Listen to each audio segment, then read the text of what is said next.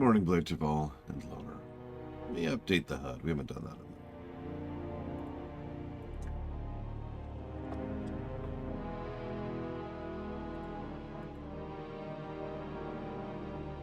I also spent some time typing up my specific thoughts to get caught up on that.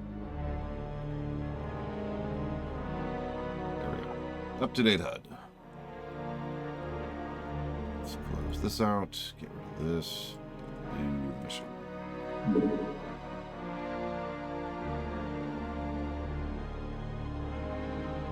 That's the hold the line mission, right, Dakota? Make use of me. Confirmed. Initiated. If so, congrats. That's a mean one, Umbrella. I mean, all of Wings of Liberty is mean, Umbrella. Awaiting instructions. Anybody saying otherwise is bragging.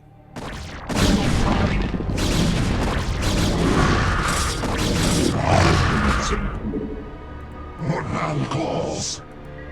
She house is all too. Make use of me. Make use of me. Input command. Awaiting instructions. Your thoughts. Input command. Mitoga. Input command. Still die be. Either way, congrats. Hi, Simple Gamer. Hello, Zacto. Is all too. Gaogola. Thus I serve.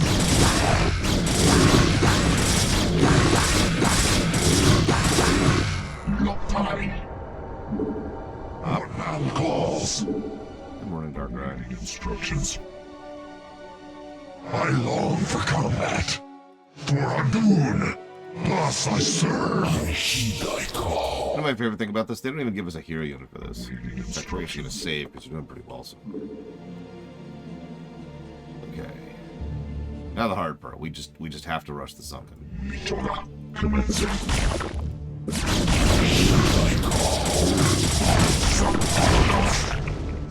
Okay, one down. I believe one or two to go, depending. For Adun. Formation. Thus I serve. You back. Honor guide me. Transmitted. She house. I am needed. Input command. Awaiting instructions. Your thoughts. Mitoga. For vengeance. Not the time to screw me over on this, Dragoons. For vengeance. Commencing. Don't fight them on the hill. Don't fight them on the hill.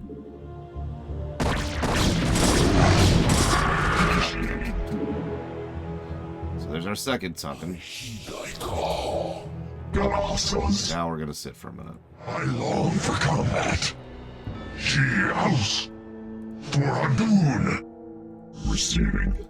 The irony is, if Dragoons weren't so crap, this probably would be a lot easier. Have you already noticed that even with a tight formation, the Dragoons have already roamed so much that I've taken more damage than I should have? Because Dragoons. God.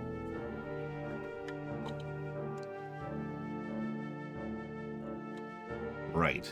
Speaking of which, I should jot that down. Unit design. Dragoons. Let's say it's number 2.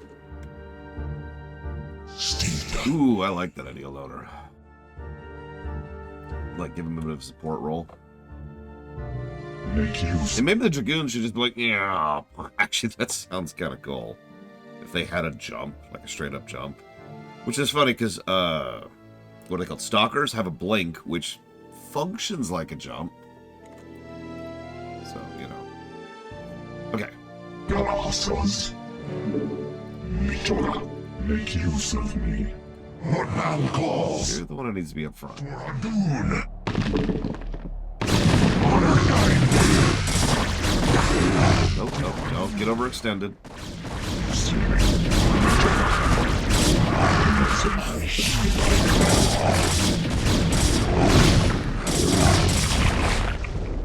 Okay, no losses so far. We're about halfway there. Galasas. Hello, Yura. For vengeance. Your thoughts. The Templars are so useless that I'm actually very tempted to go ahead and scout with the Templar, so at least he accomplishes something with his Pathetic and pitiful existence. Let's save again. It's a 3. It shall be Scout for a little bit. My path is set. As I do. Oh, he's dead. Okay, cool. So. Ah, yeah, Anubites. It's a good example of what I was talking about. Templars are supposed to be casters, and like every caster in vanilla StarCraft, they suck. So here's the problem. Let me explain this a little bit. So, the concept of casters, I don't know when that got started. But from Blizzard's perspective, that got started with Warcraft 2. Warcraft 1 had casters, but not really. Warcraft 2 actually had casters. It had the Death Knights, it had the Ogre Magi, it had the Paladins, and it had the Mages. And I'm missing one, I think.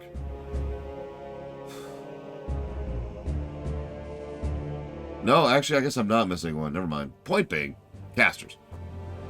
So, no, priests were in Warcraft 3, and shamans were in Warcraft 3.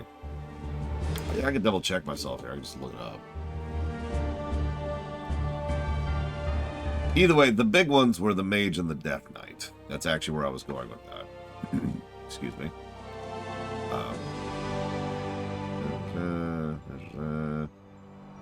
Yeah, so Paladin and Ogre Mage, which have Heal and Bloodlust, respectively. But they're not really casters. Yeah, Mage and Death Knight are the actual casters. Like the way I'm using the terminology. So, mages...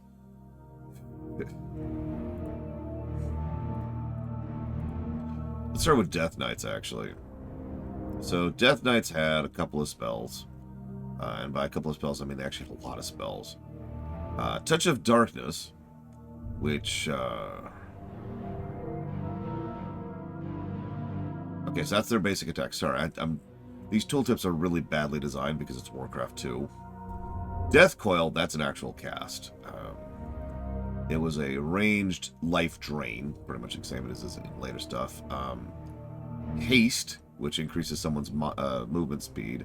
Unholy Armor, which makes someone invulnerable for a bit of time. And Death and Decay, which is a nice big AoE of death. Oh, they also had Whirlwind, which is pretty much exactly what it sounds like. And Raise Dead. All of these sound pretty useful, and that's sort of the problem. Because they had the one caster unit each, most of the spells got dumped onto a single unit. The problem is, Blizzard listened too much to the meta, as they often do. So, a lot of people complained about the casters and the mages in Warcraft 2. Because the actual mages, well, they had Fireball, which is exactly what it sounds like, Flame Shield, which is exactly what it sounds like, Slow, you're noticing a trend here, Polymorph, and most importantly of all, Blizzard. Blizzard is just destruction incarnate. You could absolutely devastate an entire base with a proper Blizzard layer. In short, mages were improperly designed, too strong, and simultaneously too weak. Does that sound familiar? So, in StarCraft, which I remind you started... Yeah, I know, right, Blade Jamal? Which started as essentially a visual overhaul of Warcraft 2. A lot of the bones of the design of this game were built off of the backs of Warcraft 2. So every caster in this game is improperly designed by being simultaneously too strong and too weak at the exact same moment. The Templars, as I just mentioned, have something called the Psionic Storm, which, as I've already demonstrated, is hilariously overpowered, except when it's completely useless, and there's no in-between. There is nothing in between there. It also does friendly fire, which is exactly as devastating as it sounds. In fact, if you're paying attention, I killed myself a bit ago with my own Psionic Storm. That's what Templars are supposed to be. They're supposed to be the mage allegory, the person who just lays down blizzards. But because they were so scared of mages from Warcraft 2 being overpowered, they made it so its area is a little bit smaller, its damage lasts for less period of time, and it doesn't affect buildings. But it's still expensive as hell and requires a late-tier unit. And still does friendly fire. This is what we call nerfed into the ground. As much as Blizzard is a lot less useful in Warcraft 3, I'll take the Blizzard from Warcraft 3 over the Sonic Storm of this game any day. Make use of me. Now we gotta get this quickly.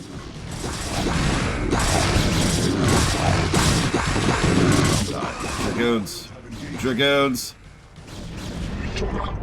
Stop being Dragoons for a second. Commencing. Completely, utterly different in every way, Trahexia? That's a odd thing.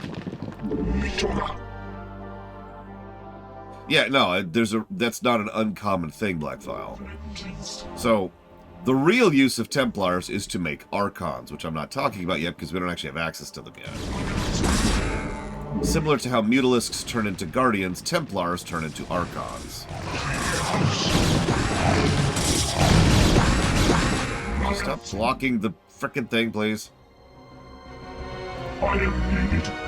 It's partially their shape, but you'll also notice, and it's kind of hard to describe if you're not looking at it carefully, their movement is different. They don't, like, here, watch. You see how it's just kind of smooth when a zealot moves? But a Dragoon has like this jerky kind of which, if you're paying attention, is the exact same movement tech that Goliaths have. And what are the two units that have the most problems with pathfinding in this game? Now, I am not enough of a programming expert to tell you the exact specifics of why that animation problem causes issues with the pathfinding, but it freaking does. Oh yeah, that's another thing. Templars, I didn't even really show this off properly. Templars take a moment to get moving. They have like momentum. So they start off slow, and then they slowly gather up speed to the point of being roughly the speed of a snail.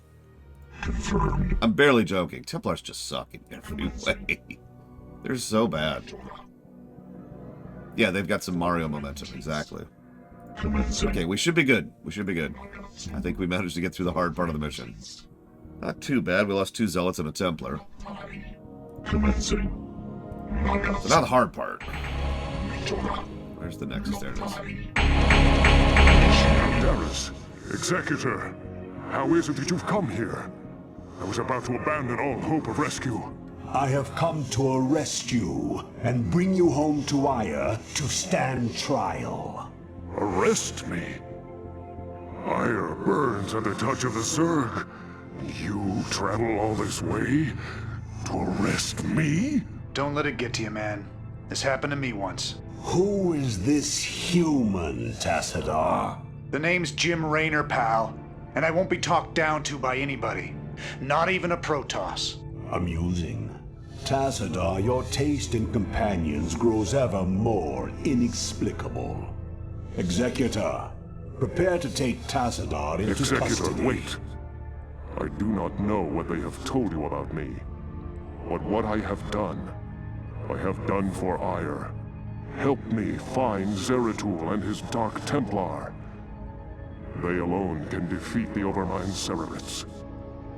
Once we have won, I shall gladly submit myself to the judgment of the Conclave.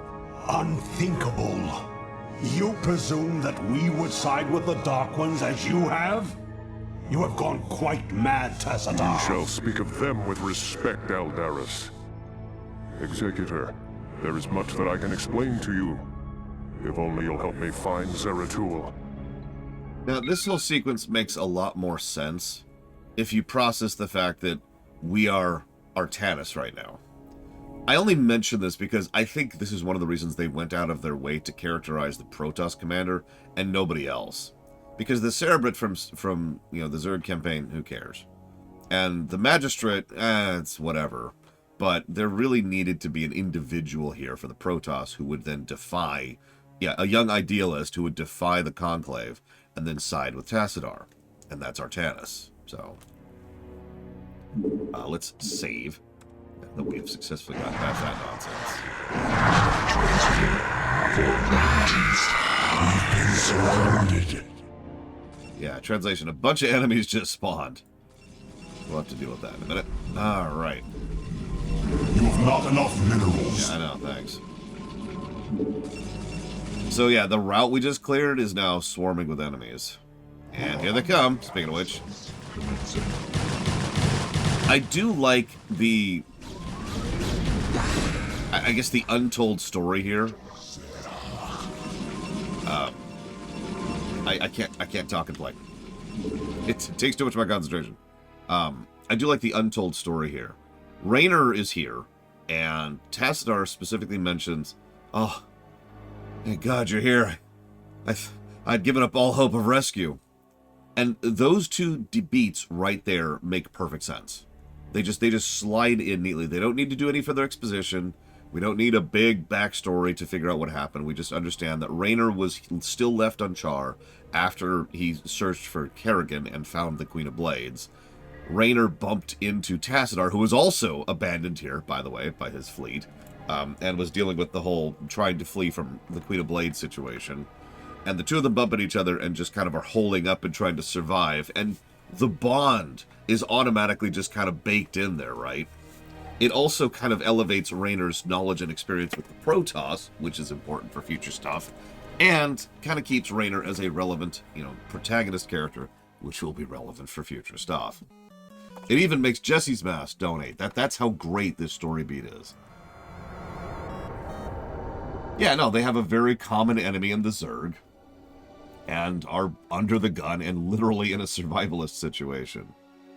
Yeah, that's true. It also makes Raynor the first person to establish any kind of relation with the Protoss at all. And what's really funny to me is I could have seen this going pretty badly under other circumstances, but the first thing that happens when the Protoss show up is, yeah, we're here to arrest you, and Raynor is the one who's the sympathetic ear. It's like, don't worry about it. This kind of thing happened to me too. And even though it's just this one line, we now get the impression that now Raynor is going to be even closer to Tassadar and vice versa, and by consequence Artanis, because he's already been here and has that automatic sympathy going on for it, which now means that it's just magnifying everything I just talked about. I hate to gush about this because, Lord knows this story has its issues, but this one tiny little puzzle piece establishes pretty much the entire rest of the franchise, if you think about it. Raynor linking up with Tassadar and surviving these events, that's a huge deal. Anyways. I don't understand the question, Act. I'm sorry. Blizzard learned a hard lesson back when they were still Blizzard about competing with themselves, and so didn't want to make a second MMO. Nowadays, they don't do it because their executive overlords are evil and want to destroy their IPs as much as possible. Thank you, Jesse's Mask.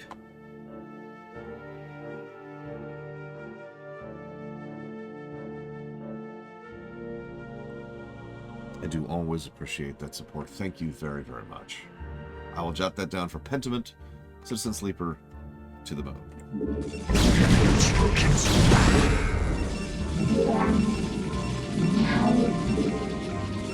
Okay, so start building some stuff.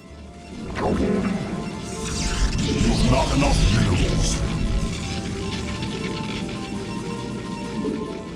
Now, here's an interesting question. Should they make a Starcraft MMO? Yeah, exactly, CDJ. Let's ignore reality for just a second. And let's think about, let's assume they can make a good game. Yeah, I'm kidding. Whoa.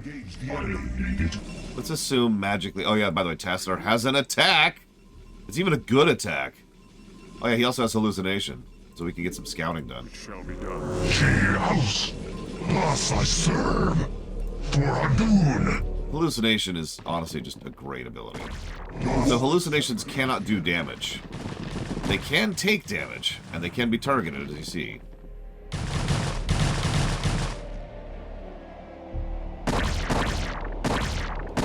And that's not a small force. The enemy. That's why we skipped. There's also a giant-ass base over here, which we don't really have to do anything about. We'll get to that in a minute. Hey, Fife.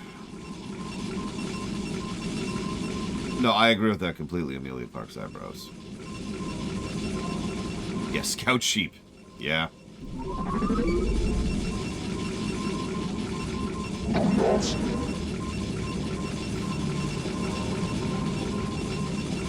There's still plenty of places the story can go. Like, plenty. I'm trying to think how to explain this. You know how Return of the Jedi concluded the Star Wars story? Well, the StarCraft story concluded with Legacy of the Void. But that doesn't mean, you know, that you can't do new story. It's so frustrating to me because on the one hand, creative types tend to think, you know, now that the story's concluded, we can go do our own thing, but they always make something crap for the next thing. Have you ever noticed that? It's like, all right, we can do a whole new story, completely new and unique, and it's like, all right, awesome. What are you gonna do? The sequel trilogy. Oh. Okay. Could you do something good instead? It's okay, it's okay. Thanos has been defeated. Let's go do some other stories. Okay. Can you do something good instead?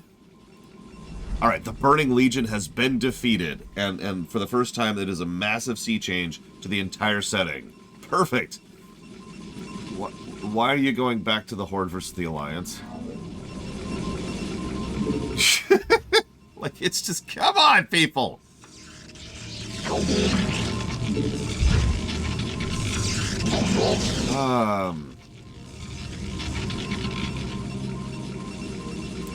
You know, I'm not sure Amelia Clark's eyebrows. It probably does, and it's probably 10 billion years ago, because it always is. What am I doing? Okay.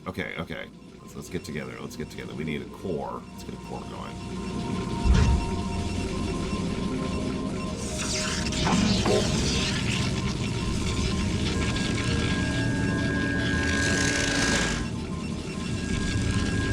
Oh, don't get me started about Steve Donos, or however you pronounce his stupid name. Let's do this.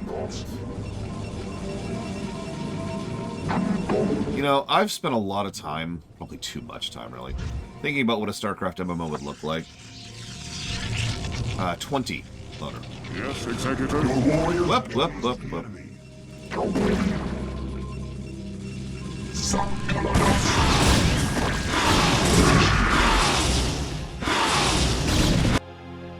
Anyway, so I spent a lot of time thinking about what a StarCraft MMO would actually look like.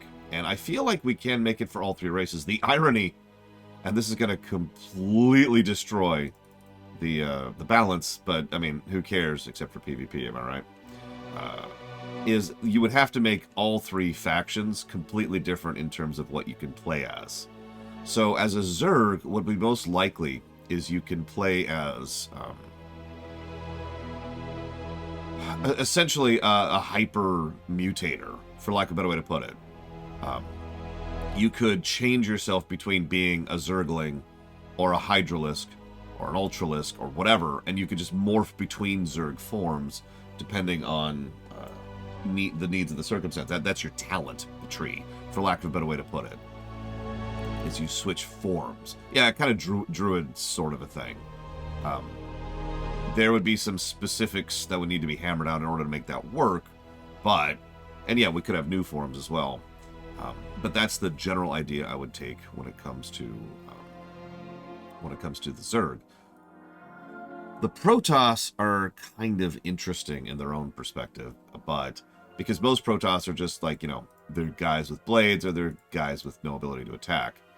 But I do think the Protoss player could still work by virtue of just changing, I guess, kind of selecting a path, for like a better way to put it, and just kind of work your way down. Okay, do you want to be more caster related? Do you want to be more support related? Do you want to be more tank related? Do you want to be more DPS related? Terrans are the easy ones. Terrans would get by based on gear. Not the traditional form of gear. What I mean by that is the ability to equip a Firebat outfit, or equip a Marine outfit, equip a Goliath outfit. There you go. One single individual, one character, can have 3 completely separate forms without much change or variance needed, right? Stuff like that.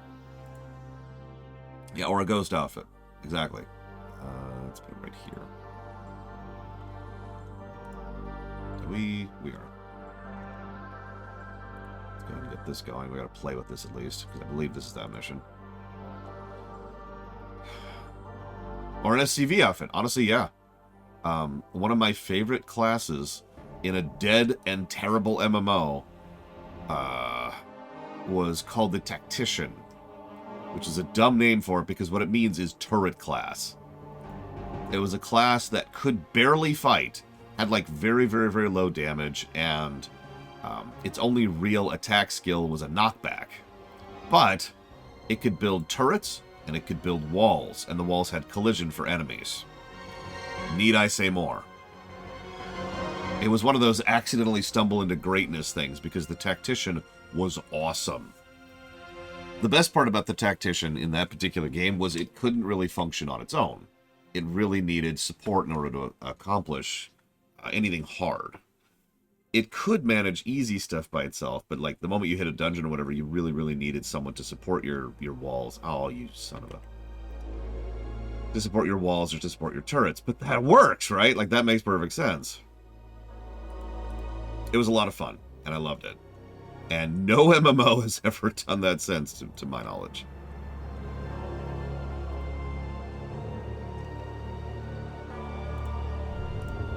Give me a little bit of our bank here. Did we already? We did. Let's get this going.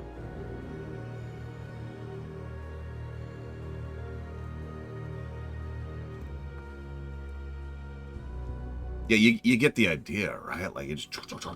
Anyways, so point being, I think we could divvy up the usefulness of the 3 factions sufficiently to make it work.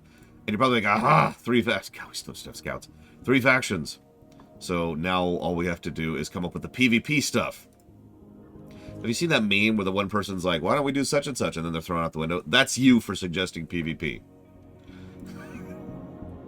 Get out! All joking aside, I am going to do the most horrible thing ever. I'm going to make a Templar. Here it comes. Let's make the Templar. Let's do it. Let's do it.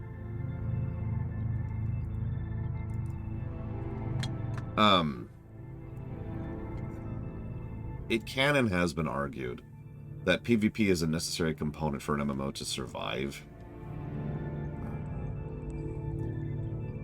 I think that can work, and I do. I just think that PvP needs to be way over there in the corner by itself. No, dividing wall. We already talked about this, dividing wall. There needs to be a massive dividing wall. And since I'm so unfamiliar with PvP as a concept, what I would do is I would hire someone else and say, hey, figure it out. And it would be over there in the corner. Now, Tara asked a question. How many pluses have we given to the sound design? Actually 0, I think. Hang on, let me double check this.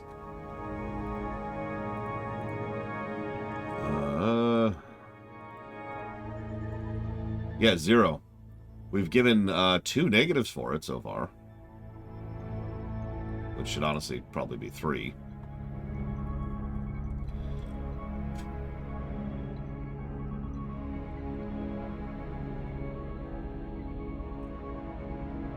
I don't know, I'll hear an argument. What do you got? What do you got? While Tara gives her argument, let's talk about the real purpose behind a Templar. Sure, they can do Sonic Storm, but that sucks. And Hallucination, well, Hallucination is neat, but it costs 100 mana. Which means a typical Protoss Templars only get 2 shots at it, even with the upgrade, which is over here. That only gives them extra 50 energy. So it gives them half of a Hallucination. Hallucination is very expensive. As I said before, casters have their issues, right? Under attack. Okay, maybe they don't. No, there is one real purpose behind Templars. And that's the Archon.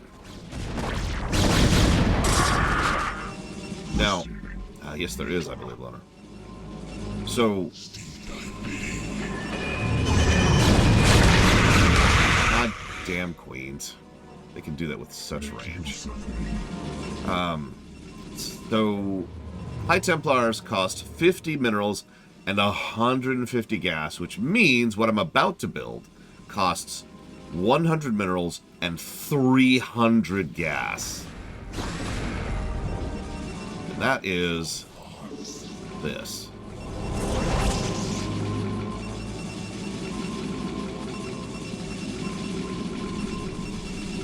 Yeah, speaking of which, get up here so you don't die to a broodling. The purging is complete.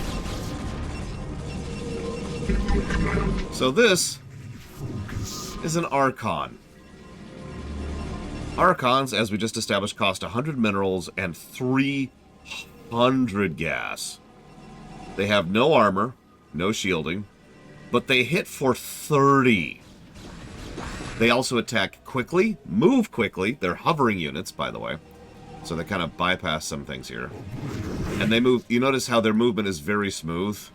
So smooth movement, hovering, decent movement speed, good attack speed, and their attack is a frickin' AoE. Also, they have 350 shields, but only 10 health. Archons are insane, and are actually probably one of the few, high expense units that is actually worth the expenditure, because even a single Archon is a great addition to a team. Multiple Archons are death to a team. The shield can be upgraded. It will not gain more shields, but it'll gain more armor. Up to, I believe, 3. I guess we can double check that here. Now, the problem with Archons is multifold. First of all, they are pretty decently up into the tech tree. They are about a little over midway up the tech tree. And they rest entirely on their shields. If anything happens to those shields, they're dead.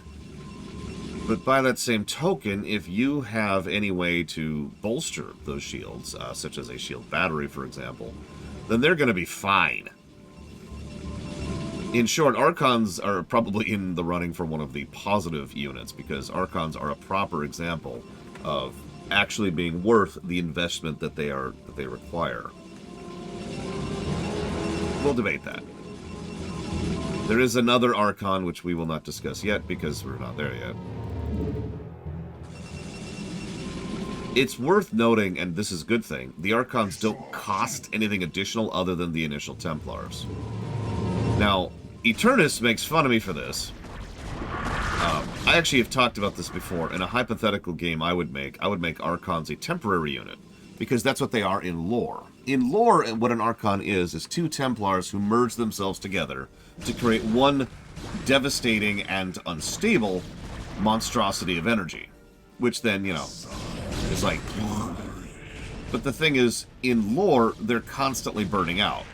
Their own existence is killing themselves. Yeah, it's very One-Winged Angel, exactly. So, queens. We are under attack. Yeah, there's actually a cutscene, which I do hope is in game, so we could show it for Legacy of the Void, which shows off what an Archon really properly should be.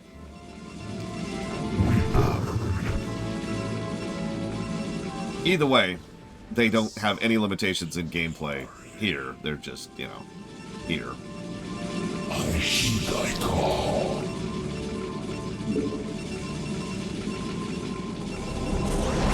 Oh yeah, and pissed sounds. We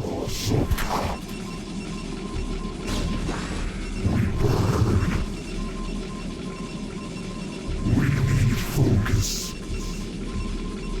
We burn. The sound is fire. You should hear what he said was, it all looks so different on this side. It's beautiful. They should have sent a poet.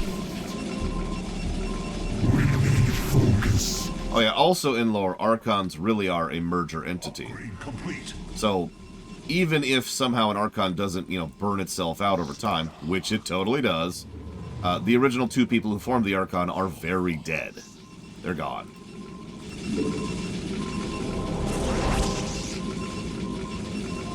Power overwhelming.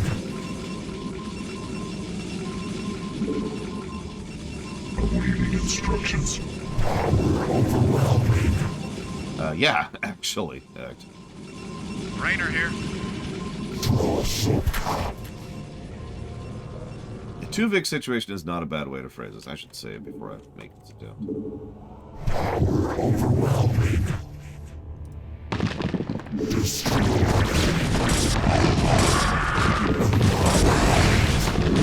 Oh yeah, they also have, not range, but a little bit of range.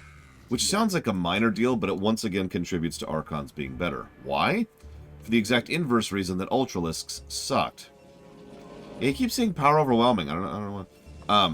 Because if you remember, one of the problems with Ultralisks is that they have melee range, which means they have to get right up on the enemy to actually hit them. Archons do not. Archons can attack from about 5-10 feet away. Oh yeah, they can also hit air. So Archons don't have to get right up there, which means they can bypass some of the pathfinding issues, and they can swarm around something. Because of everything I said earlier about Psystorm, I give a whole speech about this act. Psystorm sucks. All right, moving on. Let's see. Give a whole speech about this.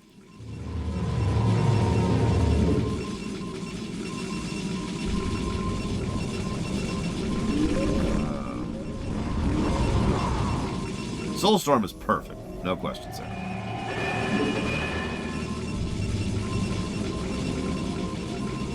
Anytime you're ready.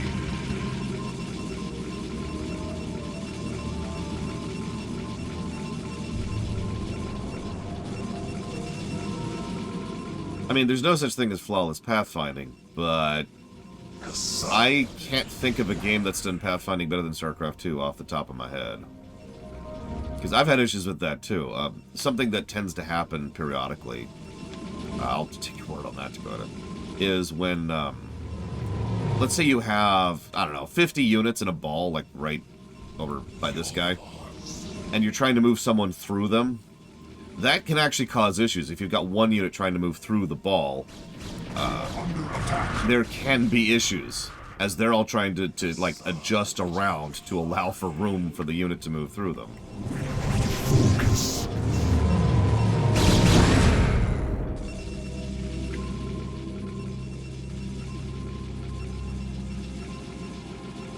What's funny is, Protoss are probably my least favorite faction to play as.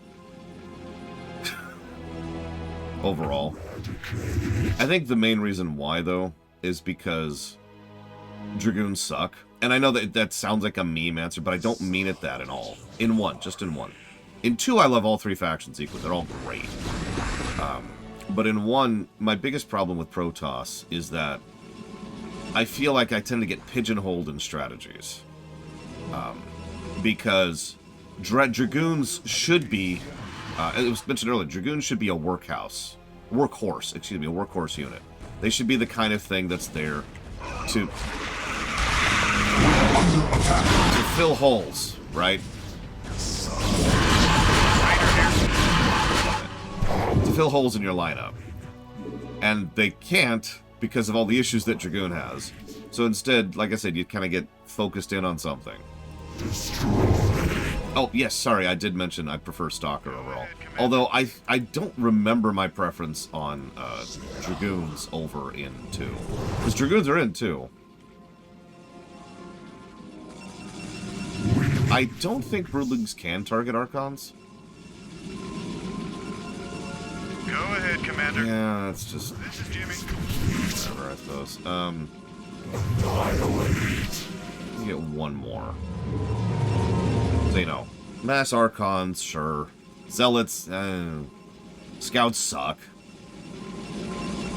There's your cannons. Cannons are neat. I tend to default towards carriers and Protoss, because honestly, in a lot of missions, it's just, what else am I going to do? And yeah, what's our ranged options as a Protoss? Reavers, which, by the way, have their own issues. We'll talk about them more when we get there. Upgrade complete. Haven't really talked about Reavers yet. We've just dealt with Reavers. Oh yeah, we don't have shuttles right now, by the way, which is a shame, because that would make this mission a lot more feasible. Yeah, and then Protoss also have objectively the best unit in the entire game, which is the carrier. I'm not even joking about that. I know people call carriers boring, and with good reason, but the problem is carriers are actually pretty well designed, all things considered. We'll talk more about carriers when we get there, though. Like, I could see a positive for carriers being swung.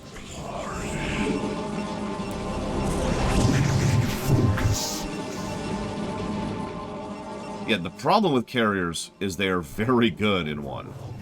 Too good, arguably. But, like I said, let's save that discussion for when we get there. Let's talk about carriers then. Right now we're talking about Archons. Templars. Under attack. Annihilate.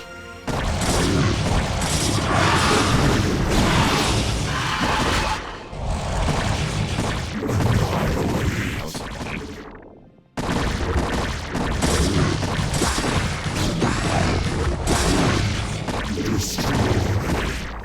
Dragoon, could you do your goddamn job?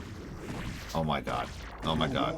It can't attack them. It can't attack them because it's so stupid. There you go. I've already... Oh, I guess I haven't upgraded their range. Jesus Christ.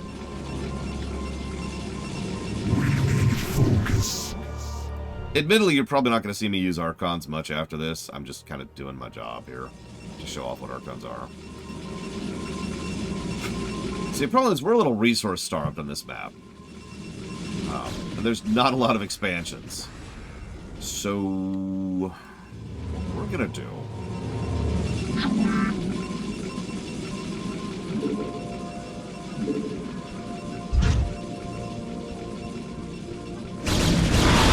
We are under attack.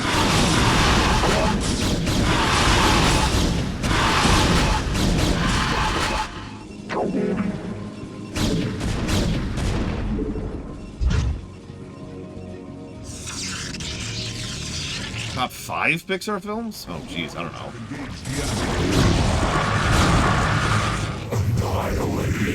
I didn't even see it, Tara. Scroll up, scroll up, scroll up, scroll up. Okay.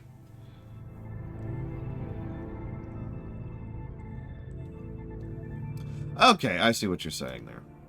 I also missed something from Ghost Rider that says PvP must exist.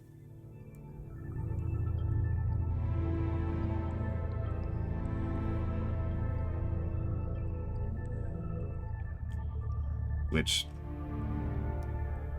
I don't really have a rejoinder for, so I'm just gonna walk away from that one because I don't have anything else I can say about it.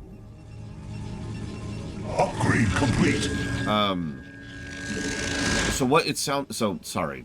What you're arguing, Tara, is a plus to story for sound design.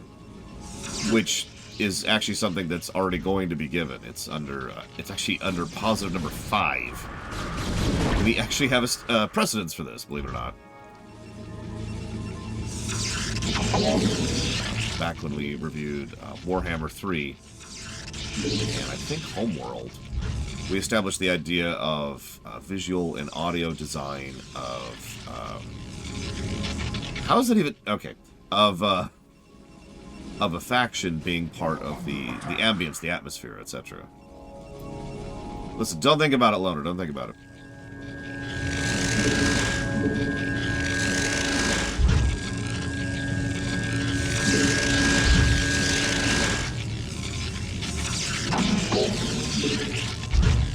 First time I ever played this mission, I massively attacked the eastern base over here because it was just what you do, right? Like you kill all. It didn't even occur to me to go for the mission objective.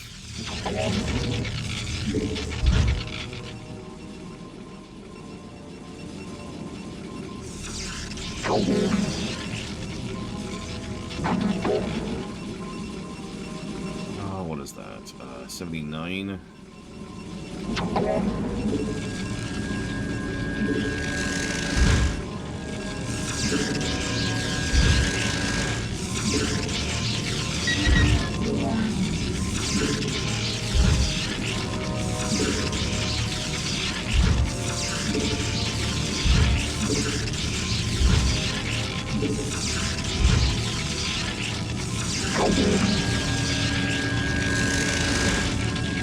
Is this game easy or hard? Yes. That's a valid answer.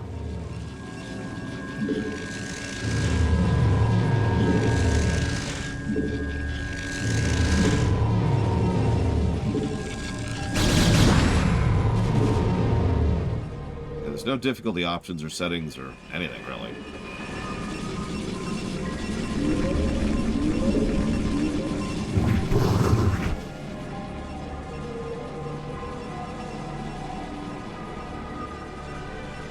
Sure.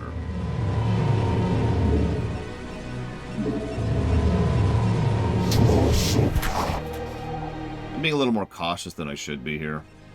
But this map kind of sucks without air support, and we just don't have the gas to have proper air support. Like, we would need a full squad of scouts for them to be worth a damn. And, I can't do that math in my head for some reason.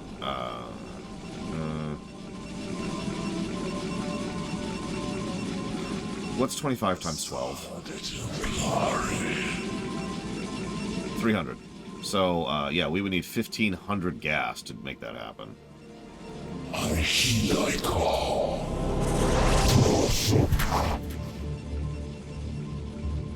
thought you said Chili Day, Mr. Red.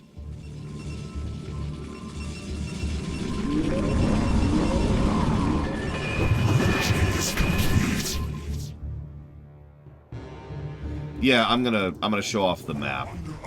It's not gonna count as a cheat flag, but I am gonna show off the map when it comes to the final mission, because holy crap. Chili is pretty chill. I agree with that. Alright, so let's see if we got the range now. We got this. We got this. Nope, nope, nope. Come on, do your job. Do your job. Do your job. We are under attack. Oh my god, this is so ridiculous. Alright, hang on. Back off, back off. Focus. Upgrade. Yeah, minutes, Hephaestus. Literal minutes. That's why I posited the idea of a Super Doom. I suppose I could get a battery going. Batteries are actually pretty cool. I like batteries. Batteries are why Dragoons can be worth a damn on a defensive line. This is Jimmy.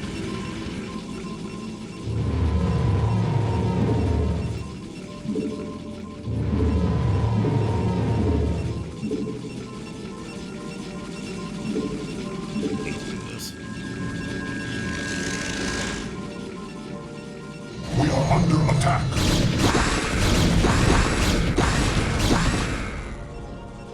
Batteries recharge nearby shields. That's all you really need to say about it. They spend their own energy, which slowly regenerates, to regenerate nearby shields. Enough said, honestly. Complete.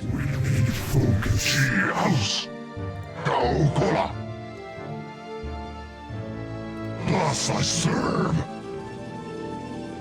For Adun. Not that I'm aware of, Qualitas.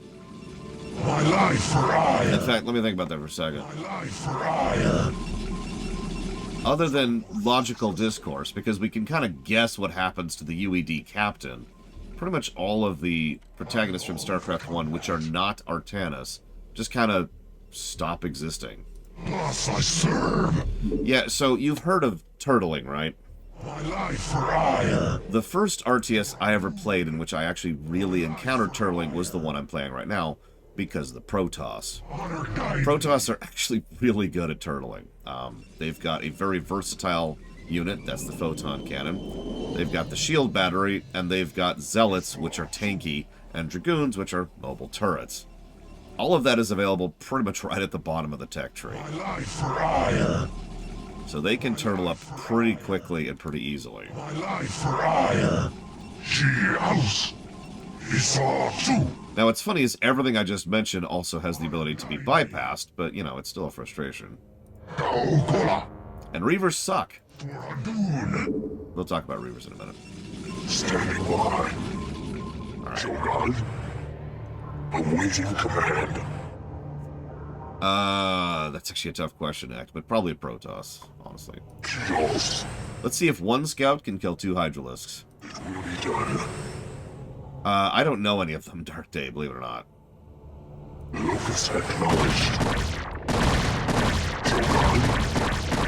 We are under attack. Awaiting command. Nope.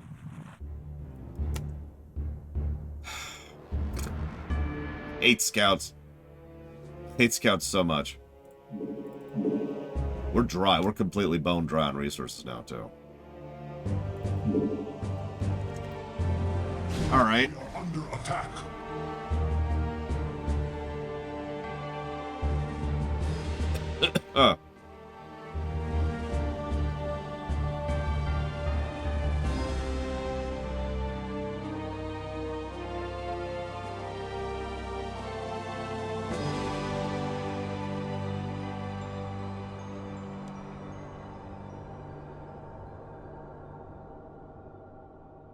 Yeah, the UED won because nobody was expecting them. And I mean that. We'll talk about this more in Brood War, but it actually makes sense that they succeed so thoroughly and so effortlessly initially. If you don't know you're about to be under attack by an enemy force, there's not really a lot you can do about that. It's hard to prepare against an enemy that doesn't exist, right? Once everyone knew the UED existed, well, that was the end of the UED.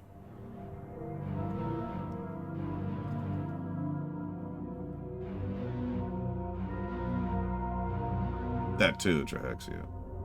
And of course, Samir Dura. You'll notice I'm not even bothering with Dragoons. It's because the idea of smuggling Dragoons through this, and then down here, does not actually sound particularly enjoyable to me. So we're just going to make some scouts. Teleport successful. They never actually say Hephaestus.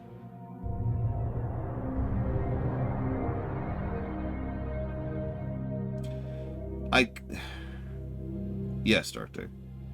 I mean, the UED is the obvious dangling thread in the narrative. Most of the story arcs in the Capula sector have been cut off, with like 2 exceptions. So, the UED are just a giant, obvious dangling thread. In fact, small spoilers, when we got to the Nova missions, I was like, oh my god, we're going to do the UED. The spoiler is that we are not. That's not who they are. Yeah, there's the Zerg issue. There's Alarak, if you count that, and then there's the UED. That's pretty much the 3 dangling threads. Teleport successful. The Kelmorian Combine is still out there. And the Emotion Protectorate, last I checked, actually folded into Valerian's Dominion. With a K, Magister.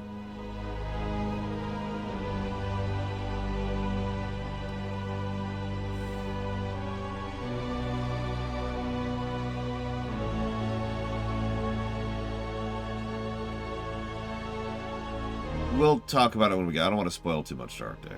Let's just say that there's definitely a dangling thread with the Zerg.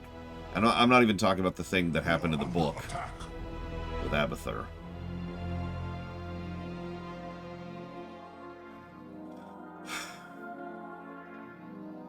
Hate scouts. Teleport successful. Standing by. Honestly, probably the Dominion Act.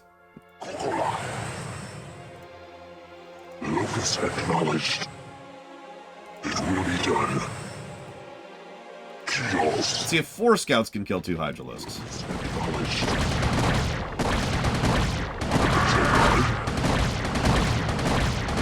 Awaiting command. Okay. Focus. Round 2. He saw too. He saw too. Honor guide me.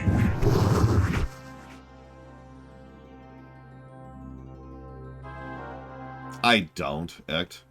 But they're just not after the same thing anymore, Ect. It's hard to be dominant when that's not really even your goal anymore. It's like asking if the United Federation of Planets is dominant. The answer is technically yes.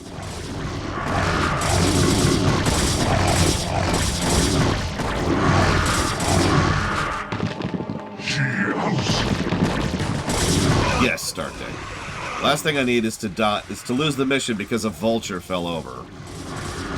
I long for combat. I went the wrong way. For Adun. Contact. Kokola. She house. What man calls? Thus I serve. I don't know. It's just the Protots are kind of Awaiting command. I don't want to say they're an extinct species, but they're definitely an endangered species by the end of Legacy of the Void, like in a hard way.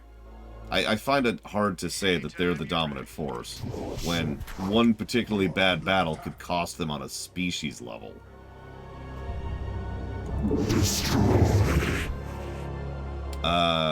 Because I really liked the reboot act.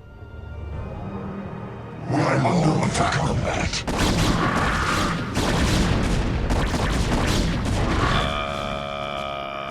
Okay. We are under attack.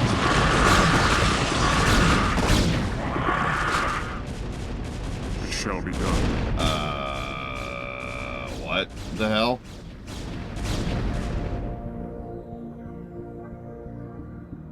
For Adun. Yes. Warriors have engaged the enemy.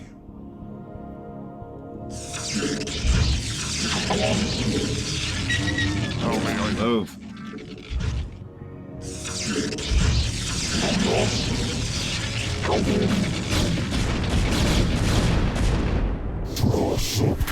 Anyways.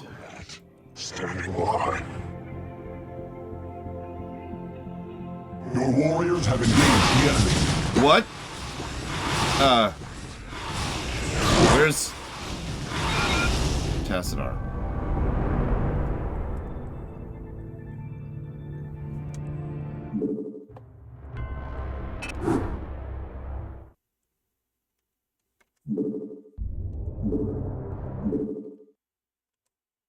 How far back is this? Oh, this is before.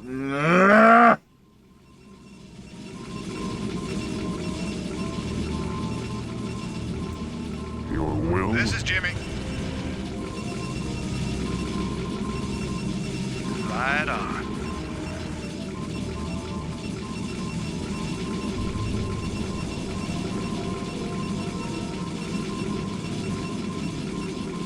Okay.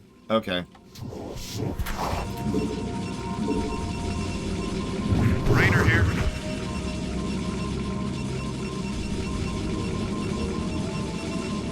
I'll be right back.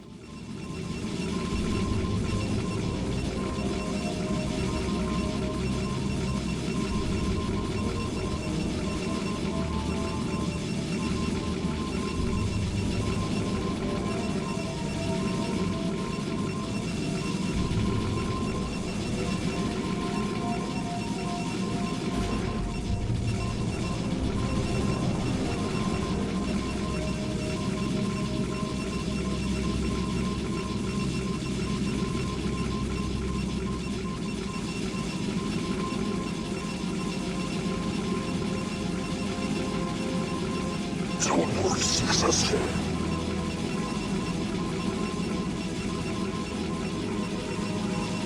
We are under attack.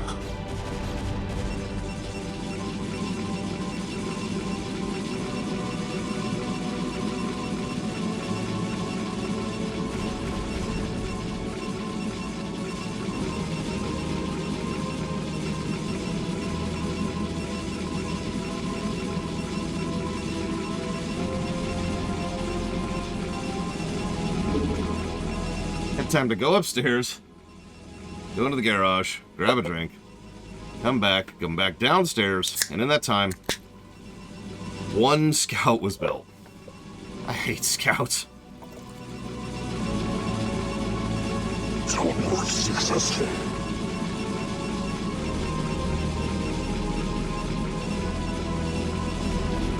Most people I know love Protoss the best, by the way. I think I'm the outlier on that one. I think the Protoss, in StarCraft 1, Ultralisk? Focus. Annihilate. Would be a much better race if the game was better. Underneath the design of the whatchafigs. Obliterate.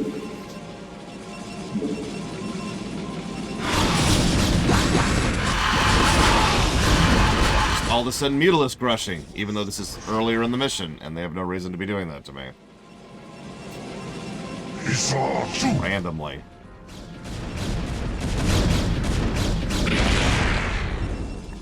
I don't even know what the hell's going on here at this point. Go ahead, Commander.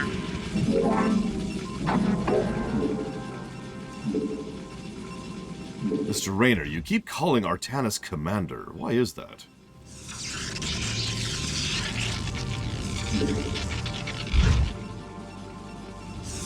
I would probably lean Terran myself. I don't know.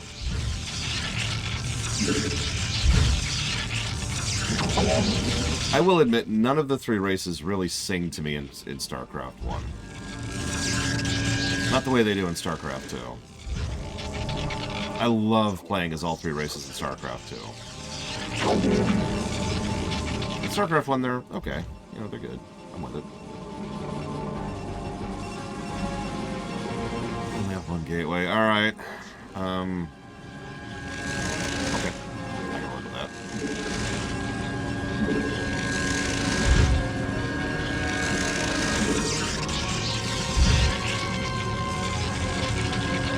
If we're counting in story and not in gameplay, I mean, obviously it's between the Protoss or the Terrans. Awaiting command. I'm not sure which one I would pick. I love the Star Wars feel of the Terrans. The lived-in look.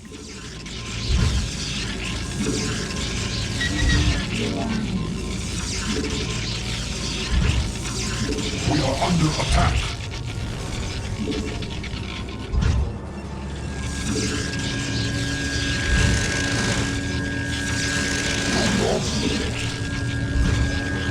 Your Protoss character? Alarak. Not just because of his voice actor, but definitely contributed to by his voice actor. I'm not gonna lie about that. Standing by.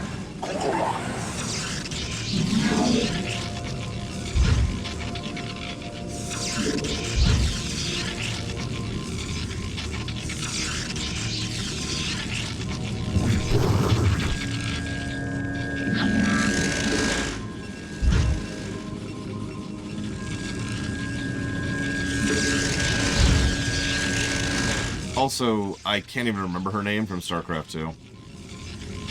And, obviously Zeratul would be my other, like, number 2 and number 3.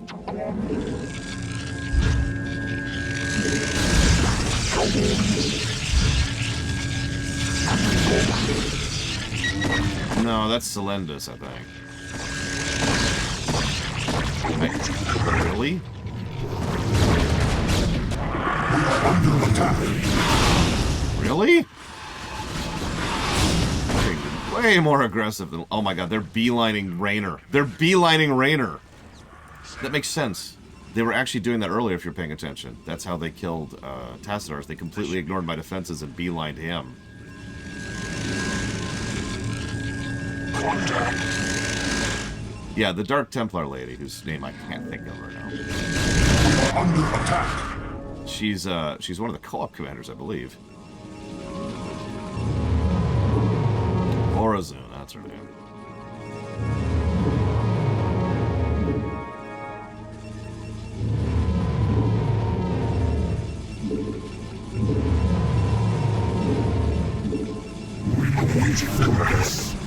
Anytime you're ready.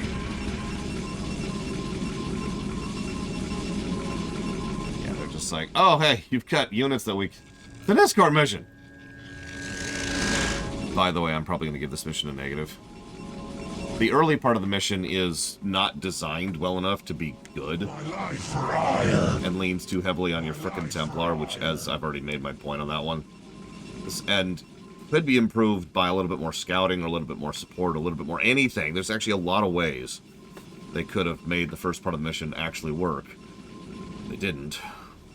The second half of the mission is an escort mission where the enemy is specifically targeting your escorts, both of whom you have no ability to repair or heal. My life for ire.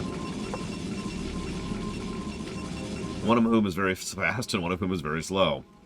Standing by. What man calls? Yeah. Oh yeah, also they spawn in the... Yeah, this is not a great mission. Alright, so. Awaiting command. Got a bit of coverage. Let's get a bit more coverage. I know, right, Dark Day? If only probes could repair. But repairing, that's for primitive monkeys like the Terrans. The Protoss do not repair. Which, yeah. Did you ever think about that? Why don't you repair your units? They are not worthy of repair. If they have fallen in battle. Each dent on my armor is a proper scar of my glory. Yeah, okay, but like, you want to repair your frickin' armor? No! No repairs. Okay. Far be it from me. Step forth. Awaiting command for combat. Shields.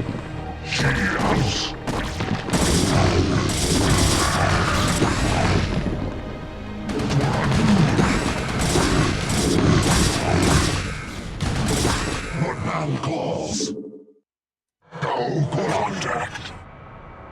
Lucas has knowledge. Contact. Shields.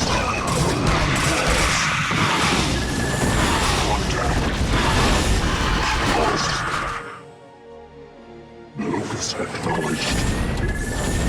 Standing by. What man calls? For a contact.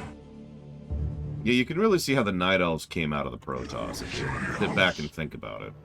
Jogad.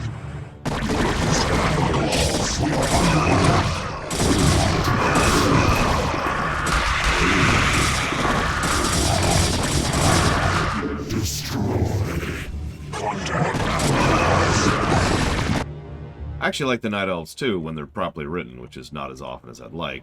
But when they are properly written, they're kind of awesome. God damn it, nope, let that go,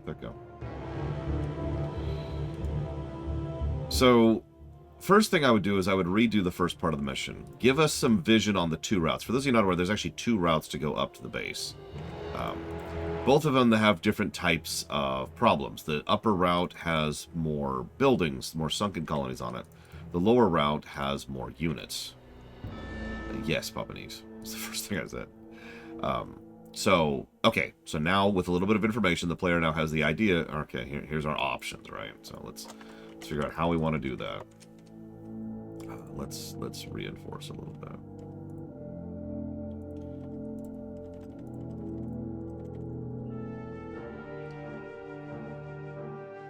So, that's the first and most easiest change. The second thing I would do is I would make it so that either you have a custom Templar unit at the beginning, you know, one who has upgrades or slightly better abilities or something like that, or, you know, like Tassadar. Or give the Templar access to the freaking hallucination ability right off the go. Hallucination for the early part of this mission is substantially more useful than Psionic Storm.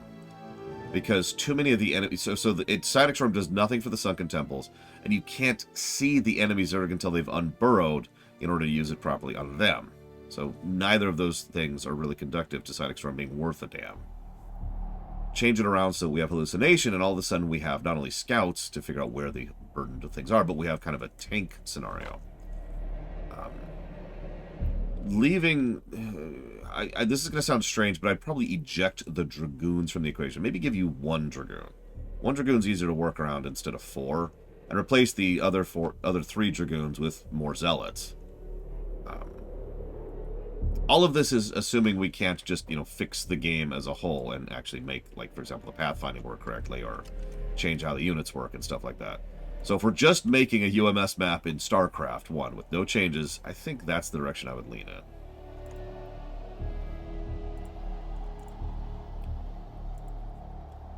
The second half of the map,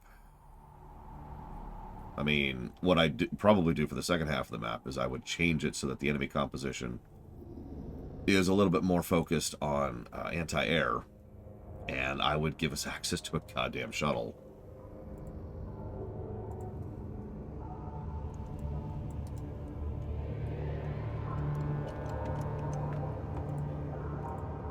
Yeah, speaking of which, one of them down.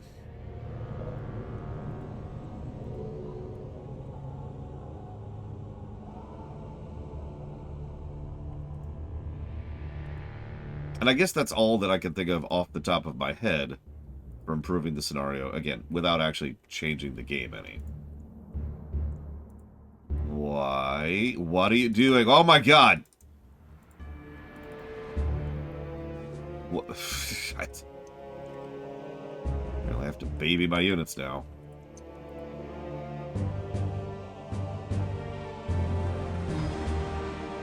Oh yeah, I'd probably also make the 2 paths a little bit frickin' larger. Might make the Dragoons a little bit more feasible if we did that. I don't know. Food for thought.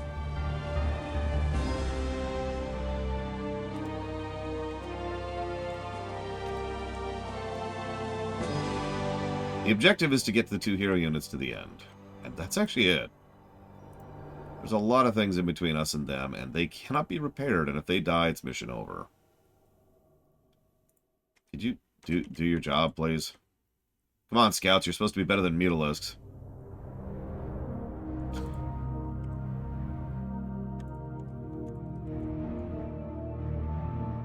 God, I hate queens so much. AI queens are kind of perfect at using their abilities, so they're harassers.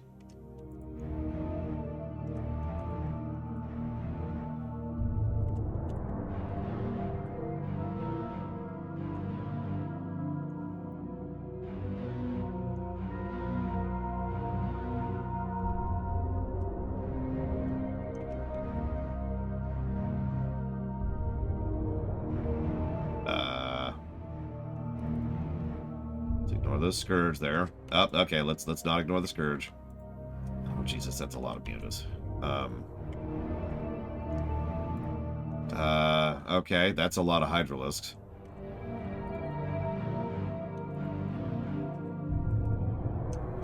Let the Zealots do their job. If they could pathfind their way to successfully doing so. That could work, News says. And then you have to start pushing through Protos. Lord knows we're going to be fighting plenty of Protos as Protos, so that tracks, right? This is Jimmy.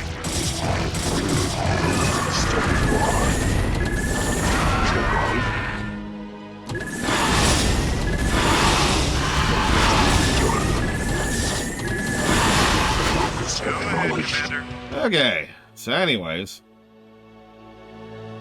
What irritates me the most is I didn't change my strategy at all, I just did it again. You have my thanks, Executor. Now let us find Zeratul and speed our way home.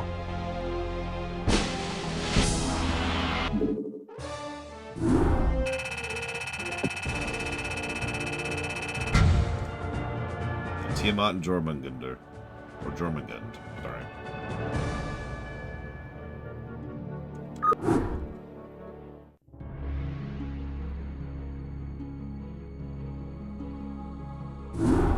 Executor, by following Tassadar and attempting to rescue the Dark Templar, you have openly defied the will of the Conclave. Abandon this mad scheme now, and the Conclave may show you mercy. Don't let him control you, Executor. The Judicator have long since steered the actions of the Templar to their own ends.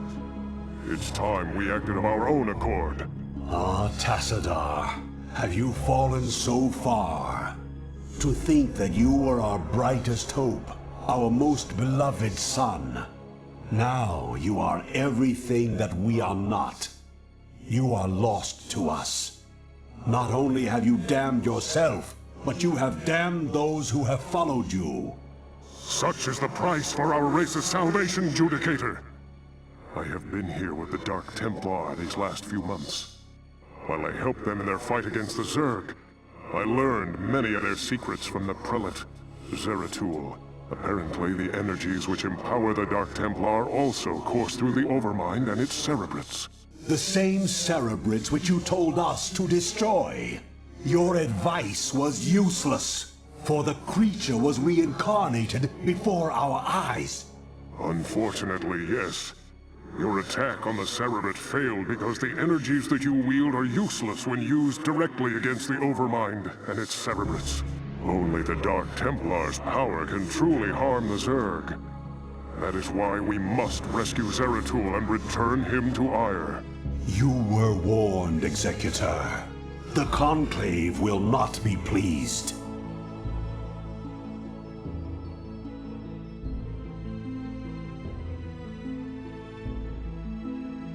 Listen, living sucks, okay?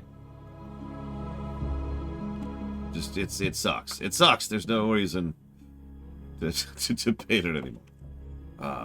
One moment, please.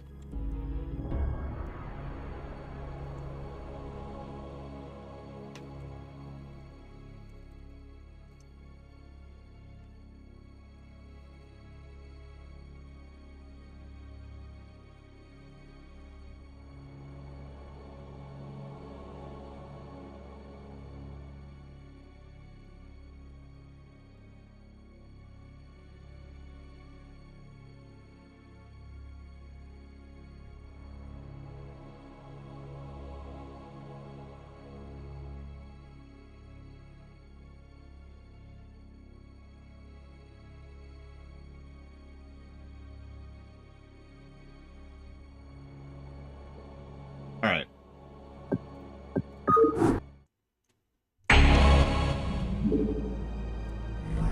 How may I help? Your man calls. So hang on. How may I help? House. Your will?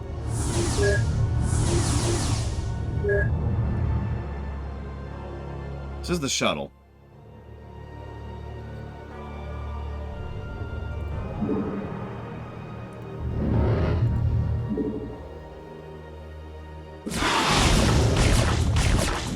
Warriors have engaged the enemy.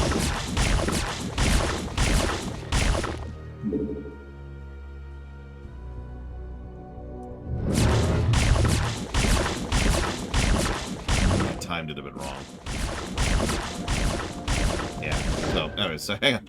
I actually timed it wrong. I wasn't going to do it that way anyways. But it is, with a little bit of timing, it is actually really easy to, within seconds, win the mission by just sending the shuttles right down to the end objective. But let's do this properly. House. Thus I serve. Yes, Executor? Actually, I have noticed that, Artanis. The game gets away with it because Aldaris is the obstinate bureaucrat, so we want to hear him interrupted. But we don't want to hear Tassadar interrupted because he's the protagonist. The strategy I just mentioned still works, by the way, if we do a couple of variances with it, which we'll talk about in a second. But we got to talk about the shuttle first. We brought up the shuttle a while ago when we were talking about the dropship. You have not enough minerals.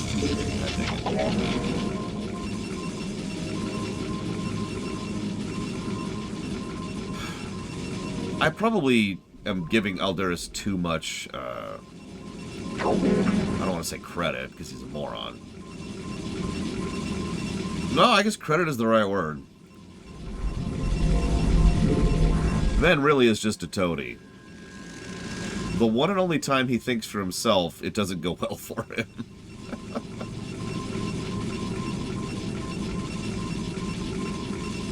Aldaris isn't really a bad guy, no. He's an asshole, but he's not a bad guy. We have plenty of those in this game. Mengsk is a bad guy. Aldaris is a stoolie. Now, that's just as dangerous in its own right, it's worth noting. It is also worth noting that Aldaris, being the mouthpiece of the Conclave, nearly got his species genocided. In fact, the Protoss still suffer such catastrophic losses during the Battle for Ire, which is still ongoing, by the way, that they enter into that red phrase of, we're not sure we have enough people to keep the species going problem.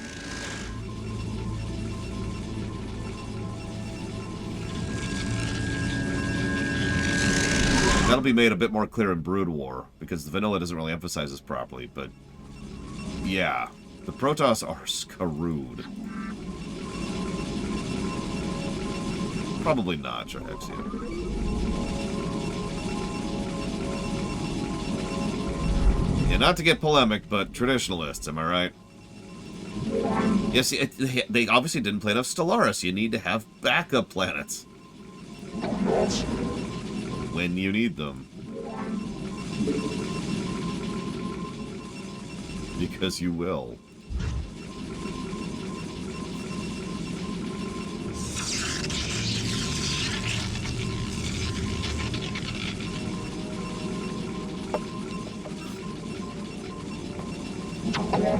Is it infinite? It better be infinite, Reggie. Or you're fired!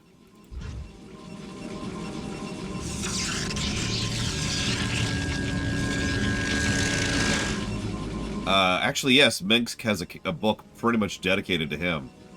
I think it's called I Mengsk. Don't quote me on that.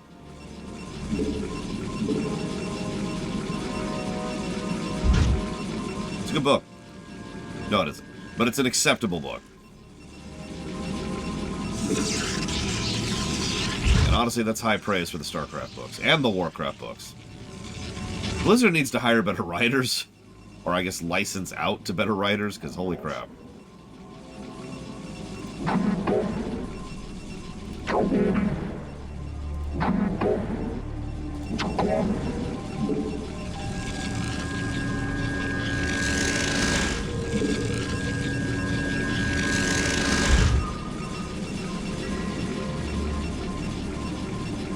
That sounds like a great idea, Artanis. They did get Timothy's on. Salvatore would be an interesting choice. Although, we did see what Salvatore did with Star Wars.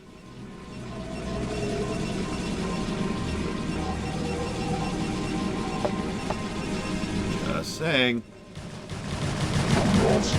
Why are you not? Why are you not? Ah!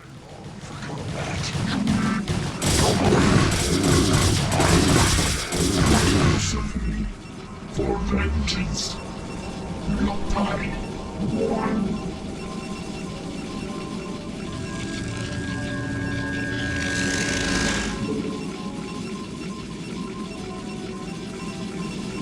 You're on coffee break.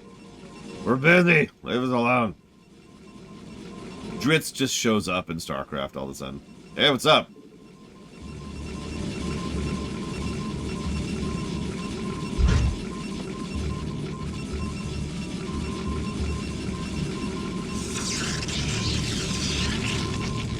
How do I save the Protoss? Real talk? I don't. I let the Protoss be a dying species. And it's kind of an Elves Lord of the Rings situation, which I just realized I'm cribbing off of that, but I don't care. Just allow the Protoss to be on their way out as a species. And not in like necessarily a bad way, in a what do we do with the time we have left kind of a way.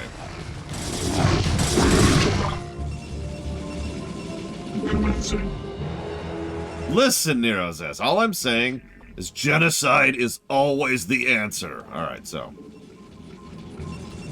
But no, I do think that would be an interesting take on it. And, well, this is going to sound strange. I was just thinking about this in my head for something I'm not going to spoil. But one of the things I like about StarCraft is their willingness to allow changes to the status quo to stick.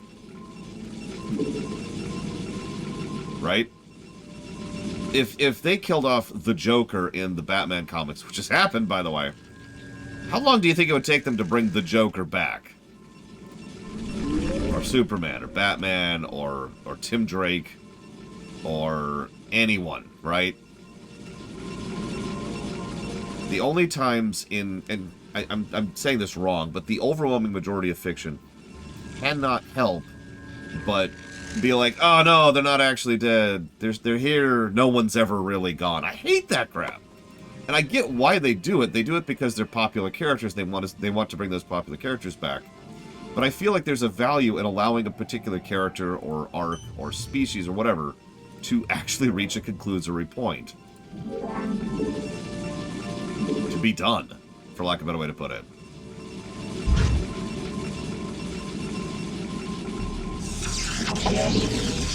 Now, there are some exceptions to that, in the interest of fairness. Yeah, Todd was so unpopular, his own fans voted that he get beaten to death by the Joker. Sorry, that's not actually funny.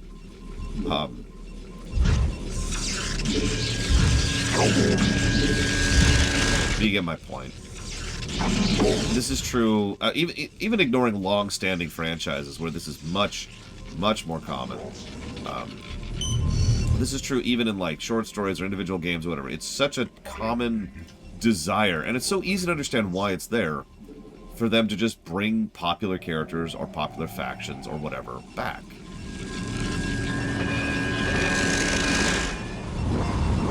And I'm just kinda not in favor of that. That's all.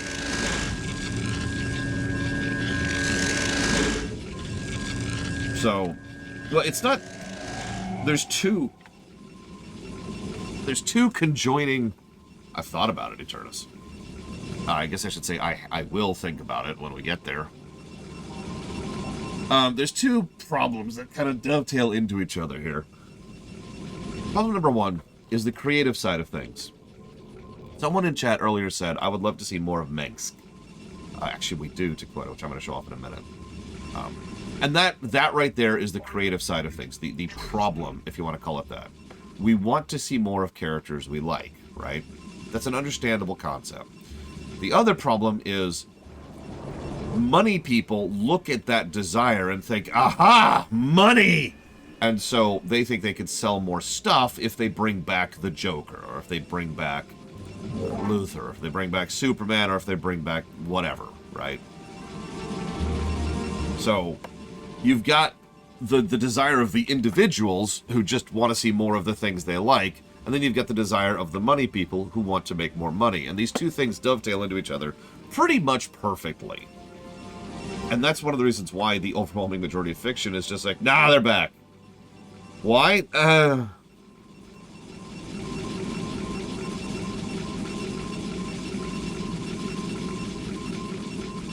okay, valid, Papaneeks, but you get my point. I mean, hell, if the rumor is correct, and they are going to bring back Tony Stark to the MCU, that's exactly what I'm talking about. I realize that's a spoiler. I apologize. Didn't even think about that. That's my fault. But the thing I just referenced, which if you missed it, good, is something that needs to stick. Right? Undoing that isn't just bad in its own right, but it retroactively ruins it. Just completely ruins that.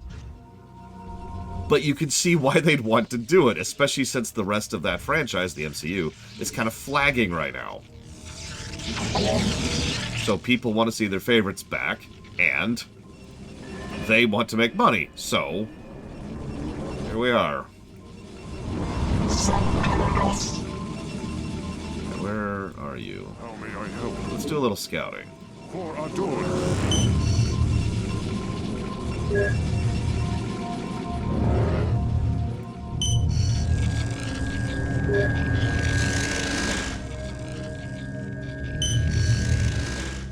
Your warriors have engaged the enemy. That's a hell of a defensive line. Anything up here? Oh yeah, there's the Terran Dominion. Ah, hey, the Protoss fight the Terrans. Woo! You were right. As an optional objective. Over to the side. No wonder I didn't remember them.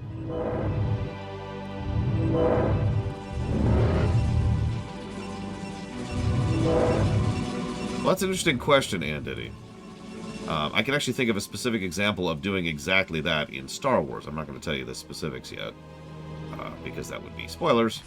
But that is something that has happened in Star Wars, where a character from a book died and then was brought back in a comic.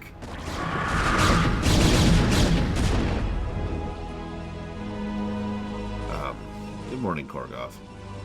So is that better? Yes. Is that still acceptable? Eh. The problem is... Hang on, well, guys, we're discontinuing the Starcraft one. We're just going to play Mario Wonder. I'm joking. I'm joking. I'm patient. I can wait. Bringing a character back that you have already killed is possible to do properly. It is a narrative trope. It is a tool, just like any other tool.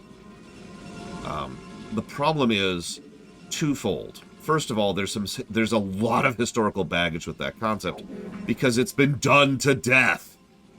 It is such an overused and worse, badly used trope that a huge quantity of people are just sick of it.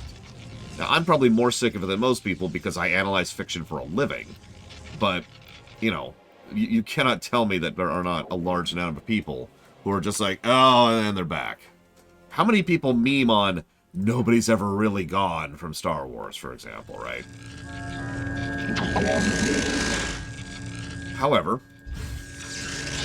in the interest of fairness, it is not necessarily nor automatically a negative thing to bring someone back. It's just, you really got to earn it and work with it and make it work properly.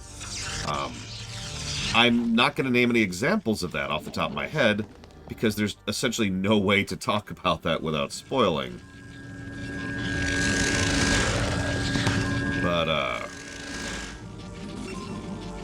off the top of my head, some tricks you can use to try and make it work. Trick number one, make it so that... Oh, God, Wolverine. Don't even get me started about Wolverine. One of the tricks you can use to make that work is make there be a legitimate consequence for them coming back. A consequence that doesn't go away. Something that sticks, right? Yeah, they came back wrong, or they came back damaged. Something. Something that has some lasting, meaningful impact from it. So that it isn't just something you're undoing, but rather something that you're progressing. I think that distinction does help that kind of a situation, and this can tie into your idea, and Diddy, of, you know, they go off and go on their own thing, and the reason they don't return to the main story is because they're just... They're handling it. Even if they didn't come back wrong or their brain is wrong, they just went through something horrifically traumatic, right? So they're just kind of like...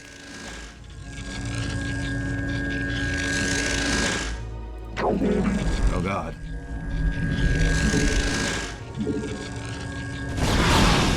We are under attack.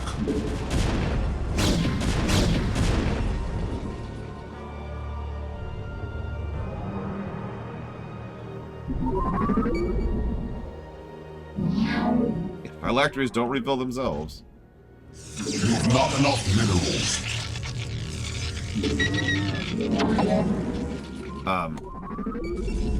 You say that, Nerozaz, but that's pretty much the opposite of what I'm suggesting.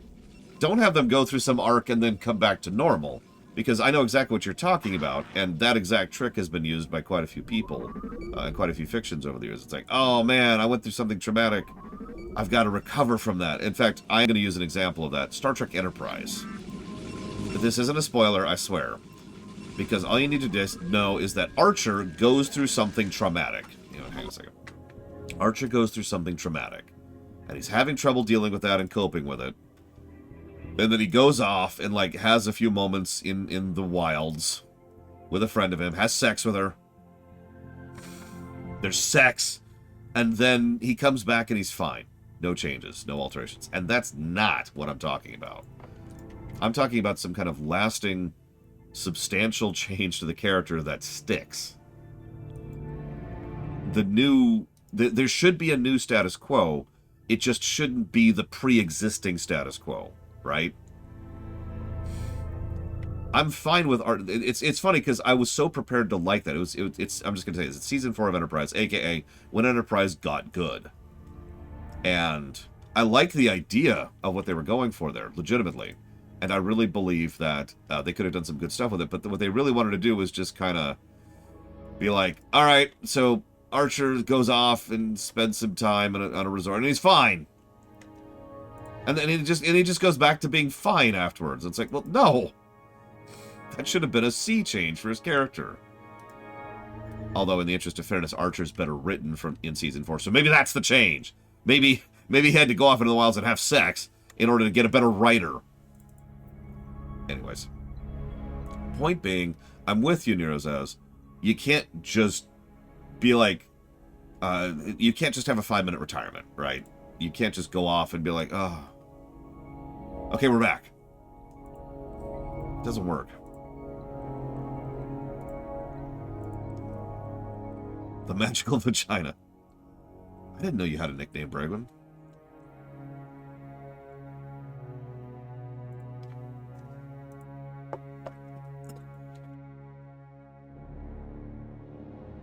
Excuse me.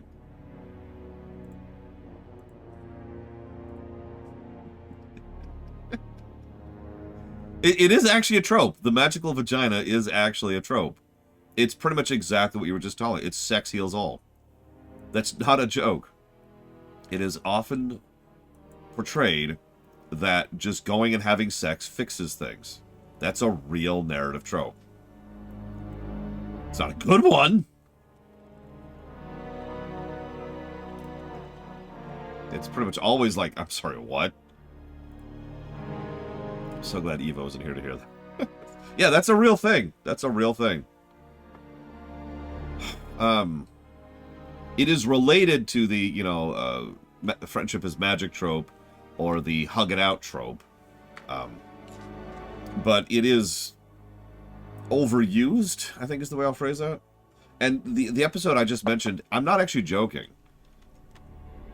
I'm really not joking. Archer goes off to clear his head and rants to this woman, who's an old friend, about all the crap he had to deal with during Season 3. Again, avoiding spoilers.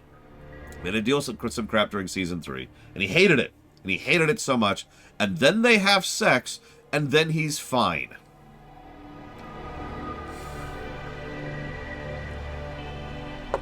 Other than the obvious reasons for writers to use this trope, the idea in a vacuum is that they need to shorthand recovery.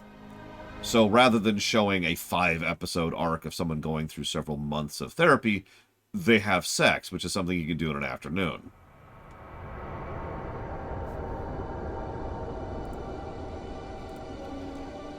And as with most examples of this kind of thing, that kind of shorthand tends to irritate me.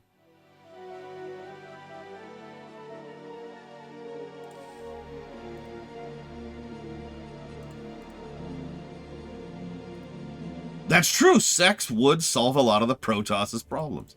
Get those rocks out here. Oh, God, don't get me started on Roddenberry. So we do have a new unit this time around. The Reaver.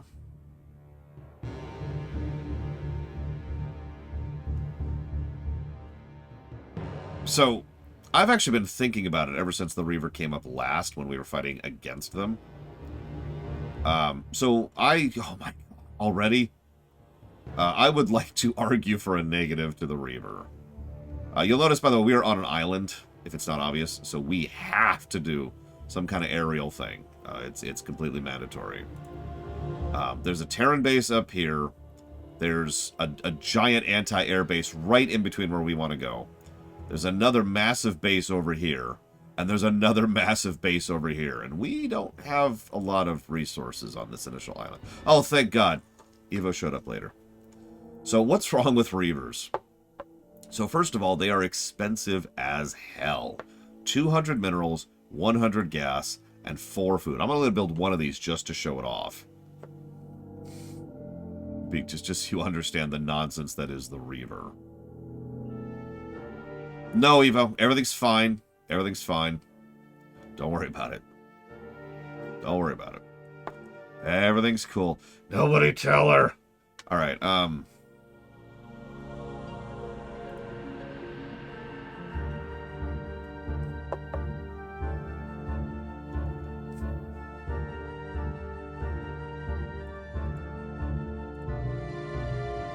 We are very low on resources. We're just going to chill for a minute.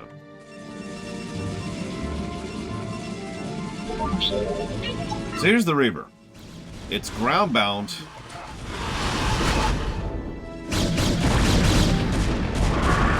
Slow as molasses. And cannot attack until you spend resources on it. Each one costs 15 minerals, which isn't actually all that bad. It's big, it's slow, it's awkward. And it runs into a lot of problems when it comes to pathfinding just by itself. So it's very expensive. It's not that tanky. It's only got 80 shields and 100 health and no innate armor. In fact, it has standard Protos armor, so infantry armor. Upgrade complete. So Reavers are expensive, slow, irritating, and expensive. They're also high mid-tier units, so it takes a minute to get to them in the teching. Now, all of that would be worth it if not for a couple of other additional problems. So, first of all, they have the same basic problem that Dragoons and Goliaths have. You just don't see it as much because they are so slow.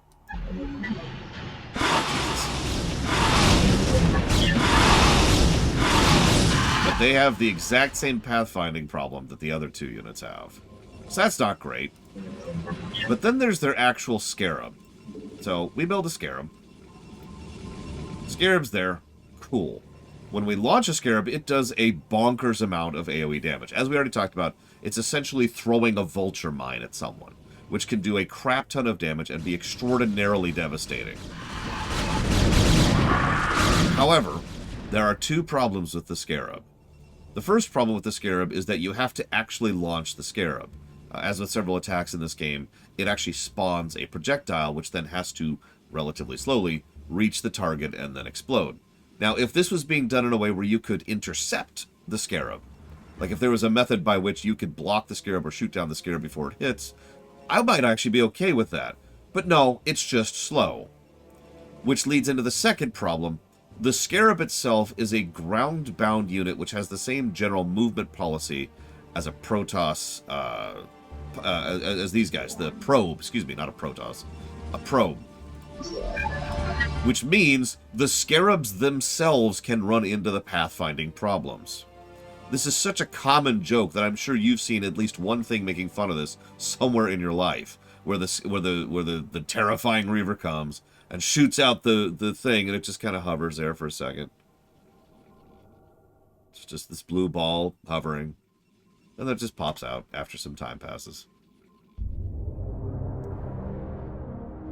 What's really funny is it's relatively easy to fix the Reaver. If it was just a straight up, yeah, Carbot made for this. If it was just a straight up mortar shot, that would work better.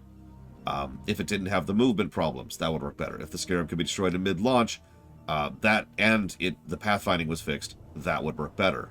But the combination of all these issues, plus its slowness, plus its cost, plus its teching, overall makes the Reaver kinda crap. Now, ultimately, and I'm sure Act is going to jump down my throat on this, Reavers tend to fall into the same general slot as Templars. Sonic Storm. Is Sonic Storm useful? Yeah, if you use it very, very precisely and in just the right way. Except it's even worse than that, because a good player can use Sonic Storm properly. But even a good player can misuse a Reaver because there's some RNG involved. The mere fact that the pathfinding has to exist for the Reaver to function at all means no amount of micro can fix that. So it doesn't matter how good of a player you are, the Reaver sucks.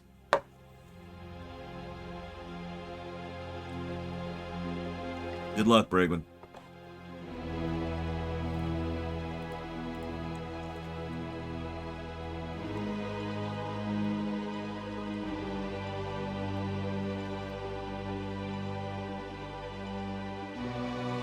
So that's Reavers.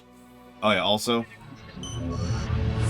they take up the same slot as a friggin' tank. So, you know, that's cool.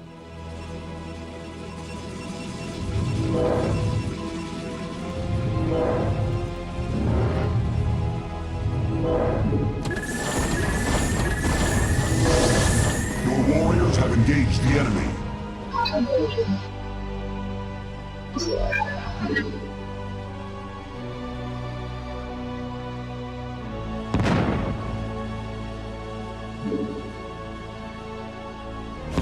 Protos, Commander. This is General Edmund Duke of the Terran Dominion Armada. You are in violation of our airspace and have endangered human lives in your reckless attack against the Zerg. I order you to withdraw your ships immediately. If you fail to comply, I will not hesitate to open fire upon your vessels. General Duke, I am Tassadar, and you are well known to me. Whatever leniency I extended to you and your comrades before may have been in error. If you persist in halting our course, we will burn your pathetic fleet down to the last man. I'm gonna have to assume that was a hostile response. We are under attack. Yep, Dominion fleet of 9 wraiths and 1 battlecruiser.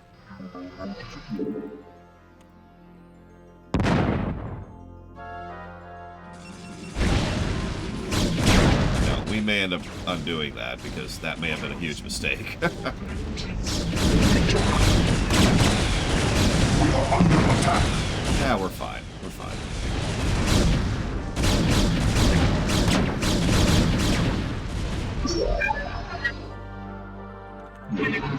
We are under attack.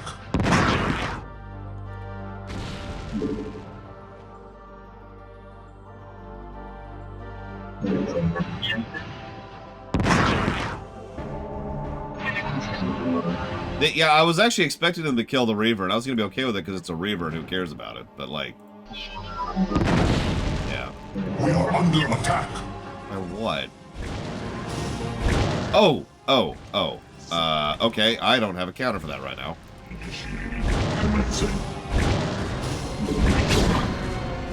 are under attack. Wasn't even paying attention. That's my fault. Ugh. Yeah, Guardians are a very good hard counter to any static defense.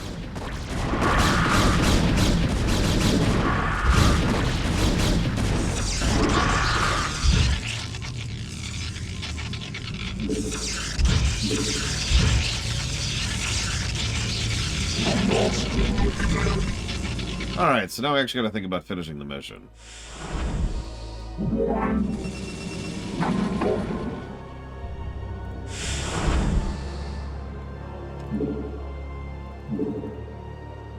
Let's talk about shuttles.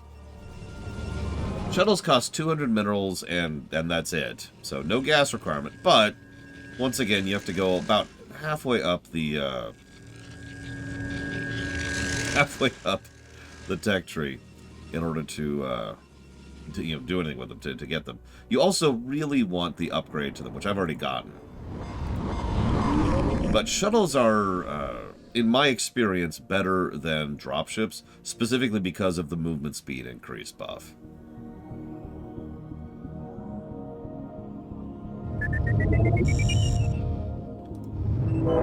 Which may not look like much, admittedly, but I do believe it is as fast as a Mutalisk. Right there, see? No, I didn't Dark Day. Good lord. C units, there's a thought. Problem is, most games when they make C units, they just, you know, make them land units in a different tile set.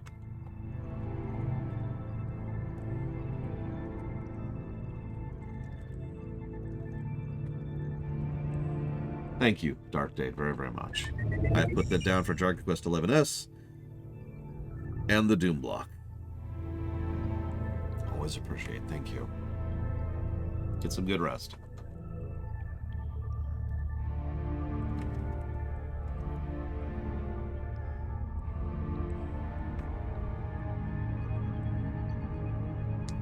Yeah, but my counter argument to that act is control groups and pathfinding. Oh, we'll finish Protos today, guaranteed. Even despite losing like 20 minutes earlier. Like, I'm actually with you in Warcraft 3 and in Starcraft 2. But this is Starcraft 1. Like, I know I probably haven't made my point very clear here, but a lot of those gameplay negatives boil down to the core gameplay is good, the controls, the vehicle of gameplay, the execution of the gameplay is not. This is still a very irritating and frustrating game to play. And I don't know what else to add to that, really. Once again, as we've already talked about, I'm glad that pros can take this game and run circles with it, but as I talked about earlier, just because a speedrunner can take an awful game and do cool stuff with it doesn't make the game better, right? That's the whole point of the awful block. Exactly, Andity. The core gameplay of StarCraft is actually quite legit, with a few specific smooth-overs for specific units. The vehicle of the gameplay, the execution of the gameplay, the presentation of the gameplay, not so much.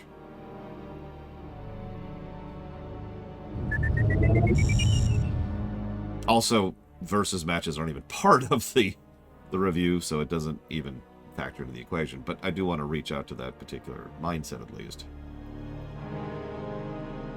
And yeah, that's another thing. To use a parallel, if I was to do, what is it, Ultimates, I think, in FF14? And then to review all of FF14 based on the Ultimates, or if I was to review WoW based on Mythic 12+, that's percentage of a percent territory, right?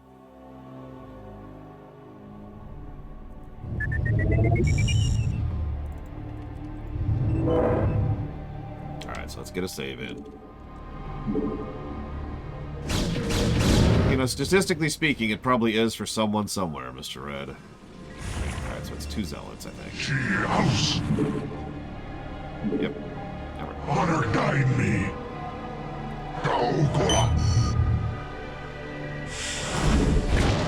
What? You... Your will? You... What? Oh my god. Oh my god. How may I help? Okay. Okay. Shall be Your done. warriors have engaged the enemy. For Adun. Shall be done. I forgot that Tastar cannot attack air. Where are my dragoons? There they are. Make use of for vengeance. Transmitted. We are under attack. 3. Evo. Protos, Zerg, and Terran. Executor. I hear you. Receiving. Normally I'd have some scouts going, but scouts suck, so, you know, I will probably actually get a couple of scouts going. Just to... Yes, Executor. In case this particular thing fails, which it probably will. Okay, so let's do this first and foremost. Okay, so we want to go up here. This mission is... So, I don't mean to sound too negative, but this is the worst game in the history of the ever. And as a result of that, I've noticed something as we've been going through here. The Terran missions generally lean towards good. Most of the Terran missions are either good or very good mission design. The Zerg missions were a little bit more of a mixed bag, and the Protoss missions so far have kind of sucked. You notice that? Once again, and God, I really wish this wasn't as common as it was, the game is just kind of not doing all that well as we dive towards the outro. Where are you? There you are. Standing by. Negative to nostalgia. Alright, I should title the video, StarCraft totally sucks! It's the worst game ever made. Click here to find out why. That's like a 9-hour video. Okay, so Let's save now. Because it's really easy for me to screw this up. How may I help? Looks like I've got 2 in me. So let's do 1 and then 2. Teleport successful.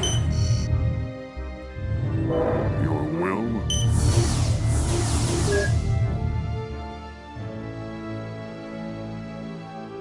Your warriors... Clickbait gone wild. I got waited too long. It needs to be pretty much right behind the tanks in order for this to actually work properly. Your warriors have engaged the enemy. Nope. I got right there, too. I got right there.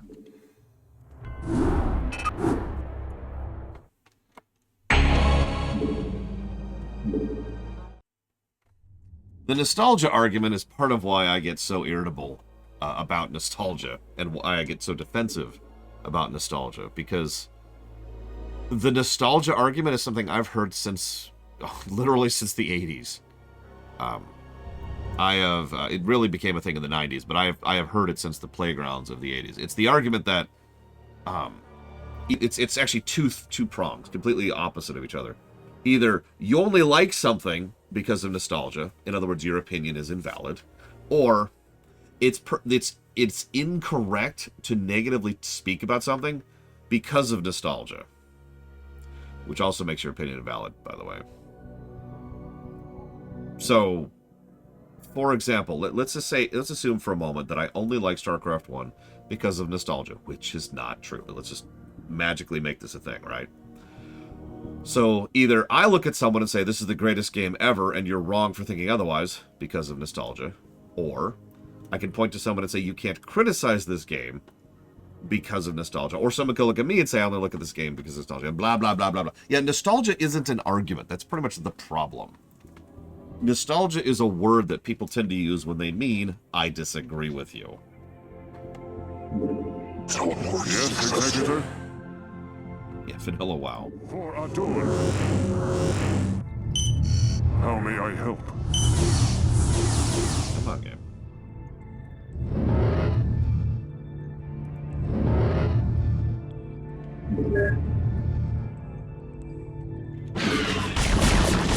Your warriors have engaged the enemy.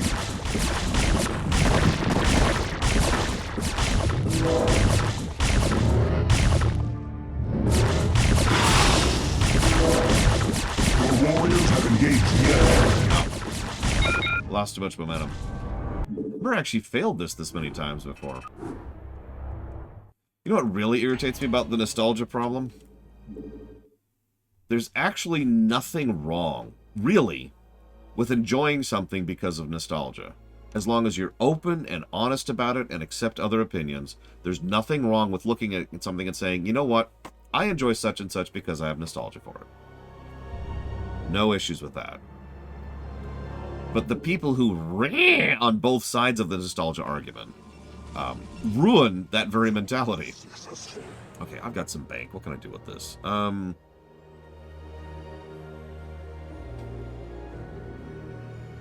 Let's do this. I hear you. Of course.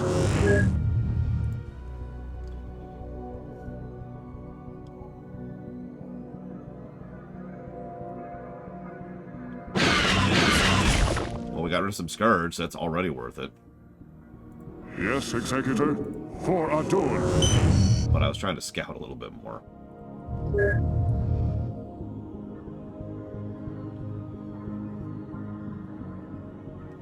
Your warriors have engaged the enemy. Okay. There's a nice big open area we can use over to the right. Okay. I know, I don't know what's wrong with me, expecting people to be reasonable. I ask you the same question, as I always do, Eva. And if you don't tell me, heaven help you. You know what? I don't want to speak negatively of people who I otherwise respect, but people I otherwise respect have used that exact same argument against me, Plutonia. To argue against my review system. That because something was, at one point in time, revolutionary, means it is immune from modern criticism.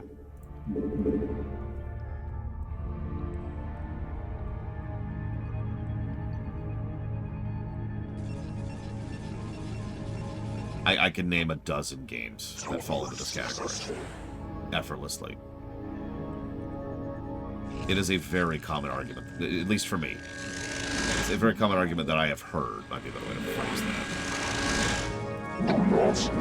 Yeah, Half-Life 1, Quake, Doom, Super Mario Brothers, the original, Half-Life 2, Starcraft, Warcraft 1, EverQuest, Thief 1, Pokemon Gen 1, Wolfenstein 3. Yeah, I actually hope to someday review Wolfenstein 3D, because I don't think it's going to review very well. As strange as that sounds. Upgrade complete. Your warriors have engaged the enemy. I do, Sub-Zero. You're absolutely right. If there's something that they couldn't do back in the time, I don't hold that against them. Because that's... I mean, duh. Honestly, of course I don't. Of course I don't hold that against... How dare you not have 3D vector graphics on the Game Boy? Right? Yeah, Gen 1 Pokemon will not get a negative for saves. It's actually been our golden standard for that for quite some time. And in a couple of specific... Like, we have actually thought about... So, we had a whole discussion about this, about save systems. You remember that? No, of course you don't. It's like a year and a half ago. But we had a whole discussion about how we review save systems, because we were like, well, did quick saves exist back in the day? Did the technology for the concept of a quick save and the benefits of that exist? And the answer is, yeah, Doom 1. As has been pointed out several times, Doom, the original, had the ability to save the position, trajectory, and speed of freaking bullets in a save. You know, anything that wasn't hit scan could have been saved. So that argument was debunked. But it was still something we debated because it was a valid point. To use another example of this, I don't ding games on, like, for example, the PlayStation 1 or the PlayStation 2 or the GameCube for not having autosaves or quick saves because of the nature of what that hardware was and the fact they needed the memory card, right? So, we don't ding those for that kind of a thing.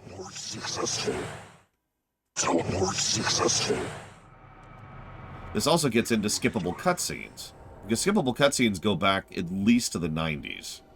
Because Ninja Gaiden has skippable cutscenes, first of all. Just getting that out of the way. Which is an NES game, by the way. But second of all, if you go back to the early CRPGs, those functionally have skippable cutscenes. I think I can afford another one.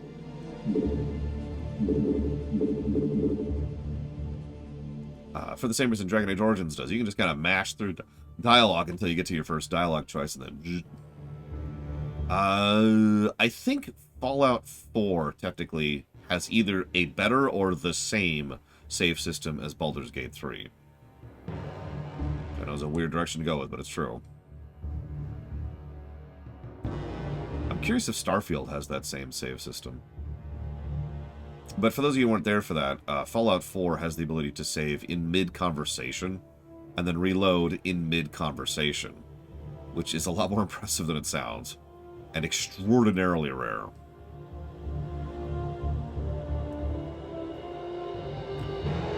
I would agree with you, Evo. Like, that lava right there, that doesn't look great. That looks heavily repeated. Fallout 4 was one of the establishing games, so it's before the Oblivion line, Sub-Zero. But yes, we did actually do a prior to Oblivion review of Fallout 4. When it came out, actually.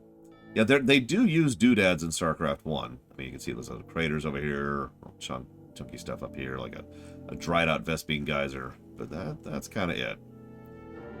So, not a lot of doodad positives and not a lot of brickwork positives. The biggest brickwork positives that I think that StarCraft 1 will get will be for the visuals of the actual factions, which does actually qualify as a brickwork positive. So, just the look of the Protoss units, the look of the Zerg units, and the look of the Terran units. Teleport successful. 2 is going to absolutely destroy on both doodads and brickwork. There will probably be points at which I will actually just sit and gush about the visuals of StarCraft 2. By the way, I know a lot of people don't like StarCraft 2. I know this because when I did the lore of StarCraft 2 and StarCraft 1, people wouldn't stop bashing StarCraft 2. I also know that I got a lot of negative comments about speaking about StarCraft 2 every single time I've brought it up. So what I'm trying to say is, if you're expecting me to be negative about StarCraft 2, you're wrong. Don't expect me to drag StarCraft 2 over the coals, because that's not going to happen. And yes, we will demonstrate how the difficulty of StarCraft 2 is extraordinarily well designed.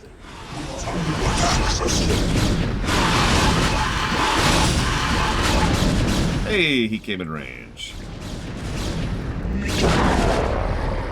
Receiving. Standing by. Kokola.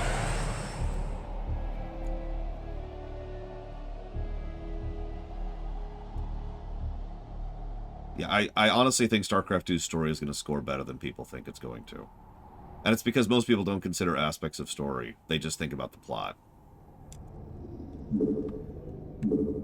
Okay, so.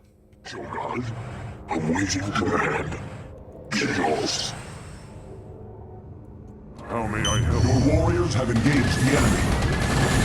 Oh, don't mistake me. StarCraft 2 will absolutely get some negatives. Hell, even individual cutscenes will get negatives in StarCraft 2. We're done. That's the Draenor is free of StarCraft 2. Points if you get it.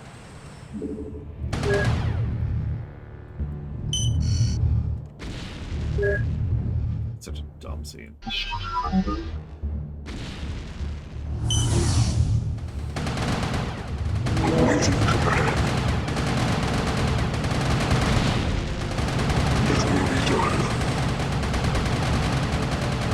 Amon doesn't bother me as much as I think it bothers most people.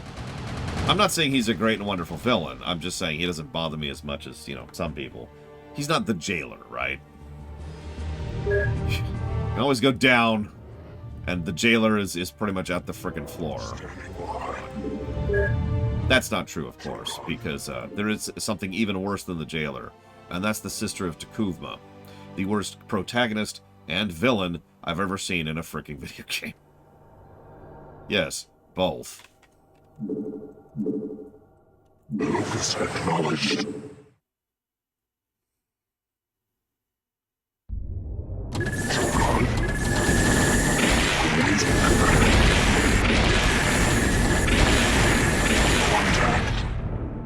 Star Trek Online, Triaxia. Awaiting command. It's probably worth noting that most of the other villains are more interesting than Amon, including his own direct minion. Standing by.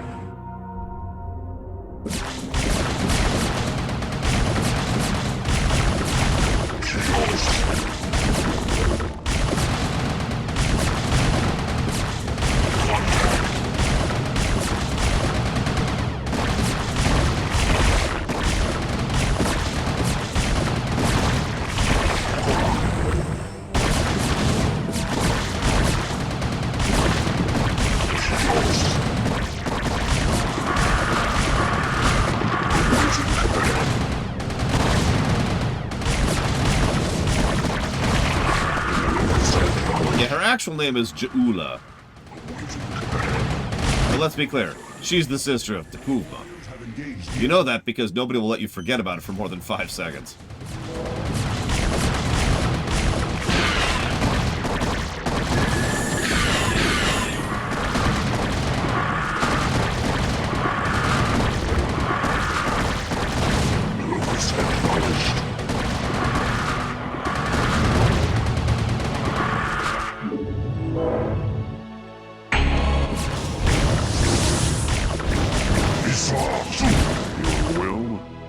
I did it, game. There you go. Let's see. Figure it out, figure it out.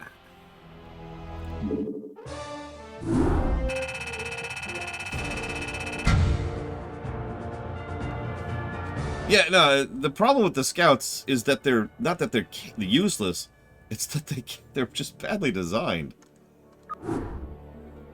A lot of these units would be better with some tinkering. So, Dominion base camp on Char. Theoretically, Warfield is here right now. So I believe the next mission we get the Arbiter.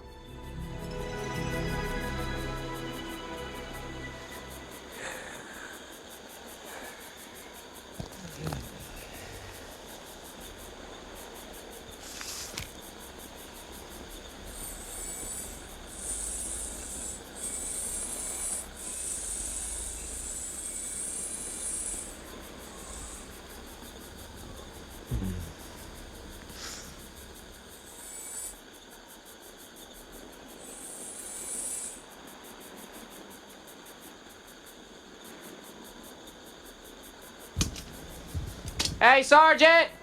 Sarge! Hey! You will immediately tell me why you have called me from my desk, Private. Protos unit, Sarge! Coming through the South Pass! It looks broke!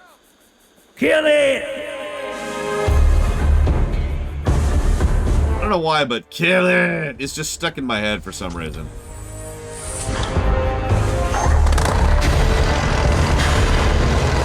Why don't we have that?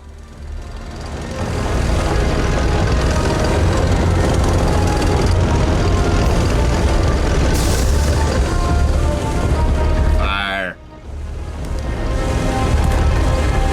Fire.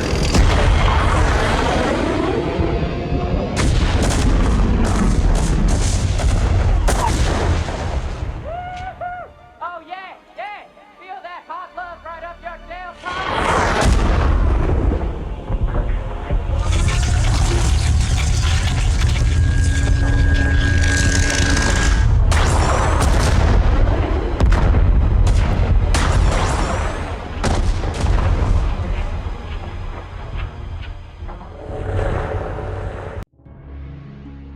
Arbiters. Which are unfortunate. Well, Executor, I sense that Zeratul and his brethren are close by, but I have been unable to make contact with them. I fear they may be in grave danger. We must scour this area immediately and find the Dark Templar, lest they be overcome by the Zerg. actually, Arbiters are probably one of the better caster units in the game. In terms of design, not in terms of usefulness. We'll talk about it in a second. Unfortunately, we don't get them now. Now we get a no-build mission, and it's probably not obvious, but look at how absolutely huge this place is. I could be wrong, but I'm pretty sure this is the largest no-build like dungeon map in Starcraft Vanilla. It's gargantuan. I hear you. It's okay. We have 2 Zealots and a Templar, aka the guys we just rushed in the door. Cool. Your will? It shall be done. Yeah, no kidding. The map resize tech was such a great inclusion to StarCraft 2. Alright, so I've already complained about this, but do you see the problem immediately here?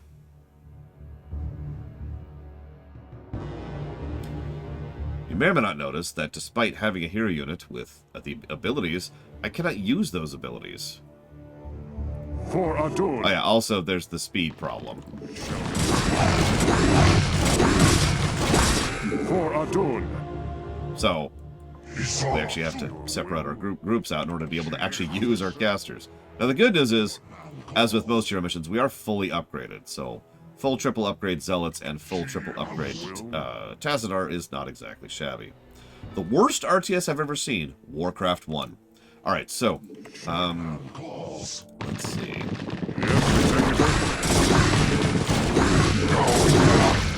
No, Warcraft 1 absolutely destroys, like, more modern, terrible RTSs, in my opinion, because I've played Warcraft 1. Yes, Executor? So, anyways, we were talking about doodads. This is about as doodaddy as we get. I'm not actually joking. This is where they tend to use doodads to good effect. Older RTS is cheating? Well, what's... I hate to say this, but what's the cutoff line?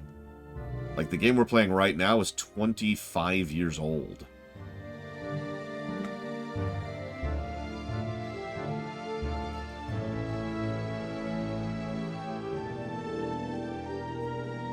So Starcraft itself is the cutoff line. Okay. Odd.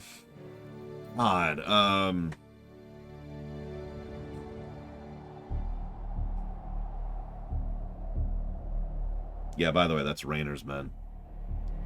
Your will? You... It shall be done. Scout a little. Honor guide me. Yeah, I was gonna say, Dune 2.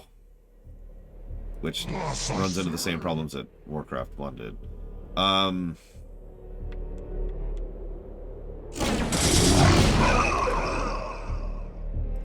Oh, it's this mission.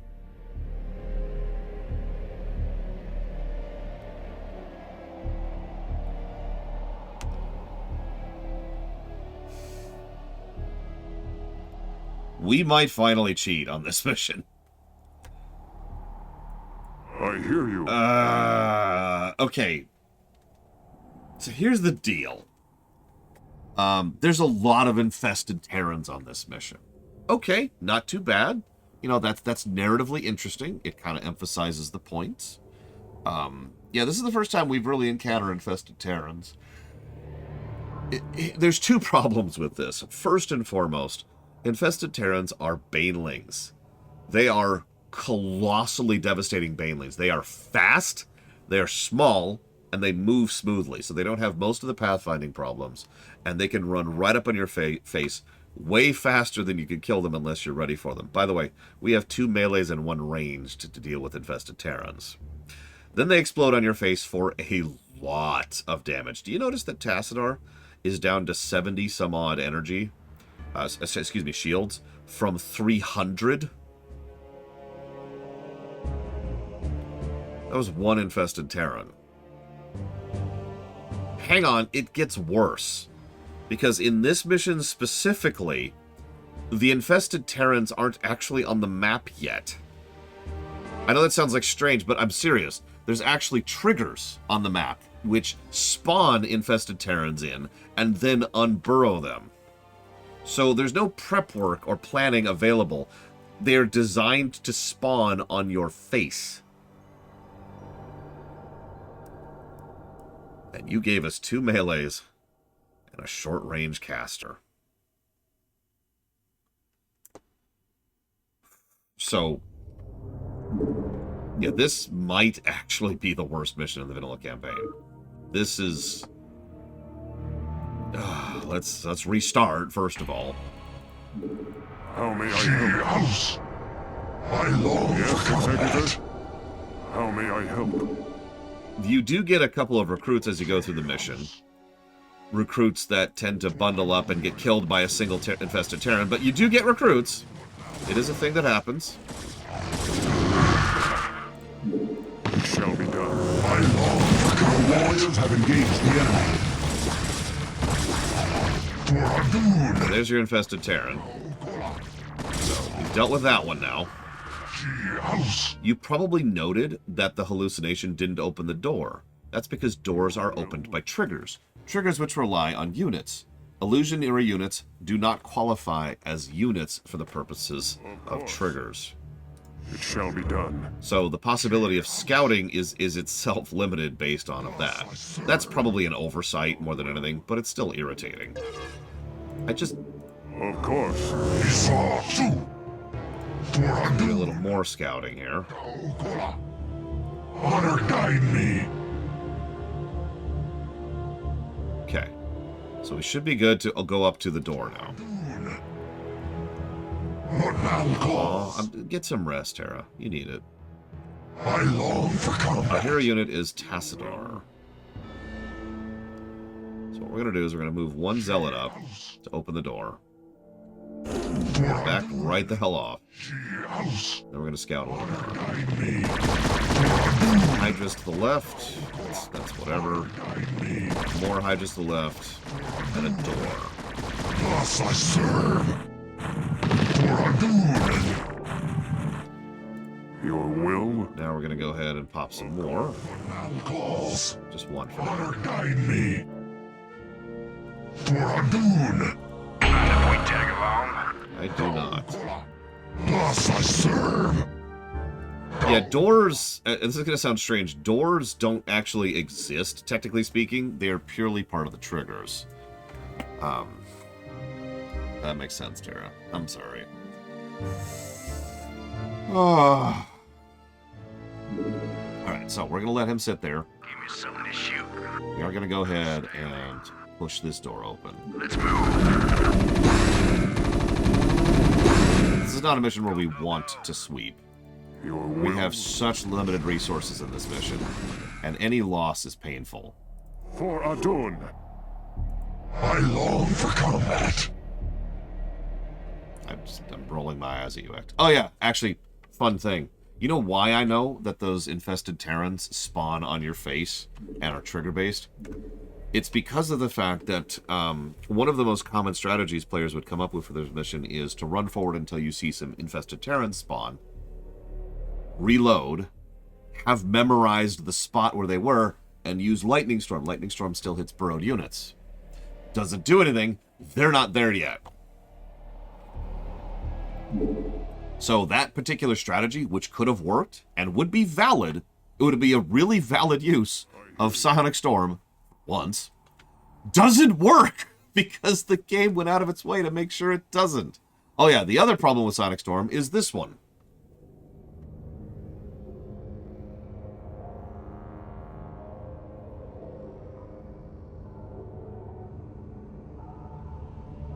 Okay, now we can use it. Now you're right. We could use the Psionic Storm right over here. In fact, I'm just gonna abuse saves like crazy on this map because this map can be very mean. Tarakala. Let's make sure I aim that correctly there. That's a nope. Oh wait, no, I think I did. For Artanis. Tarakala. Oh, I only hit one of them. It was more to the left. It was more to the left. And I'm sorry to say this, but any mission which relies on you save spamming like this, save scumming, that's not great design, you know? Your will. It's not really a defense of the mission. What now calls? I really feel like these missions could have been made better if there was a way to improve. I don't actually think this is possible in the engine. But if it was possible to make it so that there was a custom, I don't know, like an item, like say a mana stone, which allowed for heroes to regenerate mana quickly, and then you just set that to that for these kind of missions. That would be great. Because then, like, I get not doing it for balance in larger missions, even though I don't fully agree with that. But in these kind of missions, this would be the perfect time to allow you to actually have the mana to play around with. And to just boost that region. Because right now I'm just sitting here waiting for the mana to get back up to 75. So I can go deal with the next pack and see what's behind the that door right there. Of course. We'll start scouting now. It shall be done. Of course. I'll start to scout a little bit. Which in this case means save scouting. We're going to hitman this. The hitman method. Tarakala. I see. It shall be done.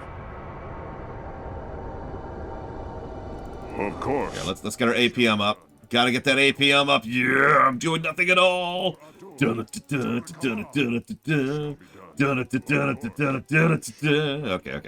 Right there. For Artanis. Okay, I think I aimed that badly. Let's try that again. For Artanis.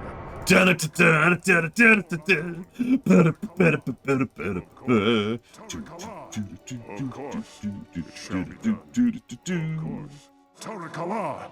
Of course. A little bit further back. Done. Yeah, I'll take that. Okay. Shall be done.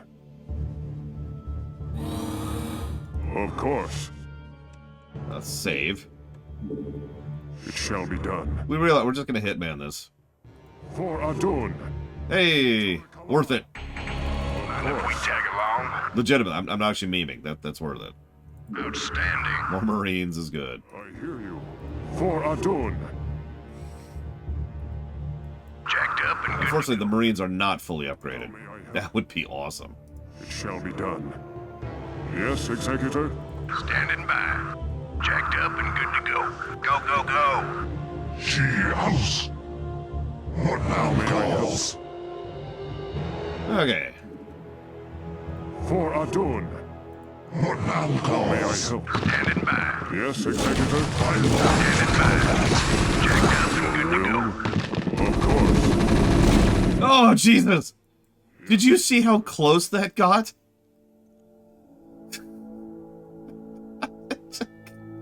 Whole team was there, leaning into it.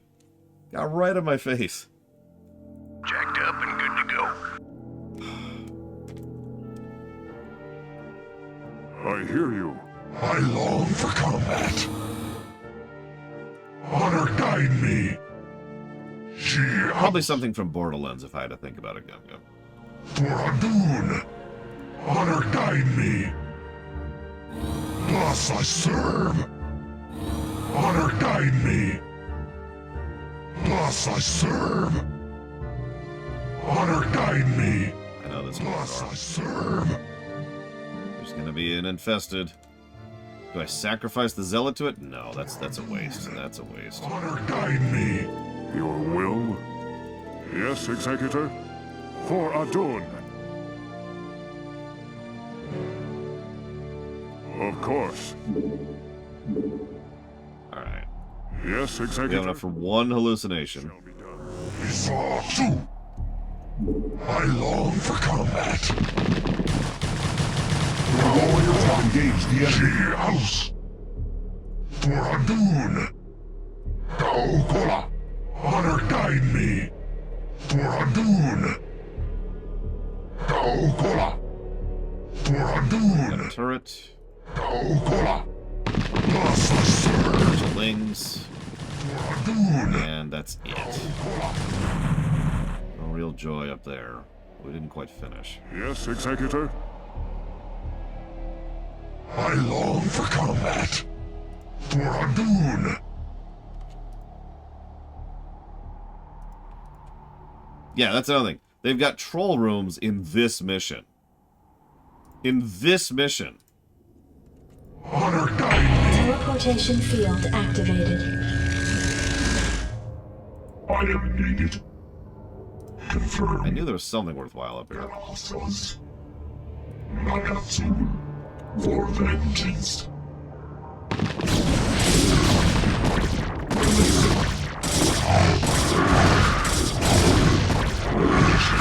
I mean, I know that sounds pathetic, but at this point, I'll take 2 zealots and a dragoon. For vengeance. Isatu. Sakaladas. Hang on. Let's see if I can find the quote. There's a wonderful quote about Marines.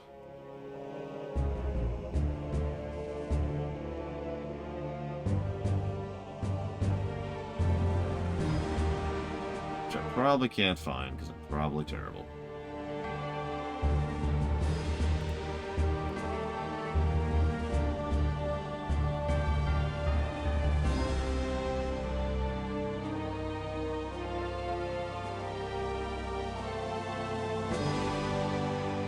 Of course I can't find it. There's a quote in, I believe, the Brood War Manual about medics and how they increase the life expectancy of Marines up to like 8 seconds or something like that. For vengeance initiated. How may I help? Jacked up and good to go. Your will? Alright, save. Receiving. I hear you. We have enough for another illusion, but... Malcall. Bob, I got a job for you. Honor guide me. Thus I serve. Honor guide me. For Adun. Thus I serve. Okay. Honor guide me for Adun. Sorry, Billy Bob. Not to be confused with Joey Ray. He's doing his own thing right now. Oh, that's an infested Terran. Okay, we're going to leave that immediately.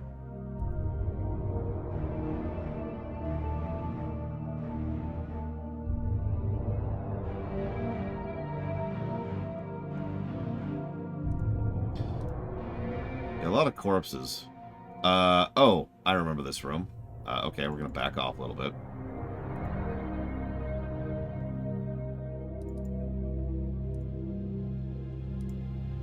Bunch of turrets, another infested Terran, which spotted me. Thankfully, the defenses aren't attacking the infested Terran because they're on the same side. Could you imagine if that was a valid strategy, is to drag them back through the defenses you deliberately didn't kill? Wouldn't that be awesome? Kill it. Kill it. Oh, thank God. Oh, Jesus. It's actually close. Did you hear that? No, I didn't hear anything. Thanks. While expendable, the massive loss of Terran Marines during the Great War began to become cost prohibitive. The medic's use of chemical modifiers has greatly enhanced the survival rate of UED forces, lengthening the expected battlefield life expectancy to over 9 seconds. That's the quote. Thank you, Sub-Zero.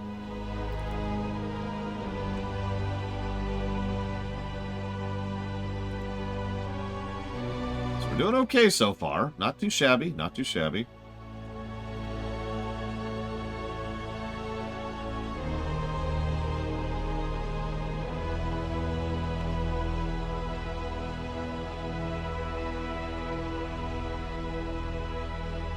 I mean, that's some Imperial Guard territory right there, Terra.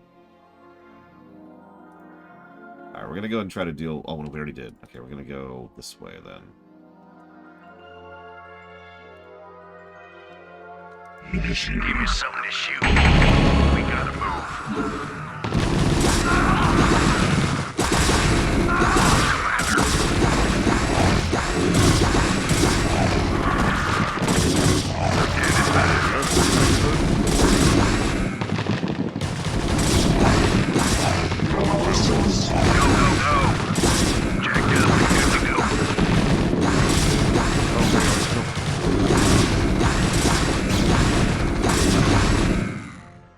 Okay. Give me something to shoot. That worked out a bit. Receiving. Certain definitions are working out. I hear you. Yeah, Gum Gum, it looks cool. Give me something to shoot. Jacked up and good to go. Go, go, go. Yeah, that was a break from the tension of this mission. Let's move. I am needed. And also, it gives you a bunch of Marines if you manage to keep them alive. Jacked up and good. We actually have more than a full squad now. And once again, Rainer's people. Let's move. Gotta admit, a short story that I wouldn't mind reading someday is the story of, like, one of these, from the perspective of one of these Marines in this facility, who was, like, standing by Raynor and was like, I'm gonna be with Raynor, and then they end up here and they're like, oh god, I hate my life, why did I go with Raynor? And then Tassadar shows up and is like, you're one of Raynor's people, I got your back, and it, like, solidifies their loyalty to Raynor and Tassadar, like, forever. Because they came in and rescued them from this hell, on Char, in an infested facility, while behind enemy lines. Granted, we weren't there for them, but, you know. Commander. Okay. Yes, Executor. Let's get a little scouting going on. Hi, Dr. Winter.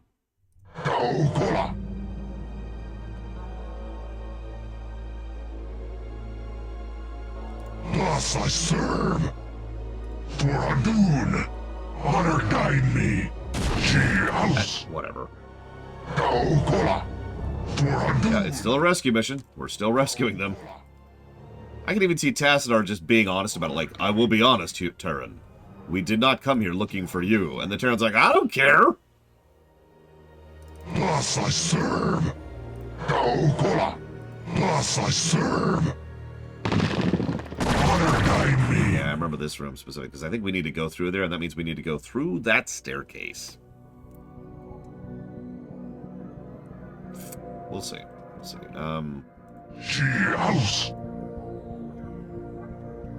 Actually, I have, I've also worn real armor, too. I prefer armor. Chainmail, if I have a choice. Yeah, whatever. Billy Bob's brother, Billy Ray. Your warriors have engaged the enemy.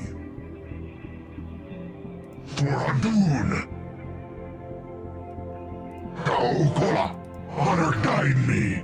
Okay, could you piss off for a second? Nope. Okay. Alright, hang on.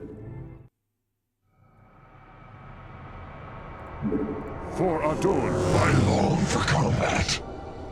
Isatsu, honor guide me. For Adun. Your warriors have engaged the enemy. Adun. Isatsu, honor guide me. Kaokola, thus I serve. Come on. There you go. Okay, so that's 2 infested down. I'm telling you, we're just hitmanning this. Tired of hearing the zealot there. Let's deal with those side defenses, shall we? Get rid of that crap. Whoa, get away from the wall. Get away from the wall. God damn it. You have a corridor that's like 40 feet wide. Use the other side of the corridor. What, Crazy Norse? What's funny is this is actually kind of tense from my perspective, but that's probably because of the fact that I'm on the verge of death at every single moment in time.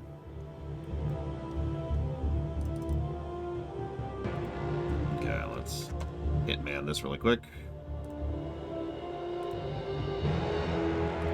What is up here? You sure it's gonna be fine? Yeah, I'll just undo time if you die. Okay. Is that some Protos trick? Yes.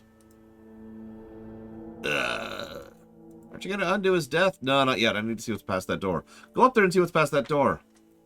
Are you gonna undo my death? Maybe. Okay. Door's locked. Okay, that's what I thought. Alright, welcome back. What? Did you undo my death? Yeah. So I died. Uh-huh. Did you learn anything useful? Yeah. Okay, that's cool. I'm cool.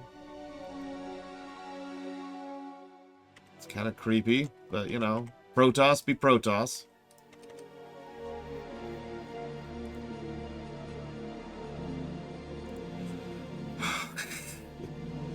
Animations in this game? Not what I would call good. God damn infested Terrans. And burrowing Zerglings. Jesus Christ. There should be another infested right there. Yep. Can we kill it before it kills us? Nope. Cool.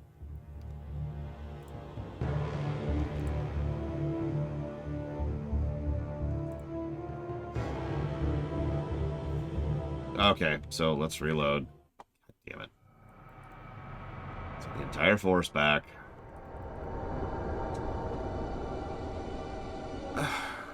Individuals who will go nameless from me insisted that this game be as close to the original as possible. No changes, no fixes, no adjustments. So they did.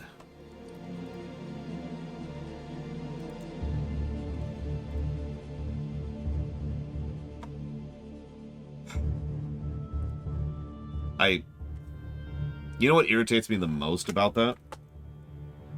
What they could have done, and what honestly Blizzard should have done, is they should have done both. I'm serious. They should have got... I mean, there's already a toggle for the freaking graphics. Just go ahead and make it so that there's the version that is identical to the original. Here you go, have your shiny graphics overhaul. And then they could have actually fixed the goddamn game. And yeah, you couldn't toggle it on the fly, but there could be a freaking option, right? Do you want to play this game in its original format, or do you want to play it under, you know, new quality of life changes and balancing changes and stuff like that? instead of just forcing it to be StarCraft 1 with a coat of paint, because that's what this is. This is The only reason I'm even playing the remastered version is because it's much easier to stream. That's the only benefit. Otherwise, this is, for all intents and purposes, the same game. No additional positives or negatives for the fact that it's the remaster. It is so little changed, it's aggravating. Oh, it's behind us. Of course it's freaking behind us. I wonder if it caught me.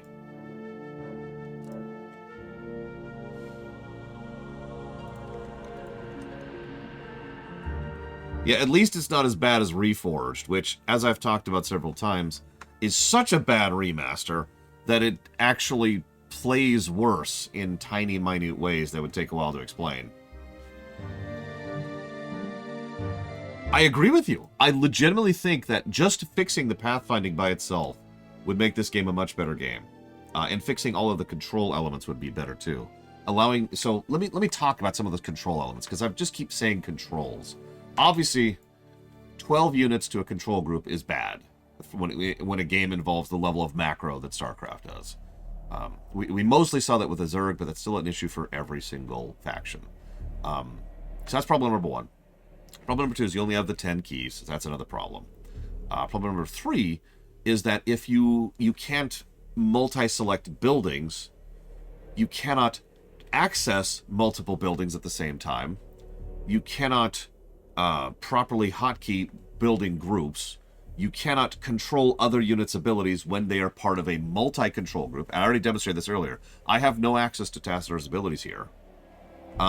If I try to build something and there's a unit under it, I can't. I have to manually move the unit out of the way. If I try to multi-build, I can't. In fact, if I try to give shift commands, aka queuing commands, there is a way to do that with a worker. What you have to do is you have to start a build and then give the shift command quickly, because when they start giving the build, you can no longer give them commands. Oh, speaking of which, you cannot give commands to someone who's in the middle of a build.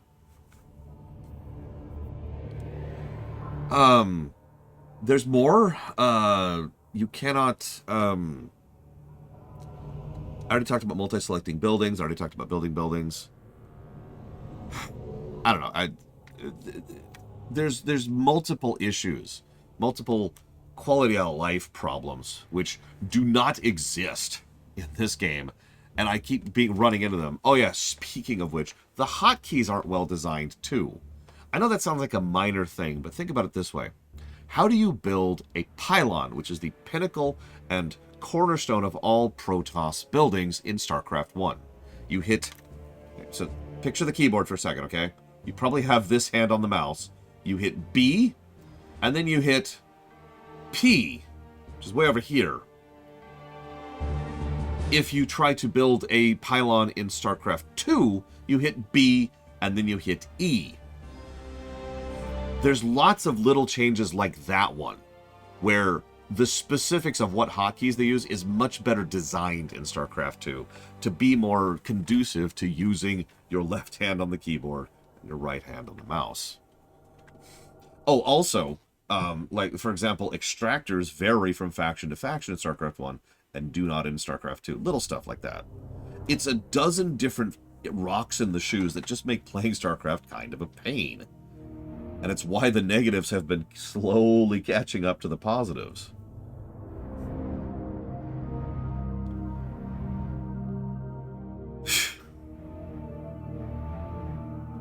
That's actually a good question. Can we rebind? It's a good question.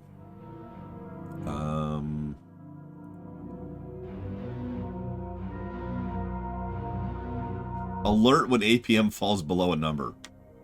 I can tell you who they made this for. Yeah, so that appears to be a hard no on the rebinding.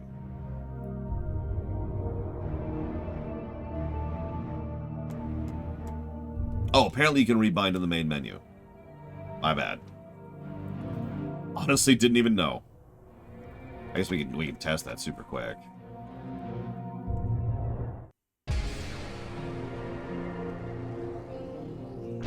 Ah, there it is, hotkeys. Yeah, okay. So we can apparently rebind this. Funny.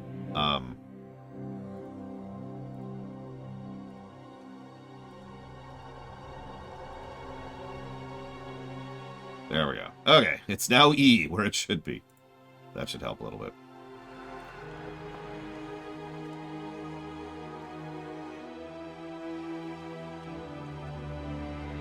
That is not a positive, no. Being able to rebind keys in a PC game is a neutral.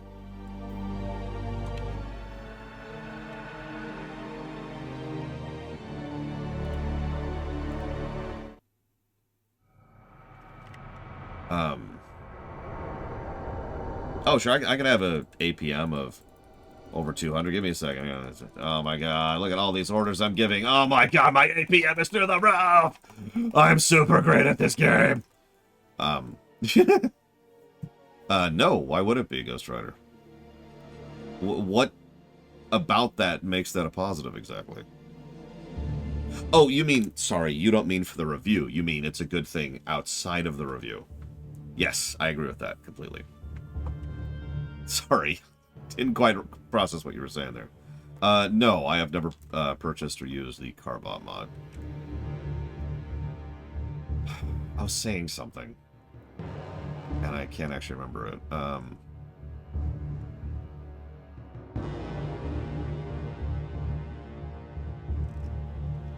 That's what I was going to say. Okay, so hang on. So let's slow mode forward a little bit. Kill, kill, kill, kill, kill. There you go. I don't even know what you're talking about, Gum Gum, so I'm going to go with new. Oh, geez. That's an interesting problem.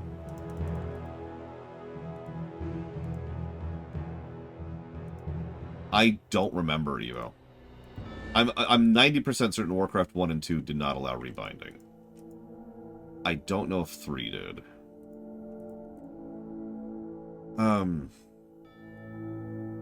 Yeah, APM is for the pros! We're super pro at this game. I'm sorry, I sound like I'm coming down negatively on those people. And that's because I am. I kind of dislike the idea of a game I love being ruined because someone else says it should be ruined. And I've ran into this problem for literal decades. This is a very, very, very old problem. And once again is why I am a little bit gobsmacked that Blizzard did not design to actually make a goddamn real remaster or a remake of StarCraft 1, and instead went with the Code of Paint approach, which they're doing here.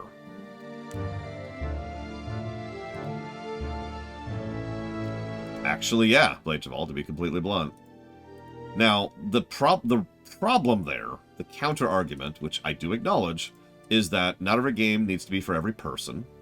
And if it's, you know, if I'm the only one who has that issue, then I'm the only one who has that issue. After all, if the majority of the players want... I don't have a nice way to say this. If the majority of players want the game to be a worse game, then that's a me problem, not a game problem or a them problem. And I can't argue against that. Not really. If 80% of the player base wants the game to be worse, then my opinion doesn't really matter there. Now, I'm still going to review it in the same manner I always was, because that's how reviewing works. Because I can't not give my opinion in a review, because at that point it would stop being a review, and it would start being a Let's Play. But, I can see the argument that, well, you know, the pros, as Ect keeps hitting that number, the pros want this game to be such and such. So it's like, well, okay. Negative to gameplay. Moving on. All right, so. I have to actually think about what's the first example I can think of a game that was made demonstrably worse like this. For vengeance. I actually really have to think about that. Standing by. Let's move. How may I help? I hear you. Tarakala. Receiving. Well, like, hi, Huthor. Like, Huthor understands what I'm talking about, because Huthor wants WoW to be a worse game, so that it'll be a better game for him. And there's a lot of people on Hugo's side there. How may I help? So at that point, like, I find myself just thinking, is there any validity in my disagreeing with that, right?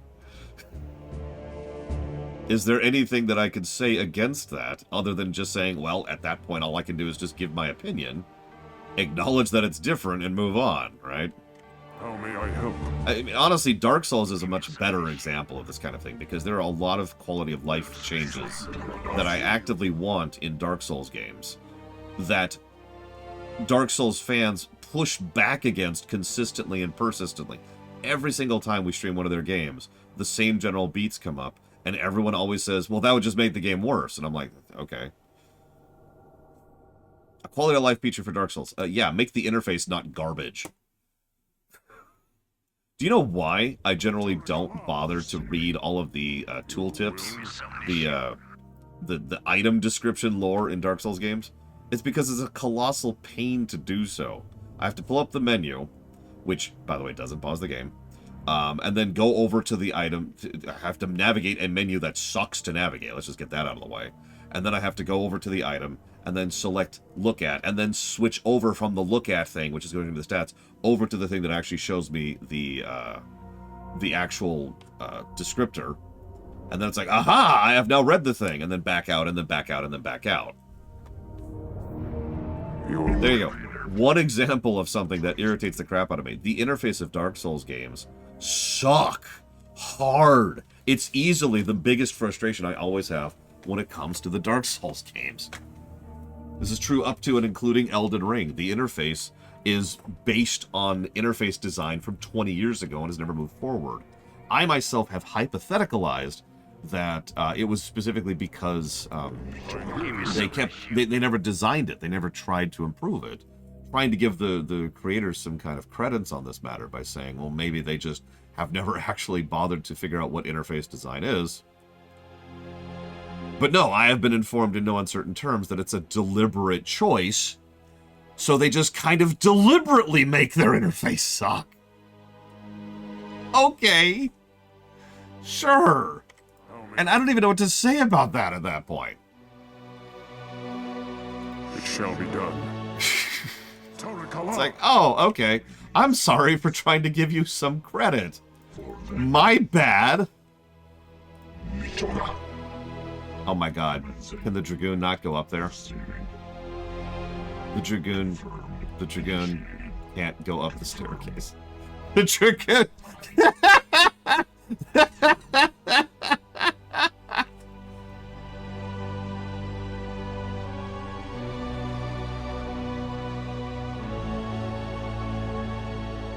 Yeah, there's our third ED09 joke for this stream.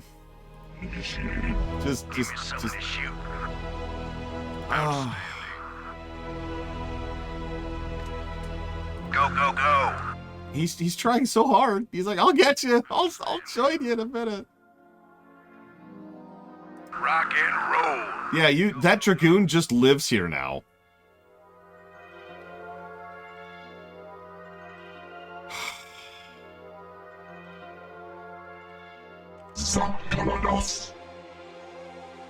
Give me something to shoot. I hear you. That's just his... Oh, wait! Oh, he got up one step! He was so close. Yes, Executor. Standing by. He was there. It's like when you're trying to get a dog to go up a staircase for the first time, and they're like, I don't know. Go. I hear you. I should have stormed that. Standing by. I'm actually gonna redo that. That was a disaster. Whoop. Hey, can we micro him up? Yeah, that's fine. Let's push our APM. Oh my god! Up.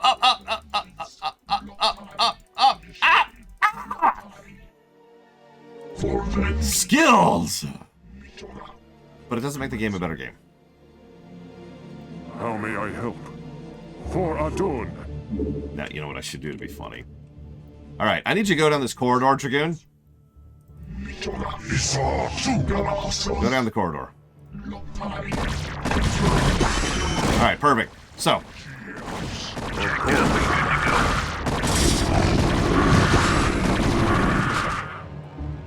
No, I'm not actually doing that. Actually, that's so mean. Oh. I hear you. Of course. Jacked up and good to go. How may I help? Okay. No losses.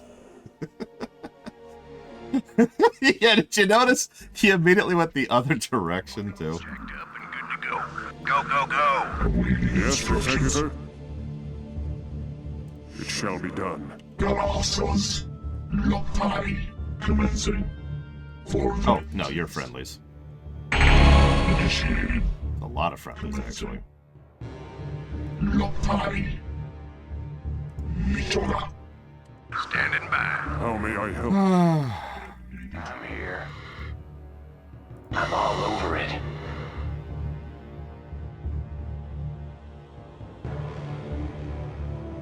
Sell it. Never know. That's sell it. I'm gone.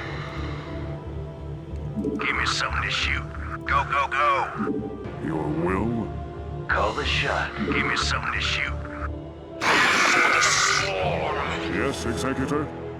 Fire it up. Yeah, here they come.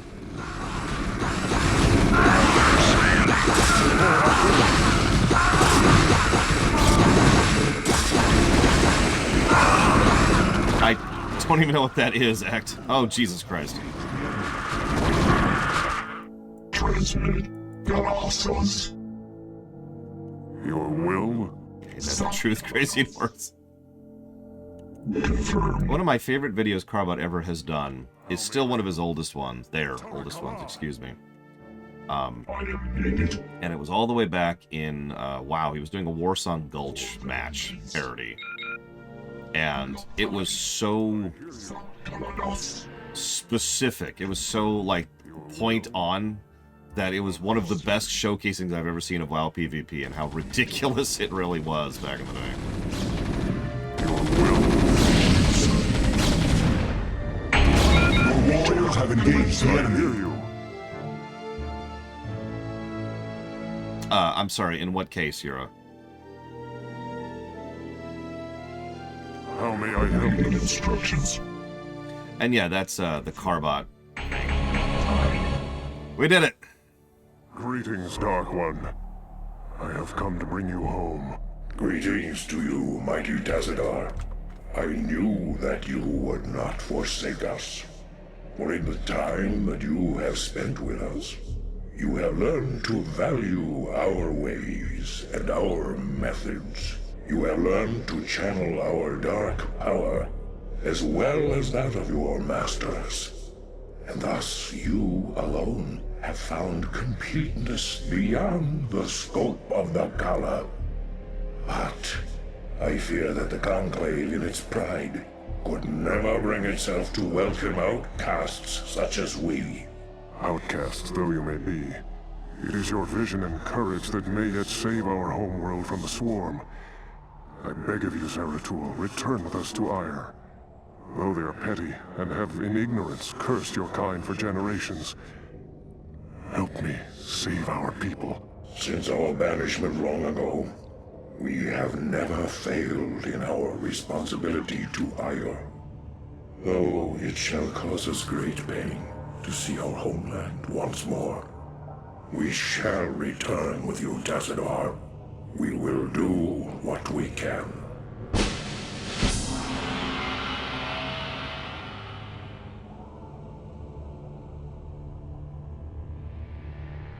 Anyways, negative to gameplay. You'll also notice, yeah, that the story makes it sound like Tassadar and Zeratul basically just met for the first time. They also don't really explain what the hell Zeratul is doing in this stupid place.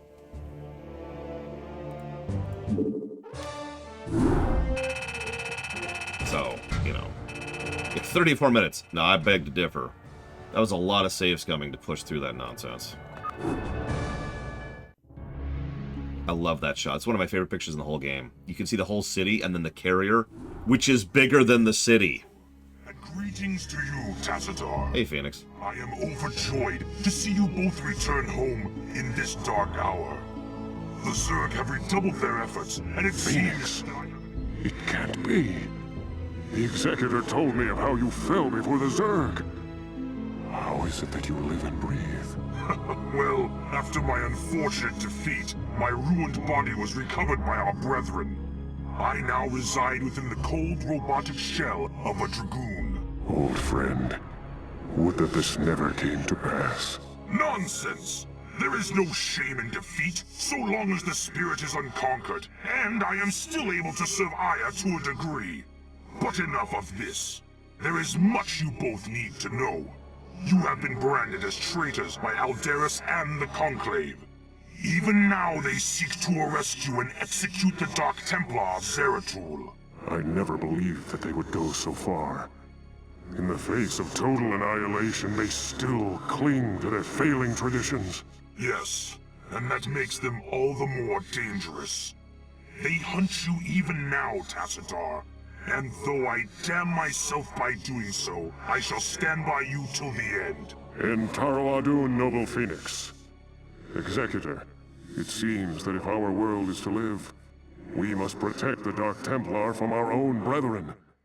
Although it pains me greatly, not even the Conclave shall stand in our way. Here's our big Protos v Protos map. One of two, actually.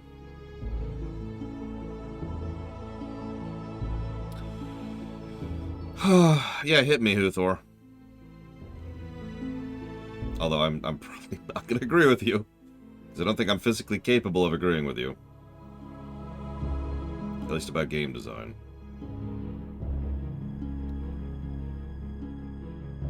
What in the world?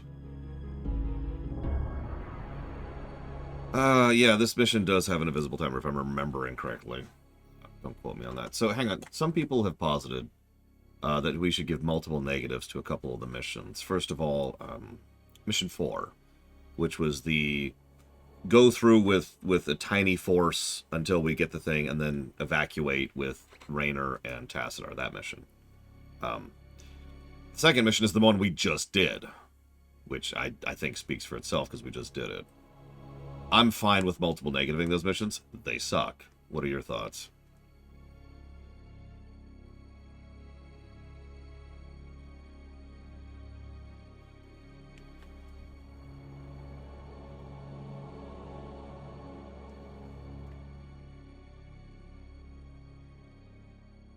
I guess I could start the mission while we debate this, get our initial building going.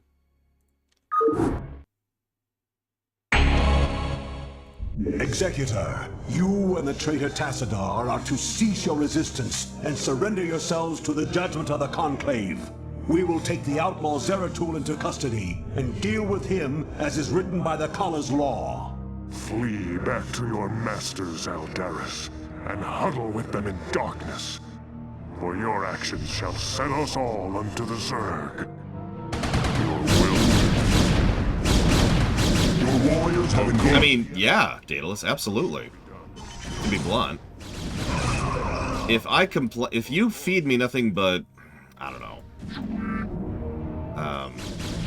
Under attack. Can't think of an example all of a sudden. If you feed me nothing but grits, which can be okay, you know, grits are a useful food. Grits and beans, there we go. If we have nothing but grits and beans, and you feed me nothing but grits and beans, and I complain about the fact that you feed me nothing but grits and beans, what are you doing? It will be done. Jesus Christ, Zeratul. I do this for ire. And then you say, okay, fine, and you give me some rocks to chew on. I feel like I have a right to complain about the fact that you gave me rocks to chew on. Now, I could be wrong about that.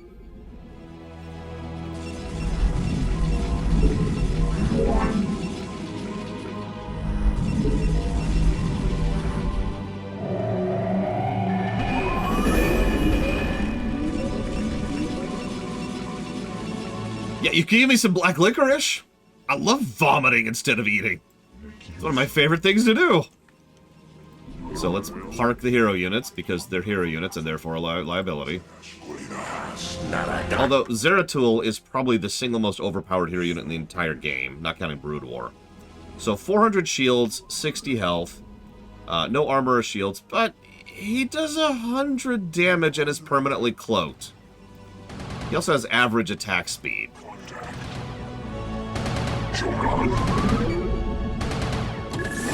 Acknowledged. It will be done. No, I want you to give your thoughts, Daedalus. I'm sorry. I don't want to discourage people to give thoughts. I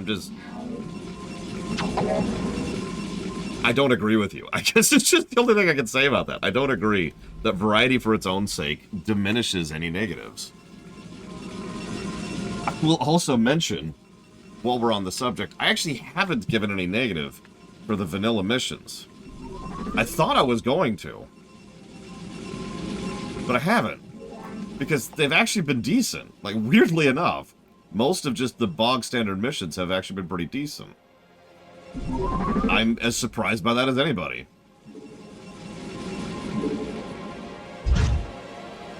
What is the MSX? Come. We are under attack.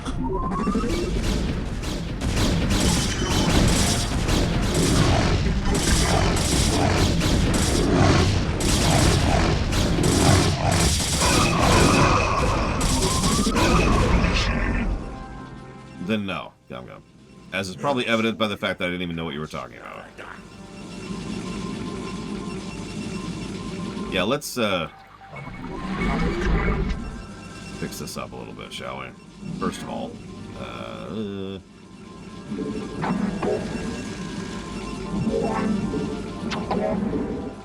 up our cannon defense a little bit. Yeah, there's going to be some attacks coming. Yeah, we actually have our real scout unit, finally.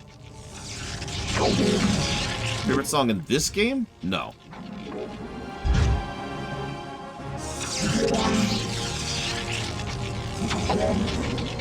I mean, that's the argument, isn't it, Ghost Rider? I can't even argue against you because you're right.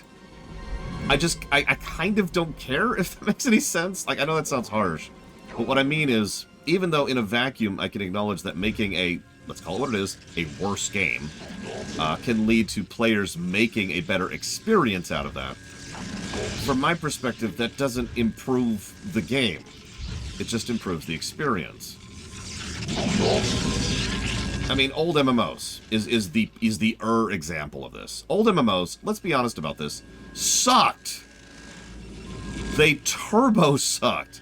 They were trash from a gameplay perspective. And yet there's all kinds of examples, hundreds and hundreds example of what people tend to call emergent gameplay, where players decided to take the broken, terrible, awful, no good, very bad systems that were in those games and ran with them. And I can't say anything against that, because that's its own thing. It's over there in the corner. Obviously, from the perspective of a review, that has nothing to do with anything, so it's just thrown out the window. But even from a personal perspective, even just from my own perspective on that, I can't give a game credit for that, if that makes any kind of sense. That's just my mindset on the matter. It's just my philosophy on the matter. I find it so antithetical that I have trouble even explaining how much it bothers me. How many games are worse games and that people absolutely adore and speak positively about. It's tiresome, for lack of a better way to put it. It's wearying. I suppose that's my fault for deciding to make this my job, and therefore I get to deal with this on a daily basis.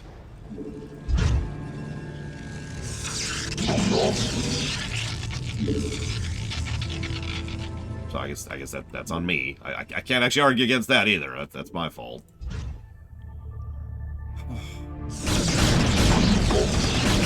But yeah, I'm kind of with what X just said. Or I think it was X. No, it was Blade Jamal. Blade Jamal just said that. The players would get the positives for that, if that makes any sense.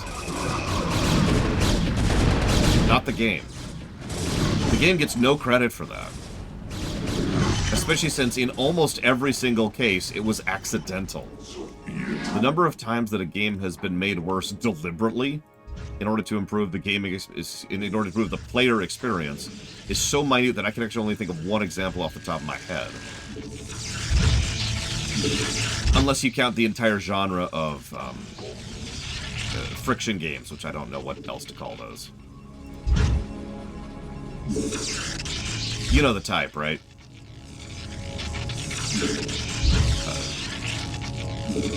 Pause, because the enemy's hitting me so hard, because I don't want to lose my train of thought here. There's a game that I myself have seen and played. It's a co-op open-world PvP versus game, where in order to do things, you have to do them in real time, which means chopping down a log actually takes minutes.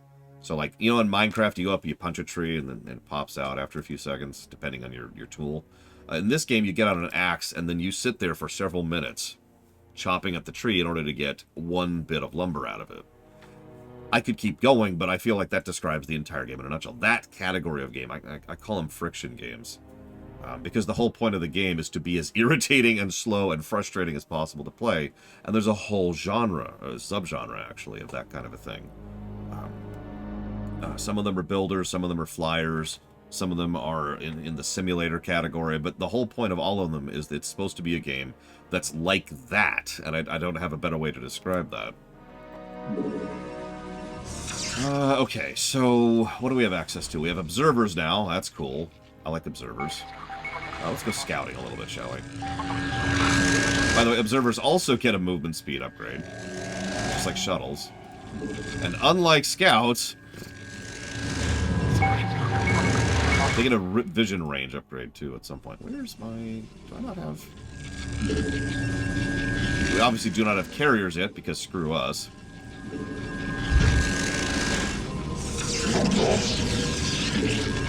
That's a good question, Uthor. And that's why I generally just kind of walk away from that kind of thing and say, alright, agree to disagree, because honestly, and here's the real problem, there's no meaningful discourse that can happen here between me and people who want that kind of a thing. It's one of the reasons why we've kind of walked away from ever reviewing another FromSoft game. Is because there's no joint consensus that can happen. There's no discussion that can happen there. It's like we sit down and you love black licorice and I vomit at the smell of black licorice.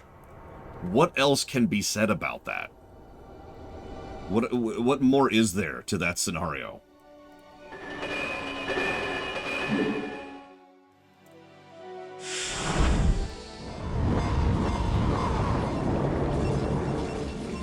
Seriously, I'm sorry. Is the only thing we got this mission the observers? I think it is. So anyways, observers. We'll talk about them when we finish upgrading them. Awaiting command. Where do I draw the line on friction being negatives? The definition of a negative is always the same for me. It hasn't changed ever since we first implemented the very concept of a negative system. Does it make the game worse? For me, the person reviewing it. If yes, it's a negative. If not, it's not. Same thing with a positive. Does it make the game better? If yes, positive. If not, then it's not a positive.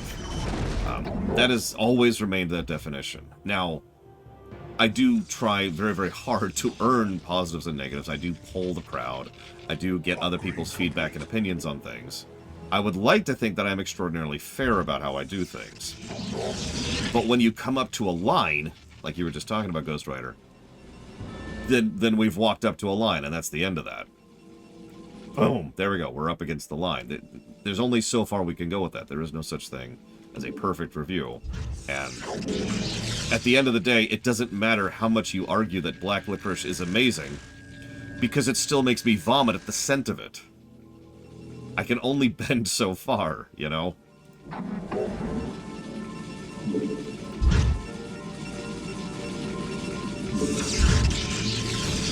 We are under attack. Jesus Christ, they are just rushing me, aren't they?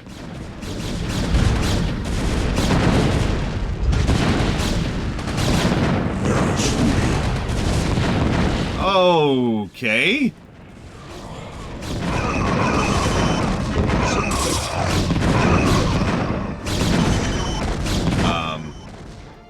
So we're gonna restart the match because we just lost that match. 4 Reavers and I have no ability to do anything about it. Yeah, we're dead. I mean, I guess I could just do this and see how this works out.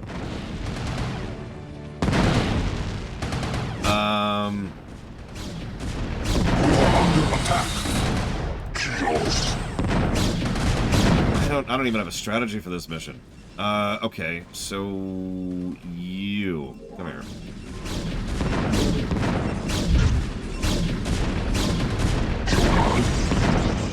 Acknowledged. Oh yeah, I guess we have Zect. It will be done. I forgot the hero units exist. Upgrade complete. I do this for hire. It will be done. Because if the hero units die, then we lose the mission. So I sort of forgot they even exist.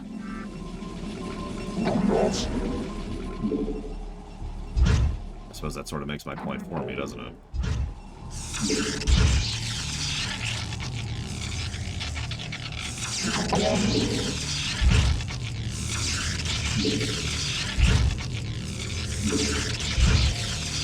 Part of the problem there, Huthor, is in many cases I can't really tell if something's black licorice until I'm already there. Like, I can safely say, yeah, we're not covering any Dark Souls games. Cool, done, that's easy. But, like, I had no idea, for example, that something else that's coming out that came out recently, I can't even remember the friggin' name of, was going to be a problem until we got there. Yeah, we're gonna mass scouts, by the way. Mass scouts, we're not screwing around here. Spiritfarer, that's the one. I had no idea Spiritfarer was going to be a black licorice. In fact, some of you probably remember, it was actually a lore's choice because I really thought the premise sounded interesting. Contact. And then we played it. And I hated it. Like, I actively hated that game. It wasn't black licorice. Because, unlike black licorice, I can understand why people like Spiritfarer. But it was hugely coffee. Like, to such an extent that I have trouble putting it into words. No, I gave it the coffee tag. We are under attack. Of course we are! Why wouldn't we be?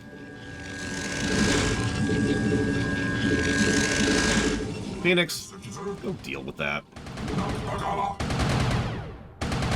Immediately. It's okay, we're getting a light massage in the meantime. There it is. I knew it was over here somewhere. Your command. You in range. Yep.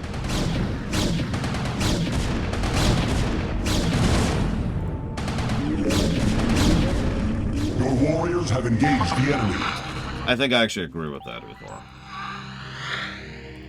Like, I'm sure a lot of people would love to see the Dark Souls games properly reviewed, 1 through 3, you know? Like last week, act. Oh, sorry. I missed the first part of your sentence. Yeah, no, I hated that experience. Just unabashedly. But I'm not sure there's any real value in me reviewing Dark Souls. You know what my opinion's gonna be. There'll be some good boss fights. There's some good build gameplay going on. 1, 2, 3, 4, 5. The interface sucks. The controls are debatable, depending on the thing. Some of the level design is great. Some of it, not so much. The game is bullcrap at times. We are under attack. Yeah, sure. Go away.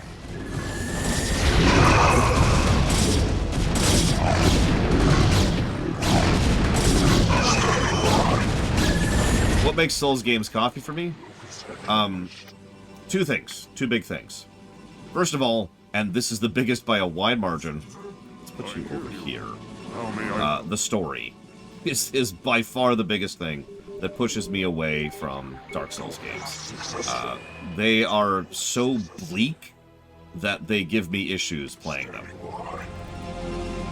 Upgrade complete. It's everything is awful.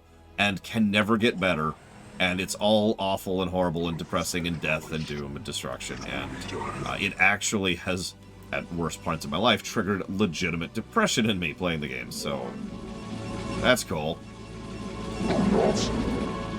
So that's problem number one.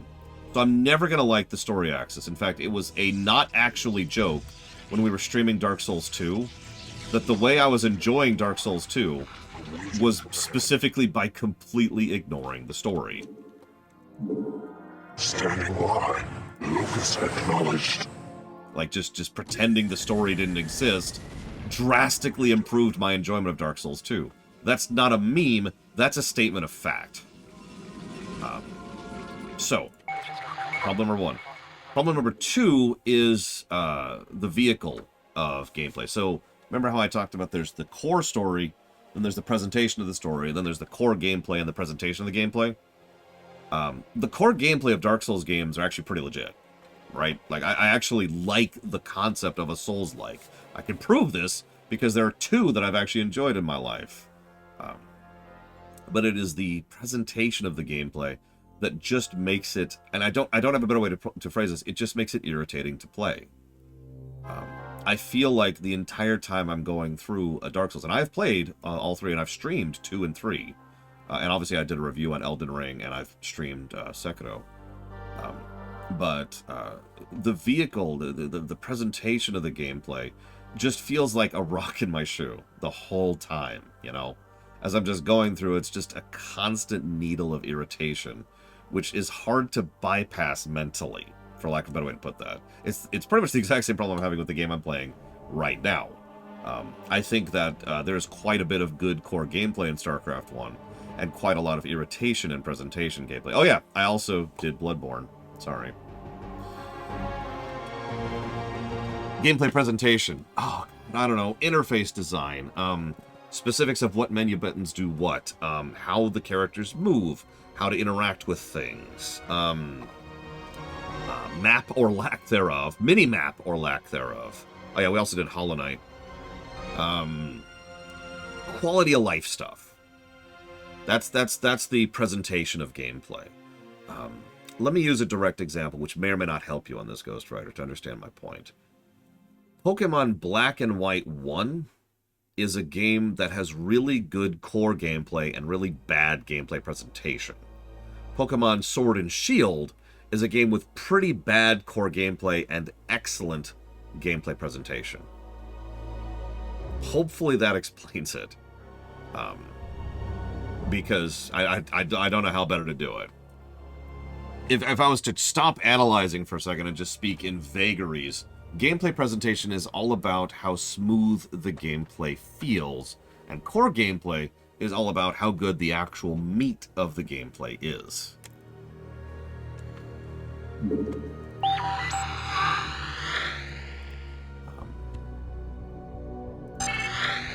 We are under attack. Would you, like, stop for 5 seconds?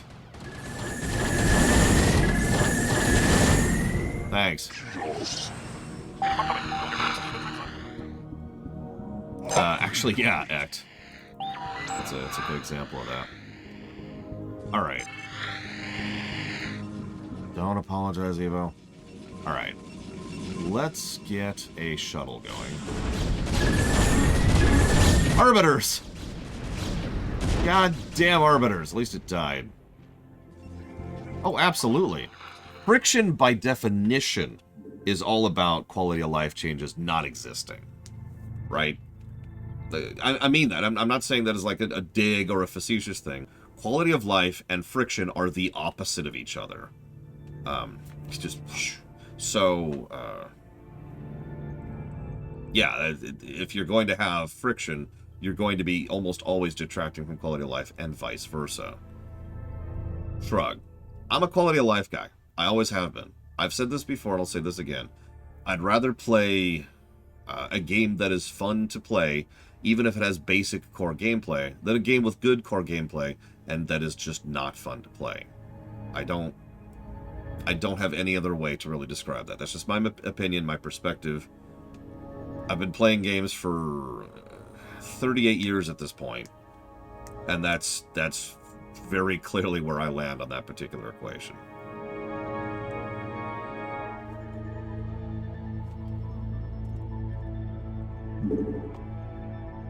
Again, I actually prefer Pokemon Sword and Shield over Pokemon Black and White 1, even though Black and White 1 has better distribution of specific Pokemon, better level design for them, better design of enemy encounters, better design of enemy placement, better experience curve, you know, just in general improved core gameplay over Sword and Shield, which just kind of throws stuff at the wall and is kind of pathetically easy, for lack of a better way to put that. Oh, yeah, okay. Yeah, gameplay. I'm just talking gameplay. Although Sword and Shield did do several things right on the story axis that I think people tend to forget about.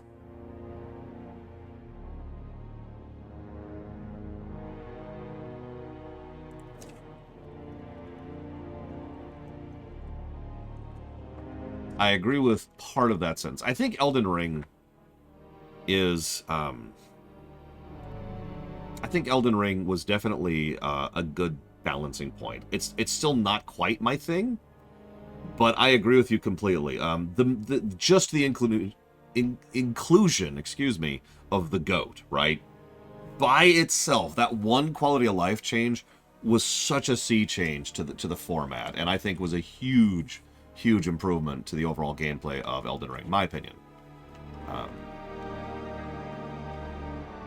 I think those are all part of the same block, Hephaestus. Yeah, like the mount. The thing you ride around on. The goat was just a sea change, honestly. And really opened up the map, opened up mobility, added some new tactics for combat, because you could rush right into a battle while mounted, or try to get out of a battle if you got far enough away from it. And it added to platforming, and it opened up the world. It made traversal more interesting. It was just a huge positive, the inclusion of the goat. So yeah, absolutely. I still wouldn't mind like a quest log, for example, because the quests in Elden Ring are very Dark Soulsy. I actually was using a walkthrough the entire time because I had no idea where to do what.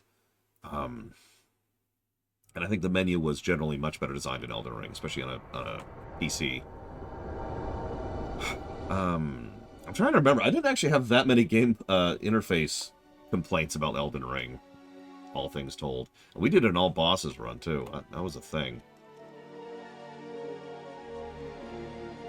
So let me pull something up here. So I feel like, so there's an Age of Empires block. That includes Age of Mythology. What is this? Why do you exist? Go away. Exactly, Ghost Rider. I don't want like an objective marker on the map. I mean, that can be nice. But what I want is a log to tell me what we're looking for. Like, even just what we've already done would have been nice, right?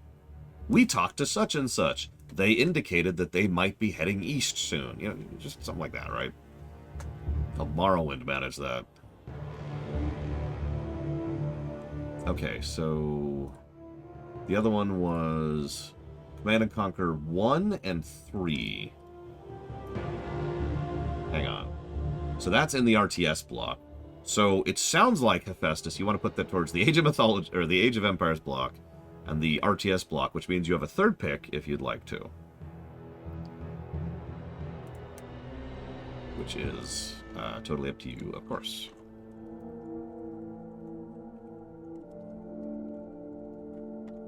Either way, Hephaestus, thank you for the support. Even though I have dumb and terrible opinions that everyone disagrees with.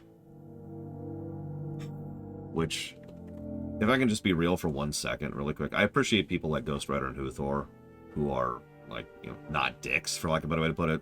Because one of the biggest wearying things about my job is how I have to deal with every single day people telling me how wrong and stupid I am about my opinions. And I know I shouldn't care. I feel like I've been getting better about that, but it's like this. It's like living next to a loud sound, right? Like an engine or an airport or something. It's just this constant stressor just in the back of your mind that you can't get away from. that's just sitting there, like all the time. It's like a rock in my shoes. Oh man, just. And there's nothing I can do about it. Like, the only thing I could do to fix that would be to completely disengage with my audience, which, believe it or not, is not something I particularly want to do.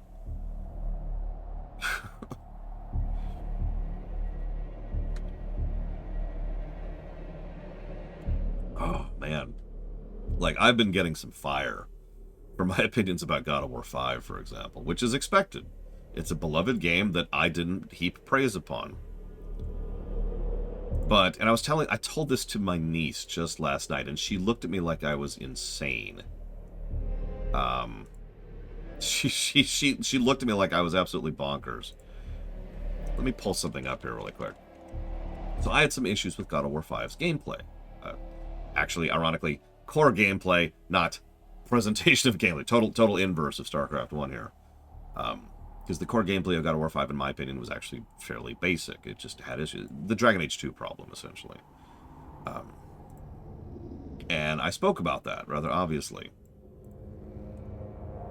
But, not only is it one of the highest story scores I've ever given a game ever, but the final golden number was 186.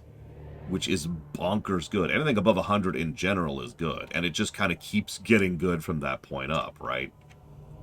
Like, 186 is huge. And what I told my niece, to wrap this up a little bit, was the most common negative comments and just kind of blarg that I get from YouTube comments is for games that I score well. Games that I praise. That's not hyperbole or a joke or a meme. That is the truth. It is extraordinarily common that when I praise a game, that I get negative comments about it because I don't praise it enough. This is true with a lot of games. Total War Warhammer 3, I had that problem. Psychonauts, I had that problem. Psychonauts 2 specifically. Dragon Age Origins, I had that problem. Baldur's Gate 3, I had that problem. God of War Ragnarok, God of War 5 Ragnarok, I had that problem. Mortal Kombat 11, I had that problem. Hollow Knight, I had that problem, etc., etc. And yeah, that's why my niece looked at me like I was crazy, because she did not actually understand that at all. Shogun, standing by, awaiting command.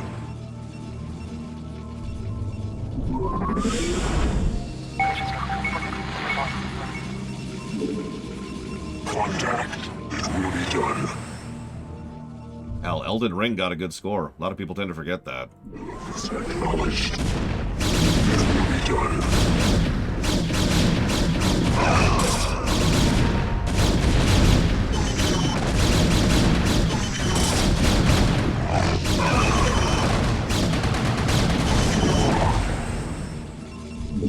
Shogun.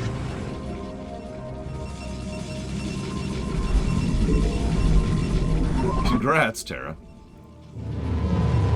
I meant to ask earlier who you were playing as. I completely spaced. Hell, I gave Hades a good score, if you'll remember that, Evo. I got some crap there, too. I did, Spartan. I did. I have not updated it to include the song positive, although I finished the song audit, yesterday. Yeah, no, I'm just gonna kind of walk away from having, like, defenses other than token. At the moment, I'm not gonna have defenses at all, because I do not have the resources for that, although that's why we're gonna expand in just a few seconds here.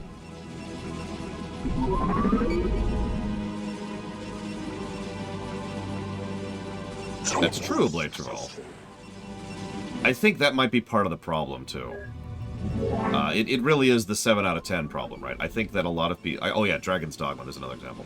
I think a lot of people think that...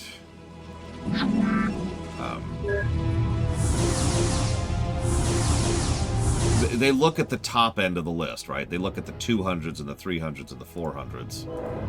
And they think, well, that's indicative. That's a good game. And they don't realize that a 70 score is actually damned good.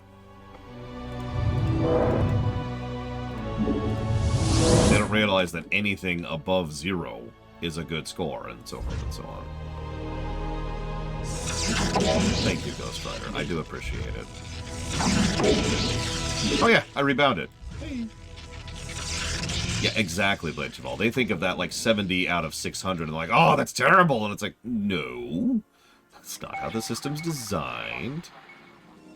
Standing by.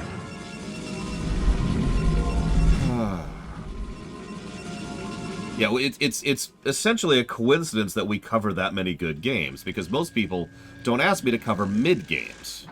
We have plenty of games that are negative, right? We actually have quite a spread of bad games. And then we have quite a spread of good games, and that makes sense. Of course, those are the games that people want me to review. Right?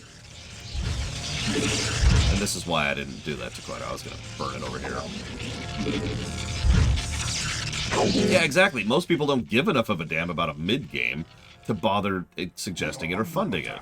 Yeah, statistically speaking, most games are mid-games. Awaiting command. Shogun. Hell's... Oh, whoa, whoa, whoa, whoa, whoa.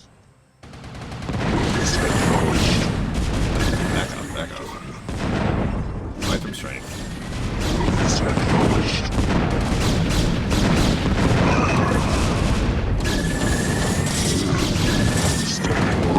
This might be another game over. Right here. Okay. That's, Oh, no, I know what this is, I think. Whoa, whoa, whoa.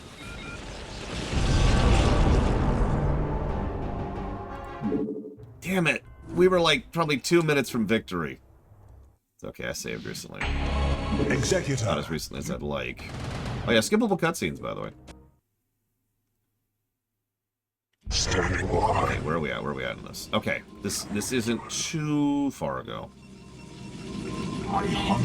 Let's back them off. Even more than they already were. Let's go ahead. Hey, Frisco. How you doing today?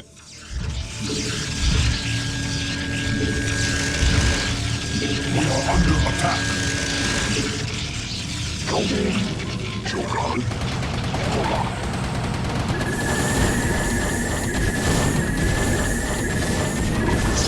Upgrade complete. It will be done.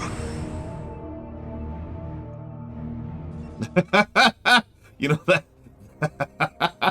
that's a good point. If we ever want to really fill out the mid-games, we'll just start reviewing the Assassin's Creed series. Burn. Oh.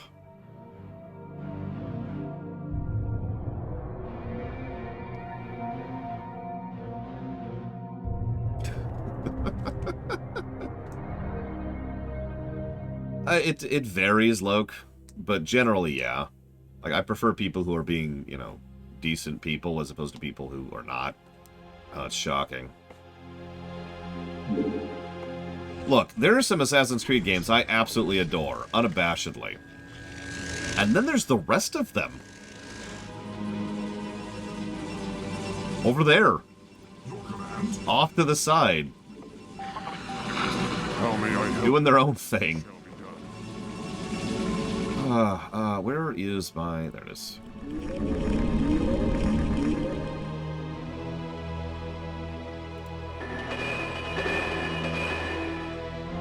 Black Flag is honestly a great game, in my opinion. It's one of only 2 Assassin's Creed games I have ever 100%ed. We are under attack. Okay. I've never really played the Battlefield series, so I actually can't speak to that. Get some good rest, Evo. Shogun. Just. Okay, so this was before I did that, so let's do that.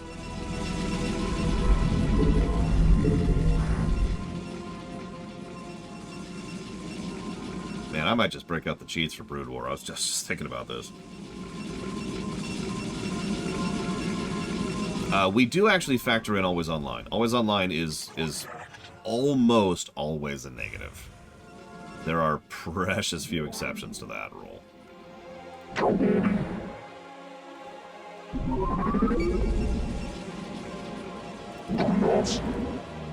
No, let's go for it.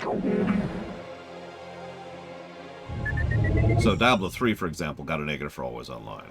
MMOs obviously do not get a negative for always online. The DRM in general is trickier because there's a lot of different types of DRM. And sometimes it's acceptable and sometimes it's not, right? So it varies, is the answer to that very simply. So, for example, if a game has de novo in it, then that probably sucks and probably deserves a negative. But if a game has Steam attached to it, then that's fine. Hell, the game we're playing right now is actually has DRM built into it. Blizzard, like the Battle.net. You have to use the Battle.net app to access it. And it has to do like this check-in procedure in order to actually work. So there you go. There's DRM right now in the game we're playing right now, and every Steam game we've ever played. So DRM varies. De novo can go straight to hell, though. Pretty much across the board. Yeah, let's go do that.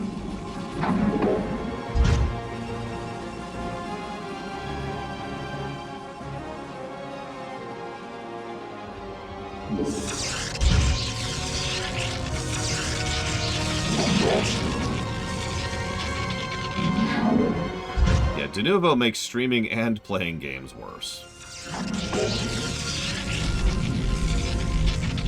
It is frustrating. Upgrade complete. So they serve and protect people, Frisco?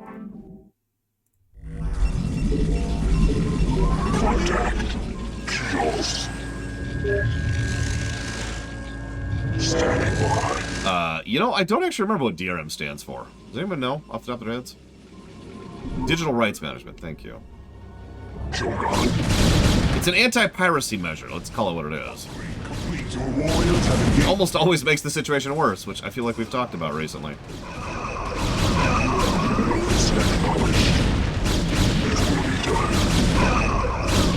Your warriors have engaged the enemy. Oh, nice, that actually worked out.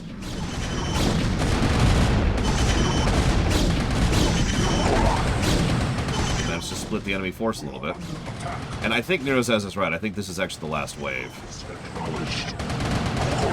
We should be fine now.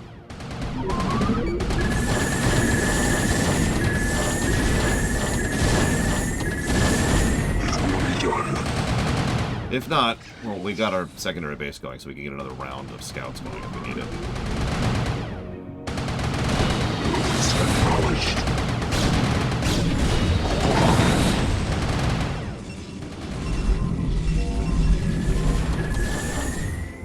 We are under attack. Really? Really? Will? Okay. How may I help?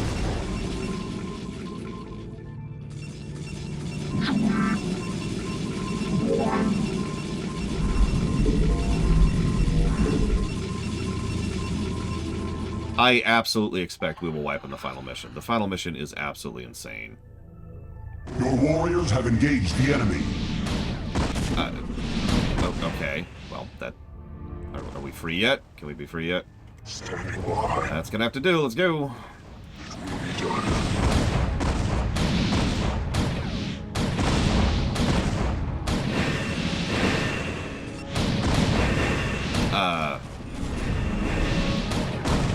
Just... Really? We are under attack, Shogun.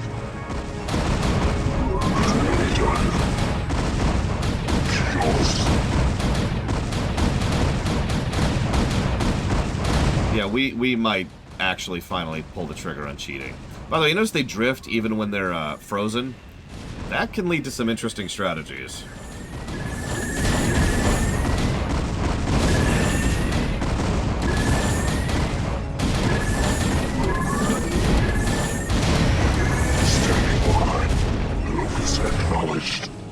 God damn it.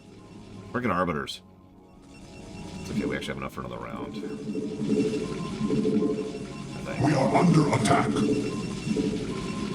You have not enough minerals. We're free? We're free. Yeah, no, they kept it always online for the real money auction house. You know, honestly, I'll take Arbiters over Ghosts. I really will. Ghosts are just the worst. The AI knows how to perfectly micro Ghosts, and it sucks. I have nothing else to add to that.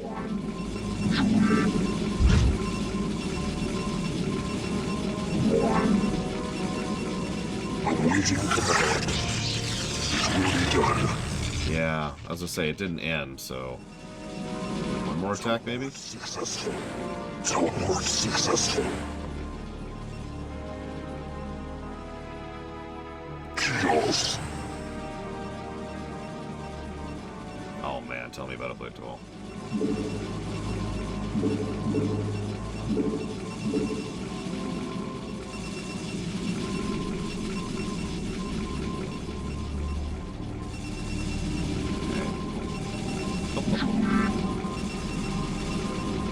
It's gonna chill for a minute.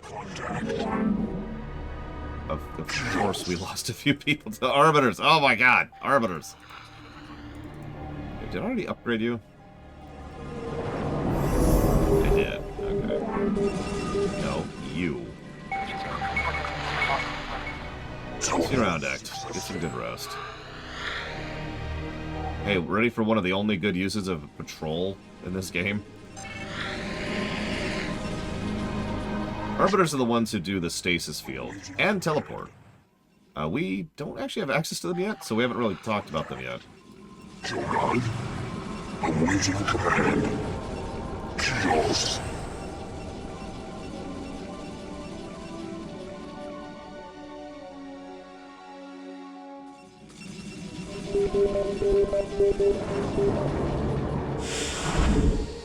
Let's talk about observers since we've got a moment here. Let's save before we do that. So observers are pretty cheap, relatively speaking. 25 minerals, 1 food, 75 gas. Considering you're not supposed to have a lot of them, that's pretty normal.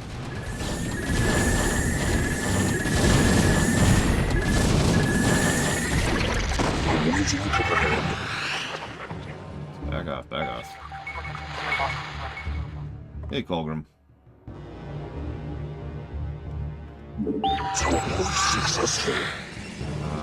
So, they are small, fast, cloaked, permanently cloaked. They just stay cloaked. And they can also see cloaked. They have very low health, very low armor. Yes, Executor? Nope, nope, nope. Contact. Contact. Ow. Standing by. Awaiting command. It will be done. I hear you. What was I saying? Very low health. Very low shields. They're reasonably fast. They don't have great armor either. They cannot attack. That's kind of it. But they also have really good range, like visibility range. Especially with the upgrades. So they're decently fast, have nice big visibility, and can see while cloaked. These, I kind of wish we either merged scouts into these or just turned scouts in their own completely separate unit. Because observers are great. There's a lot of scouting, spying options that all the races have. My personal favorite is and always will be the observers. You can get them relatively quickly, and they remain useful pretty much across the board. It was an extraordinarily common strategy for me to always have an observer escorting any given force I had, regardless of what composition I was using. So. Contact. It will be done. Personal preference. Just gonna chill here for a minute. I know that another attack's coming. I can feel it.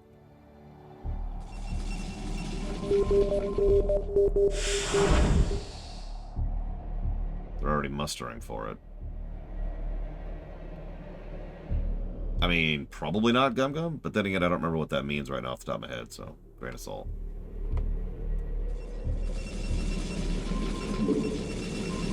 Yeah, the nomenclature of the Protos is kind of eyebrow-raising, but whatever, I suppose. So as soon as this guy builds, we're actually going to go ahead and do a preemptive strike here. Teleport successful. Awaiting command. Your will? Contact. Yes, Executor? Shogun. Contact. Locus acknowledged. Standing by. Contact. It will be done. Awaiting command. Standing by. And that's my entire fleet completely taken out of the equation. By an Arbiter. I even saw it coming. Love that. Oh.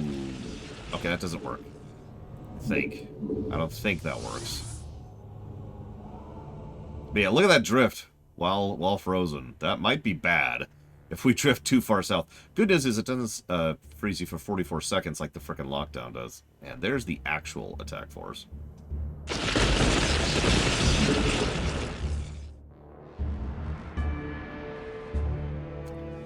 Give it a second. There are many ways to see that bested slot mark, but the easiest way is just to type exclamation mark in a chat, or exclamation mark run.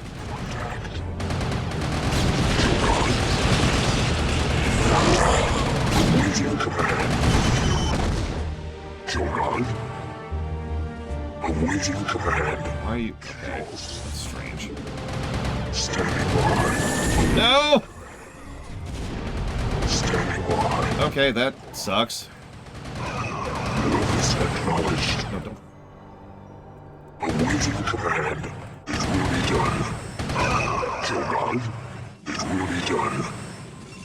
Chaos. Yep, that's just their life now. Oh, here they come. Standing by. Contact.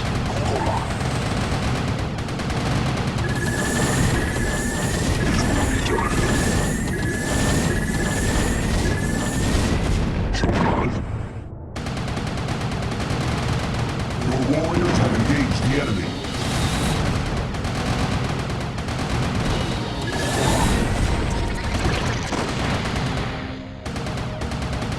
We are under attack. Acknowledged. Contact. Shogun. It will be done. Awaiting command. Contact. Locus acknowledged. Teleport successful. Teleport successful. Contact. Shogun.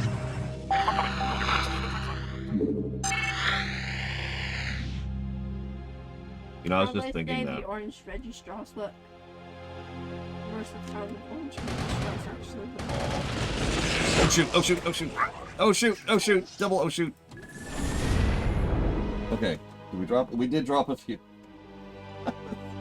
We double shoot. Oh, oh god, oh god. Star focus firing, star focus firing. We are under attack. I don't know. I'm gonna not move because I don't want to run the wheel over. Anything.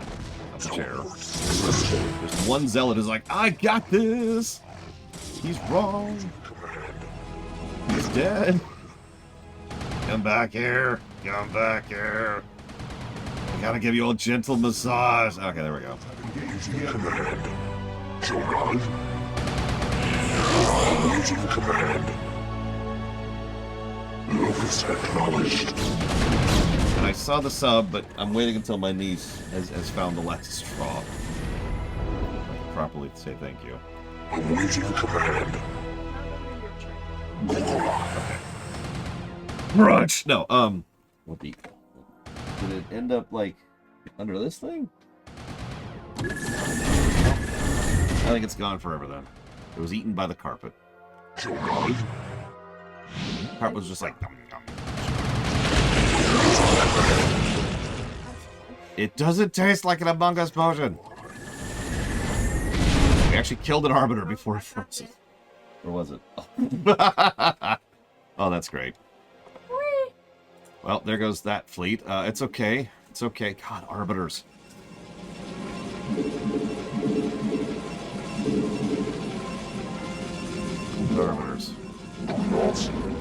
No, I think that's really cool, actually, Mr. Red. I do agree with you, but you're gonna have to give me a second. That's 78. That's 86. 2, and that should be 200. Go over here and do stuff. We've got a little bit of a mineral bank going on, so we're gonna go ahead and get some statics going. We're gonna get some Among Us potions going. I don't think I would have a reaction gun. I probably wouldn't even process that there.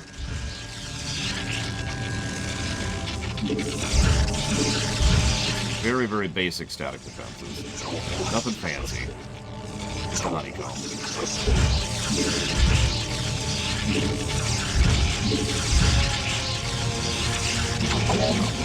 Standing by. Contact. Shogun. Awaiting command. Standing by. Kios. Unit makes strength. Okay, so they're fascist. Got it. Shogun. That's all I got there. Contact. Shogun. And here they come. Alright. Nothing too bad. Standard attack group. Your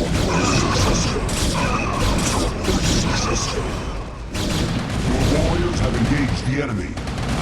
Okay, that's strange, but I can work with that. Hang on, can't hear you. What'd you say? Yes, that's what I'm playing. It's a game all about making potions out of Among Us, which is really strange when you think about it. That sounds like a strange game design.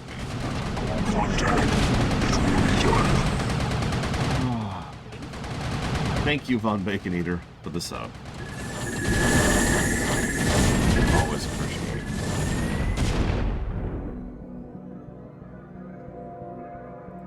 it. And if you want to put that towards up to 3 things, please let me know. Awaiting command. Why is this a thing?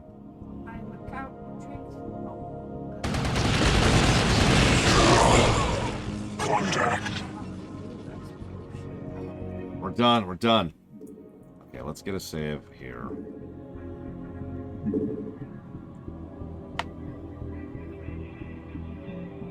I mean, possible best in slot mark, but honestly, no. That just sounds like it's story negative from a different perspective.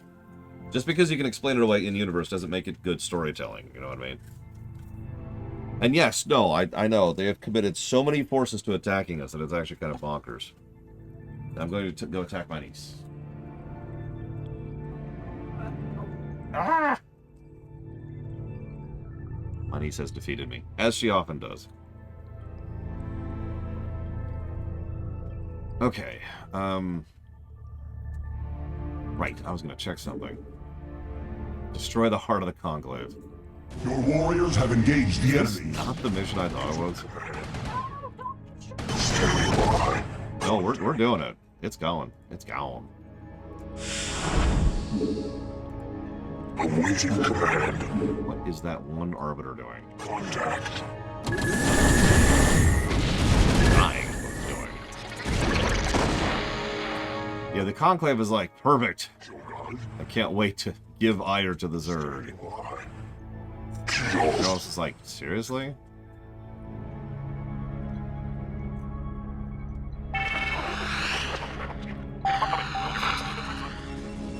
I've noticed red hasn't done any real attacks in a minute. It's orange.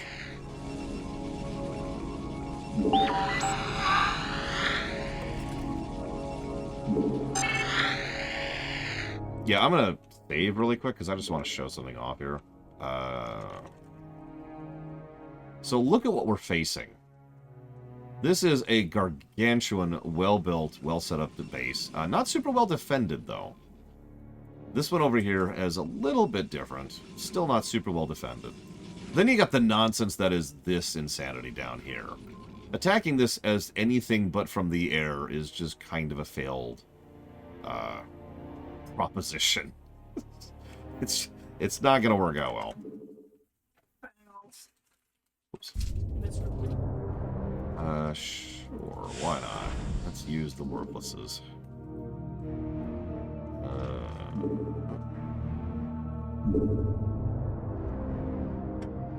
Shogun, awaiting command.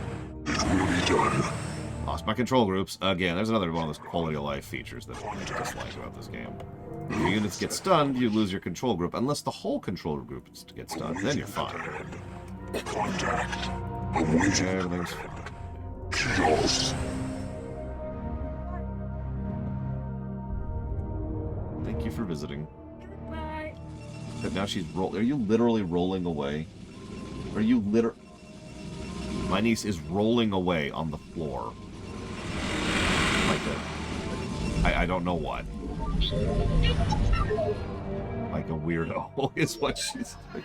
What are you doing? What are you doing? Why are you doing this? I do not understand.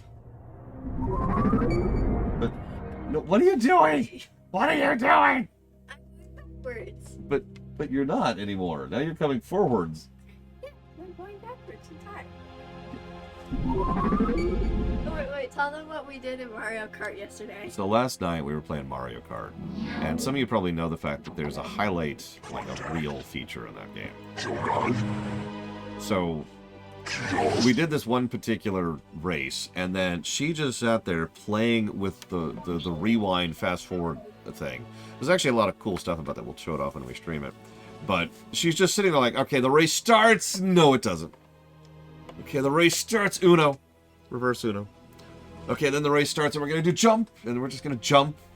We're just going to pretend we're jumping. And then we're going to dance over here. And then we're going to ride through the air. Yep, got to ride through the air. We're going to go surfing in the air. Yep, got to go surfing. Very important. And then we're just going to stand upside down in the air. Yep. We're just going to stand here for a minute.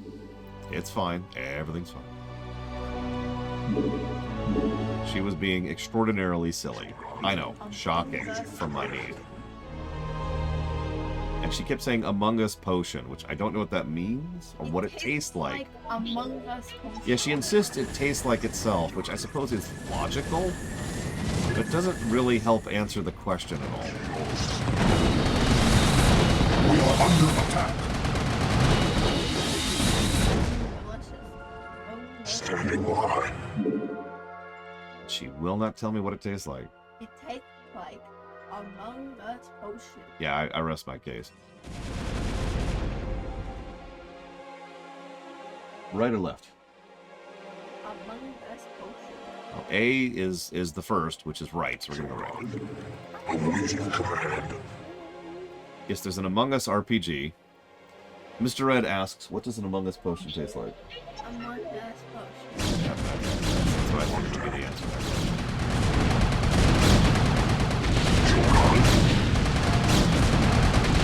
Purpose acknowledged.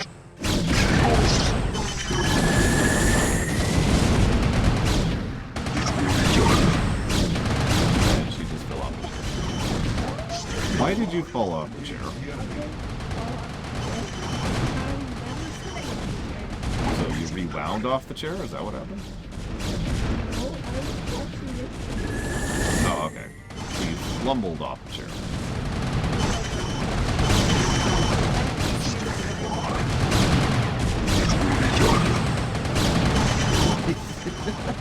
What are you doing? I don't understand. Is this what they mean when they say getting old? You just can't understand people anymore.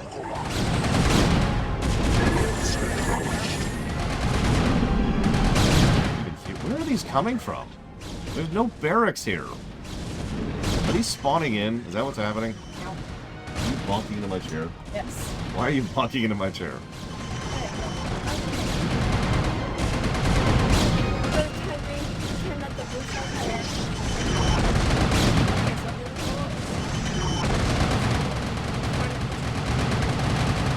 Sit on it like this. Okay. But and what you're looking at is that way.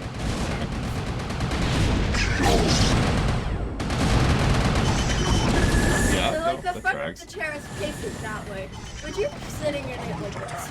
That makes perfect sense to me. I don't see any problems. And then if you flip the chair upside down until the NPC comes in, the NPC's like,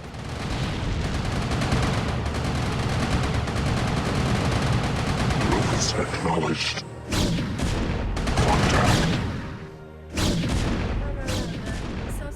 So the chair is actually Warriors have engaged the enemy. and the NPC's like, oh yes, I went to look at this, but I have to sit down in the chair. And so the cutscene. Why are you tormenting those poor NPCs in that cutscene?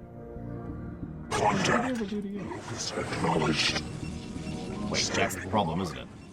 They should have done something. Contact. Why are you blue shelling yourself? Hey, Bragwin. I'm sorry. How did the... I mean, if you feel free to share, how did the thing go? Awaiting command. A single player Mario Kart where you remove all the NPCs and then you make items a blue shell. Would you blue shell yourself? Yes. In fact, you know that because we've done that, if you remember. We did that a few weeks ago. Awaiting command. Among Us potion.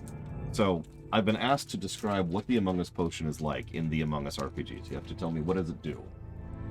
It turns you into an Among Us potion. So there you go. If you drink the Among Us potion, you turn into an Among Us potion. Kind of multiplicative like that. Awaiting command. It only works if you drink the entire Oh, so what happens if you drink only like part of it? That's something boring. It wipes your mind? It wipes your mind of when you drank the enemy. Oh, I suppose that makes sense. and that way you can't tell anyone the flavor. No. Instead of wiping your entire mind from that moment, whenever you think of the flavor, it replaces the word of the flavor with Among Us potion. So nobody can ever tell what it... And you don't realize that you're saying Among Us potion when you say the flavor. Until you walk up to someone and you're like, the Among Us potion tasted like the Among Us potion. And you don't realize that you said it tasted like the Among Us potion. God, so you don't even know that it's the Lolly Lally Loo.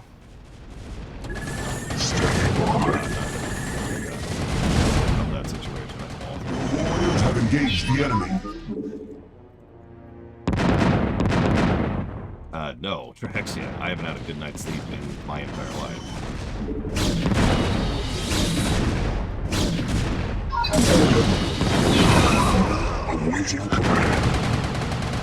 Well, anyways, so Reavers suck.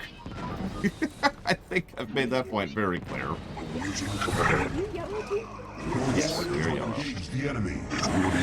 So, anyways, I'm gonna reload that because that was a... What did you knock over? Okay, nothing liquid. That's good.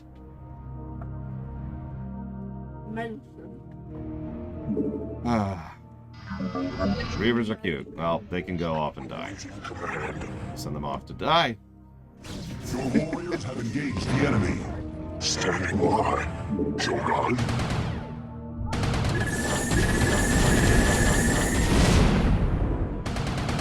Awaiting command.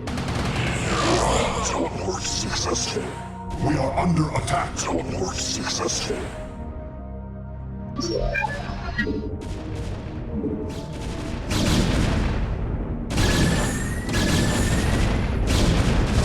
warriors have engaged the enemy. Standing by. Contact. Your warriors have engaged the enemy.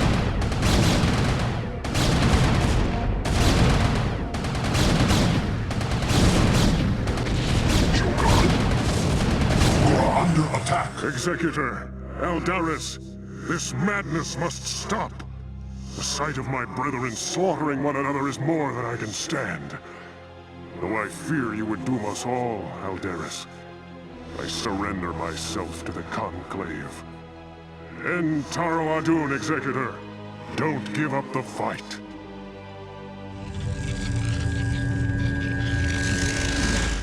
Tassadar of the Templar. By your actions, you have severed yourself from the mercy of your brethren. You refused to destroy the Terran worlds as was commanded. You have questioned time and time again the sacred will of the Conclave, and you have abandoned your homeworld in its darkest hour. Most grievous of all is that you have allied yourself with the blasphemous Dark Ones, and learned to utilize their profane powers in tandem with our own. What say you, O fallen Templar? Aldaris, I submit myself to the Conclave's judgment. But know this, given the same choices again, I would surely have made them. I have sacrificed all that our world might live. I have sullied my honor. I have discarded my rank and standing. I have even broken our most ancient traditions. But never think that I would for one moment regret my actions. For I am Templar, and above all else, I have sworn to protect our homeworld till the end. Paul aiding Risk of One. And yes, he has been in a tremendous amount of stuff.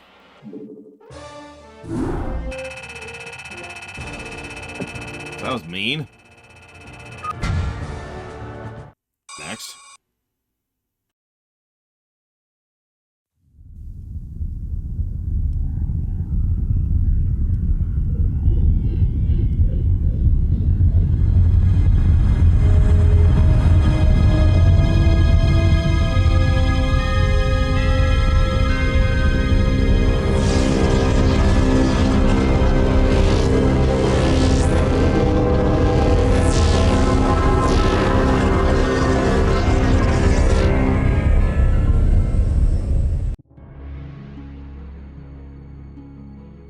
Tassadar was taken into Judicator custody and sentenced to stand trial for his crimes against the Conclave.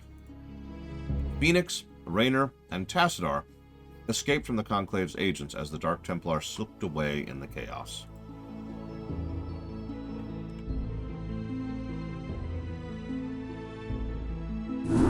Entaro Adun, Executor. All seems lost now, but still we must fight on. We must find Tassadar and secure his release from the Judicator before they can execute him for treason. Without him, I fear there is no way to defeat the Zerg and their Overmind. Zeratul and his Dark Templar have vanished, leaving us to fend for ourselves. I wonder if Tassadar was mistaken to have put his trust in them. We are receiving a transmission from Captain Raynor's command ship. This is Raynor. I'd like to help if I can.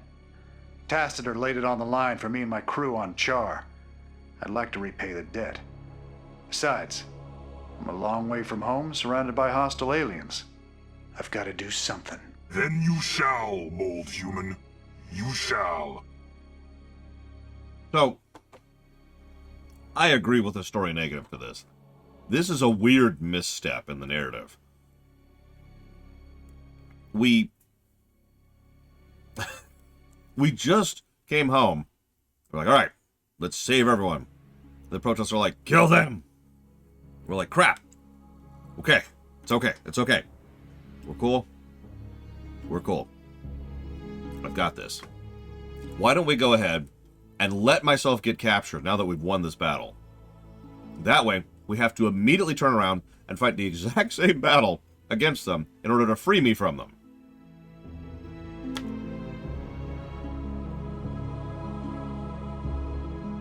This is a weird... It's here to have there be another mission. I don't remember how to cheese this one.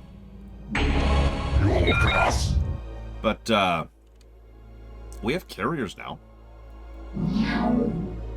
This is Jimmy. Yeah, we literally just fought the Protoss to not be captured upon coming home. And then Tassadar's like, I give up. I give up. It's like, oh, okay. You want to, like... Yeah, an act of desperation. That's one way to put it.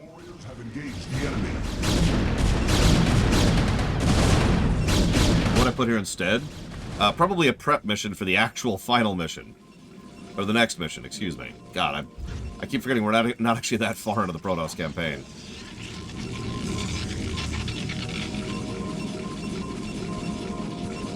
Right. I don't know, maybe a mission... Yeah, the next mission is the Cerebral one. Maybe a mission where it's like, we must go after our real targets, the Zerg and the Cerebrats, but the Conclave hounds us at every step. And so, we've got, like, Protoss that harry us as, like, a little side base over here, and our primary focus is the Cerebrats down here. There you go. Mission done. Any questions? Yeah, by the way, I hope you like mass carriers, because that's the strategy from now on. Forever.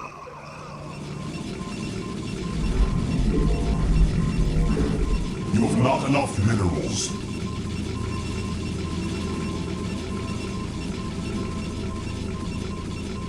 I mean, mass carriers is ridiculous, but for reasons we'll talk about in a second.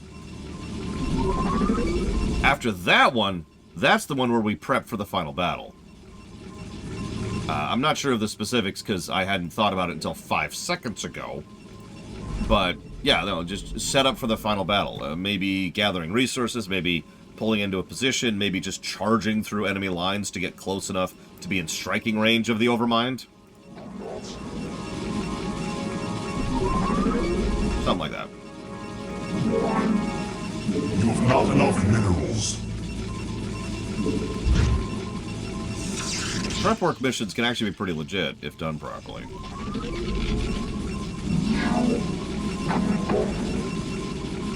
Gameplay plus for carriers. We'll see. That is certainly something that can be debated. And we will. Oh yeah, there's the Hyperion. Best ship ever. Right on. Scooch it over here. That should be good. You know, actually, I don't know, Ghost Rider. That's a good question. I honestly think the writers kind of forgot the Kala even existed, or how it functioned, or changed their minds on how it functioned. Anytime you're ready. Sounds fun. Right on. Sounds fun. Poke out a little bit here. This should be good. Let's get a little more vision going.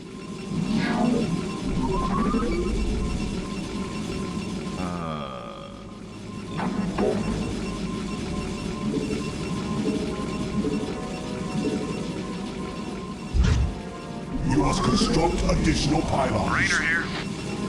Right on.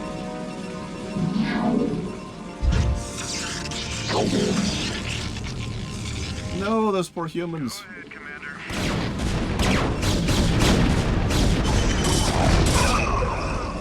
Right on. This should be good.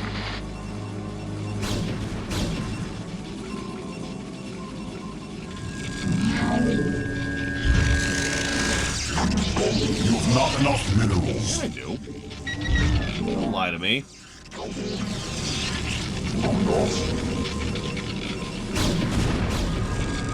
Anytime you're ready. Right on. Okay. It's just our life now, I suppose.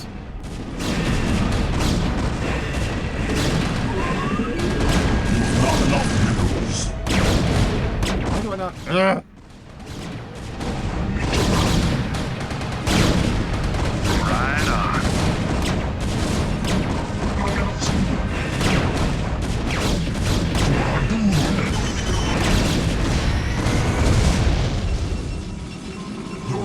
Anytime you're ready. Go ahead, Commander.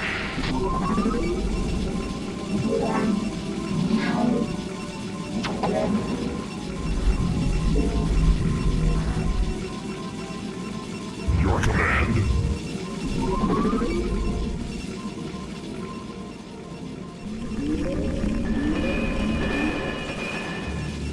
Go ahead, Commander.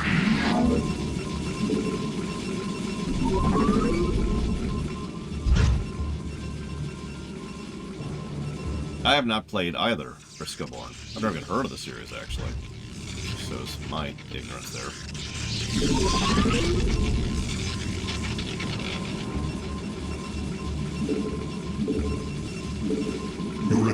requirable Vespine gas. Isachu! Kaukola!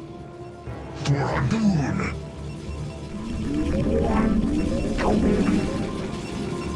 Go ahead, Commander. Your command, She House.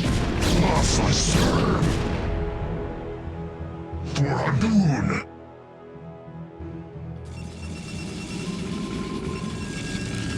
I long for combat. Kaukola!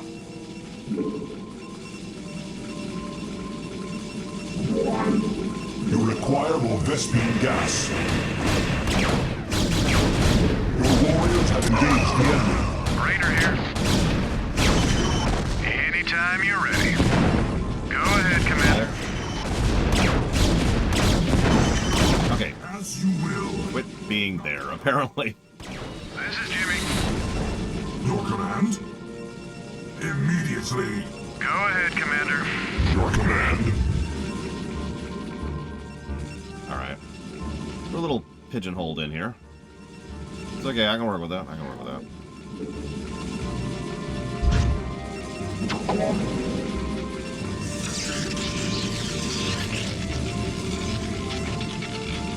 Two more. Your command? This is Jimmy. This should be good. Oh, yeah.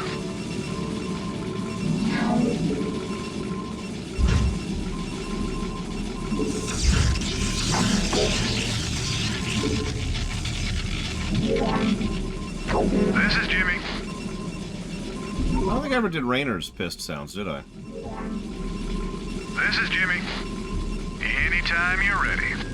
Go ahead, Commander. Anytime you're ready. Hey, quit it. What's your problem, man? Look, Commander, do you mind? I knew I should have stayed in bed this morning. Go ahead, Commander. Speaking of. Your command? Instructions. Kauju. Your class. Instructions. Your command. Instructions. Our enemies are legion. And still you procrastinate. Command, or you will be relieved. This is not an idle threat. Your command? Kauju. Oh, hey, we finally get improvements to scouts. Increased scout range, visible range, and increased scout movement. It only requires being at the end of the tech tree. Rainer here. Oh yeah, no idle workers button. There's another control issue this game has. Go back to the earlier comment. So, carriers are 350 minerals as a start, 250 gas, and 6 food. Instructions. Then they cost another 100 minerals to get the basic amount of interceptors, and then another 100 minerals. So 200 minerals to get them into full status. That means a proper carrier costs 550 minerals, 60 gas, or sorry, 250 gas and 6 food.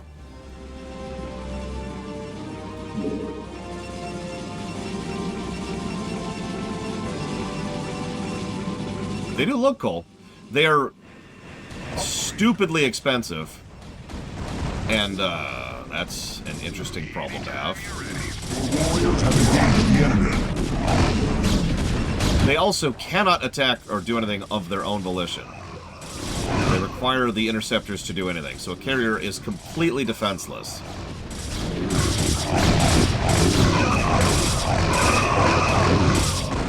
Without its interceptors.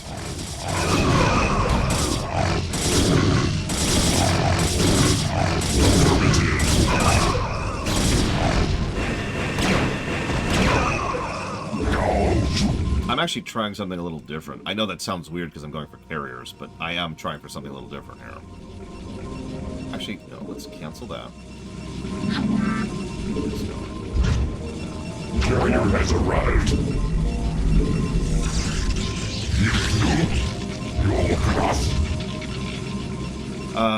I'd have to look up the battlecruisers numbers, which I can do. Give me a second.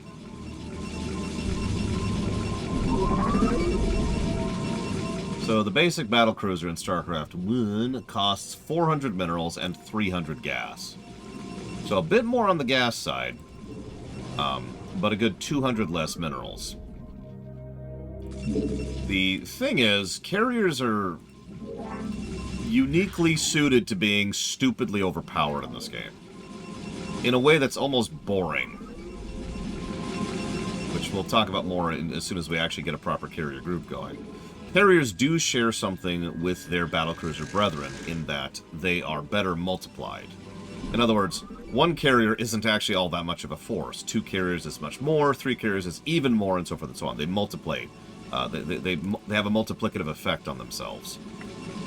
A full 12 carriers is a difficult thing to push against. Possible, but difficult. So the interceptors obviously gain benefit from the weapons upgrade. The carriers themselves get the most benefit from the armor upgrade, and then, of course, there's the shield upgrade. And yeah, a proper carrier ball obviously can be microed down. But good freaking luck. Carrier has arrived.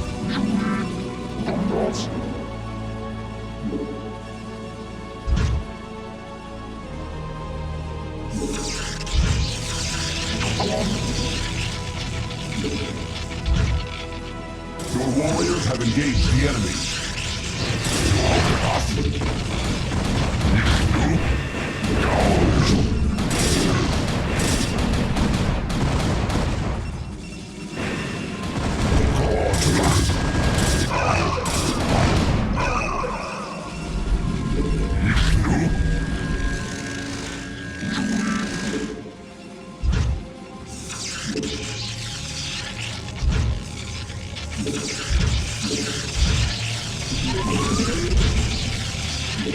Carrier has arrived.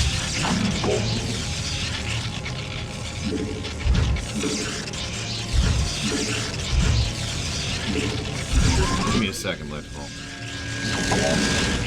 Your command.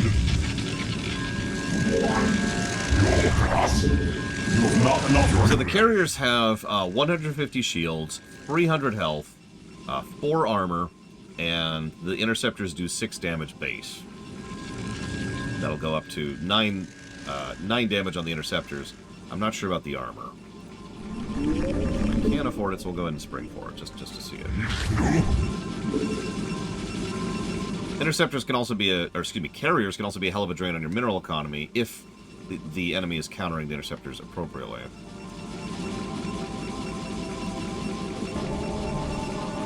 Yeah, it's also worth noting each interceptor does 6 damage.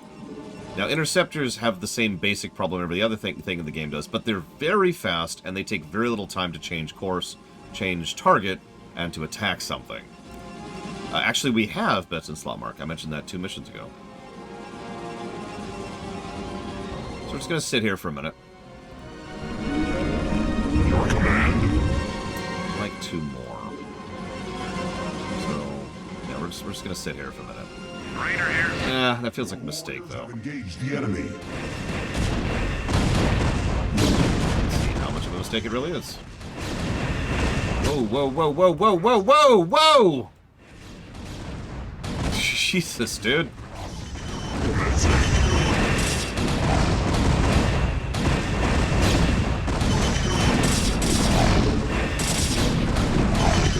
Warriors have engaged the enemy.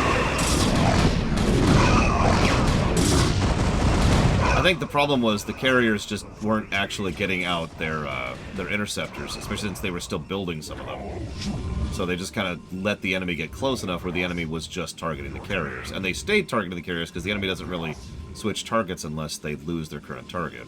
Instructions. Jesus. I have to go and do this really quick.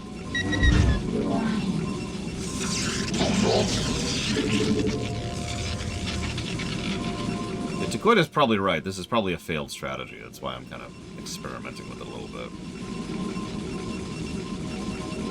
Oh yeah, also carriers take absolutely forever to build. In fact, I probably still have the stats up here. Yeah, 133 seconds. Instructions.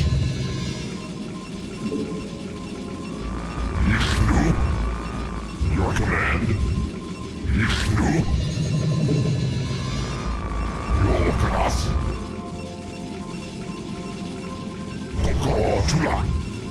That's a good question. Someone go Google that. Warcraft 3 peon only. I'm actually curious. I'm supposed to idly curious.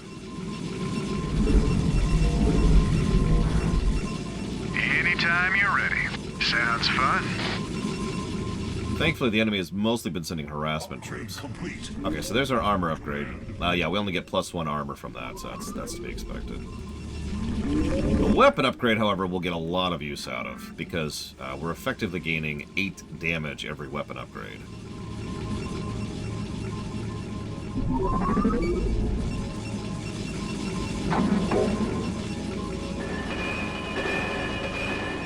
I'll spring for that, too. Getting more armor and more shields is pretty much always helpful for this situation. Especially when we can't properly mass.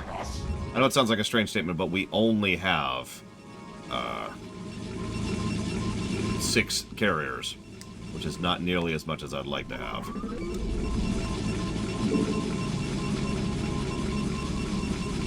Oh, that sucks, Mr. Red. So no Warlock only MC runs?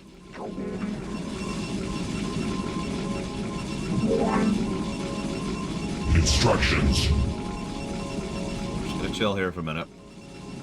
Everything's cool. We're cool. There's no need to attack us suddenly when we're not ready for an attack. All friends here.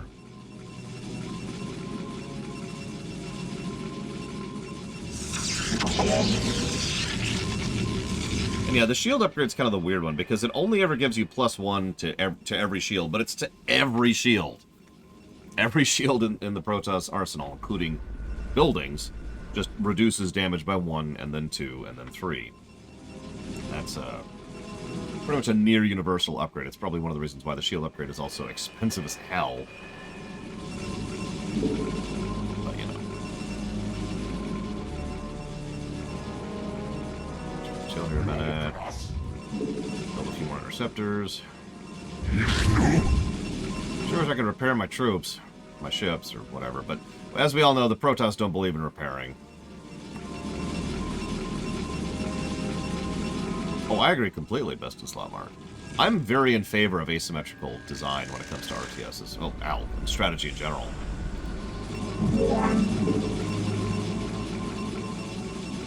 You still have to do it well. But I'm still in favor of the concept, regardless. Now, what we could really use is another resource spot. Instructions. I think I'm going to be a little more cautious and go ahead and push for 8 carriers, and then we'll go ahead and push out, because, yep, there it is. Rainer here.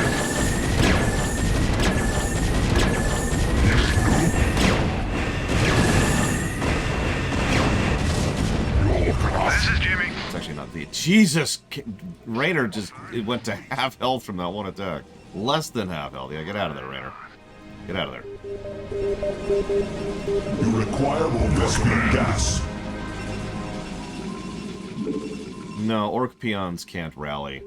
Do we? No? Upgrade complete. Just slow-moing a little bit. Your command.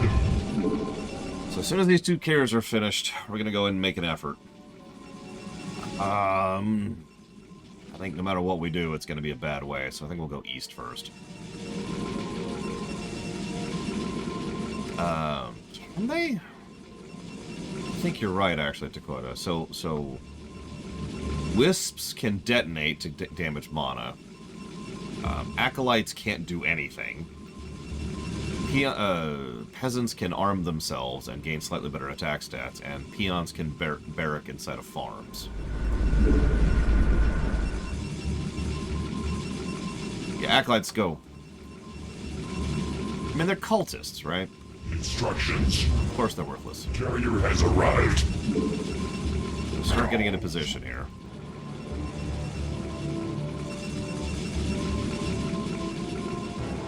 I think you're right, Loner.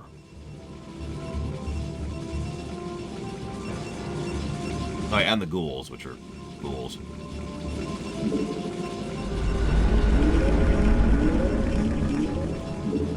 Weapons upgrade, I think.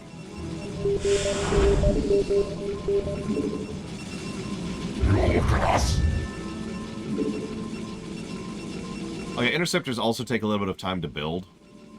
So, losing your entire interceptor there. Group can be pretty damaging. We're gonna go right after this.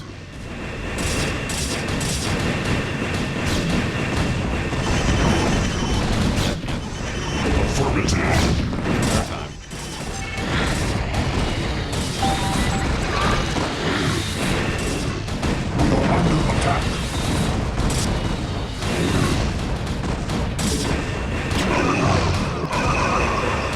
Notice they're beelining for the hero units again, by the way. I don't think I've ever noticed that they do that before. We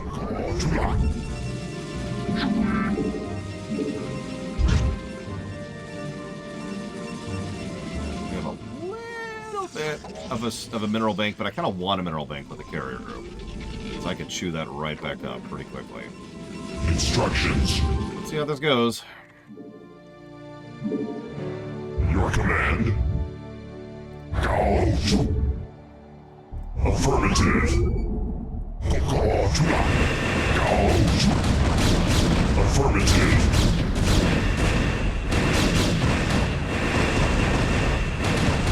Go. Instructions. That's that wall gone. The warriors have engaged the enemy. Never mind. This one. I'll just kind of back off for a second. Sweep a little. The warriors have engaged the enemy. Instructions. Affirmative. Yeah, part of the problem with this setup is we have no defenses at all right now. We have our carrier group. We have poured everything into a carrier group. Kill the enemy carrier. Kill the enemy carrier. Kill the enemy carrier, please.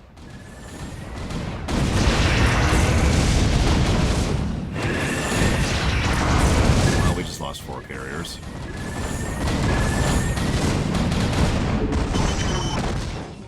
Affirmative.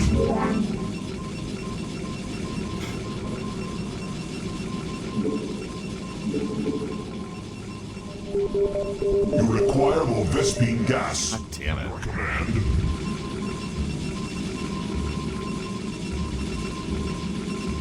No, that was terribly ineffective in terms of cost-benefit analysis.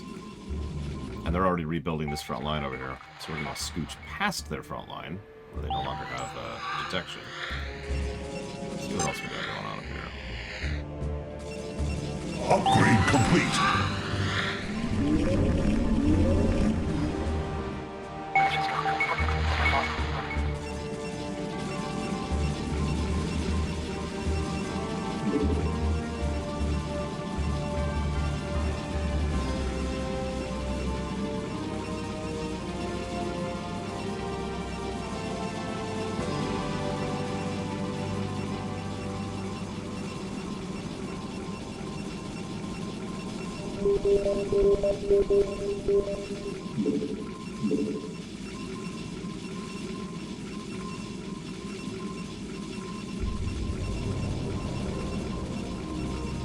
So I'm thinking. Instructions.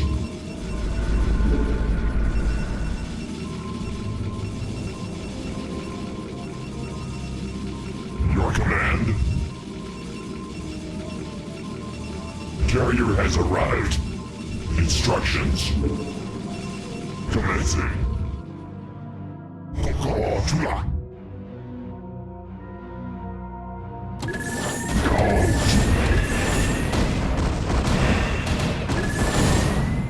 Frickin' scouts. Affirmative. Swear to God. Commencing. Commencing.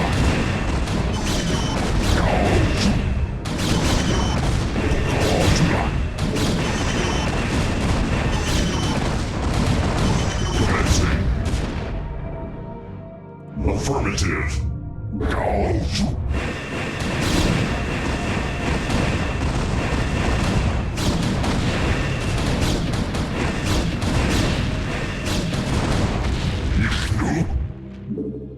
Instructions. Your command. Upgrade complete. Commencing. Gouge. Gouge. Affirmative.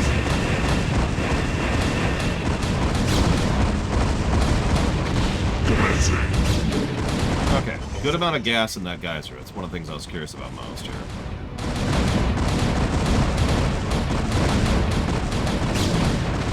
Commencing. Affirmative. Instructions.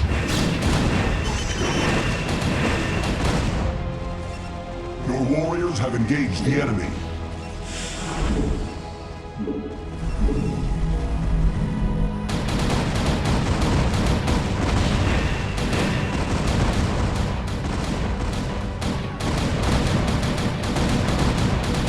Let them swarm for a minute.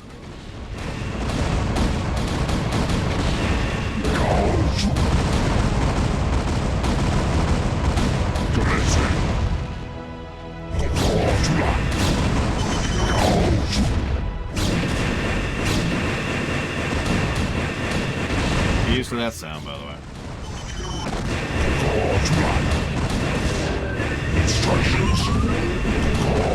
Okay, this base is gone.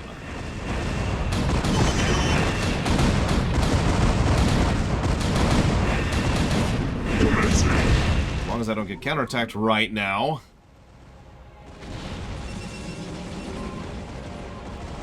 I'm just waiting for it.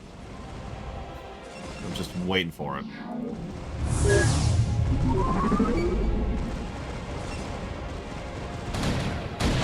Your command. Instructions. Affirmative.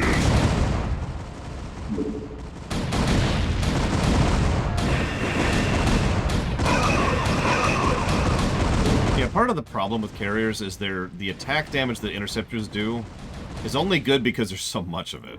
Which I know sounds like a weird thing, but like they don't really do bonus damage to like anything.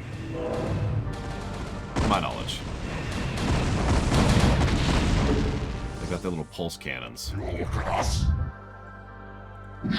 Yeah, they do chip damage, so you pretty much need a lot of them to really make it effective.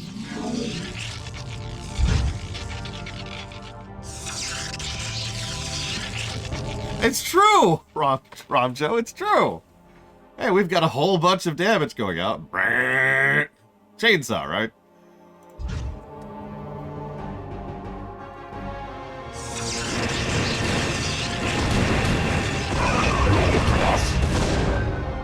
We're gonna chill for just a second.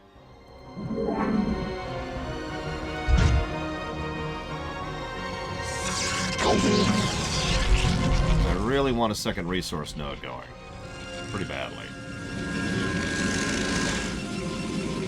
A few of these off, actually, too.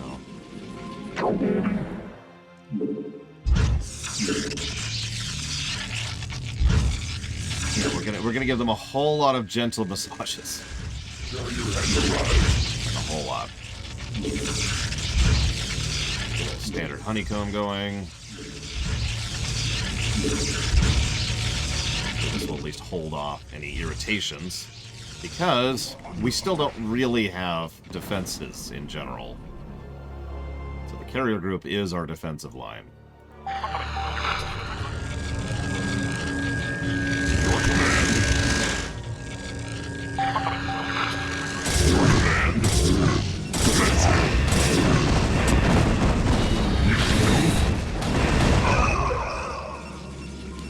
Anyways.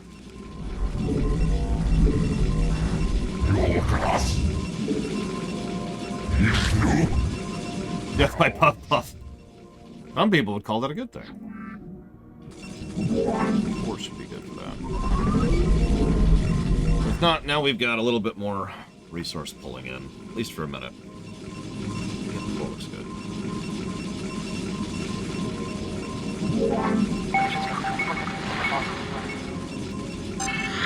Next.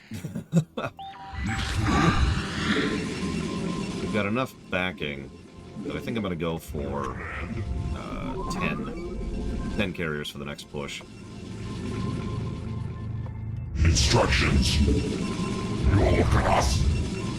Instructions. I love the voice acting on the Protos, by the way. Lovely bassy sound, right? Your command.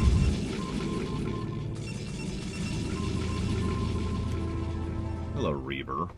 And Scouts. Instructions. Commencing. The call to life. They got way too close. We're gonna lose a carrier. Yep, that's just nothing I can do about that. Affirmative. Nothing I can do about that. Affirmative.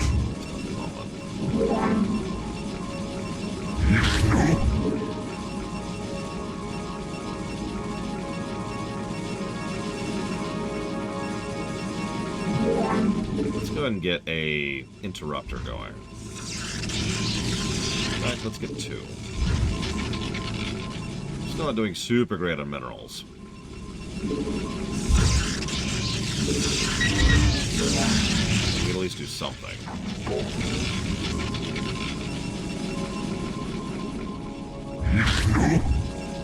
That would be nice, Dakota. Carrier has arrived. Your class.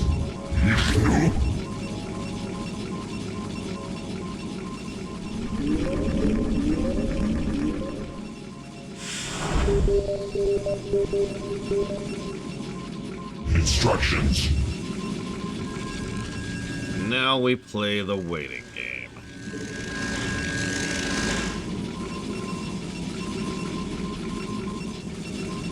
Yeah, their units the same way that the Reaver's bombs are units. Literally, I suppose.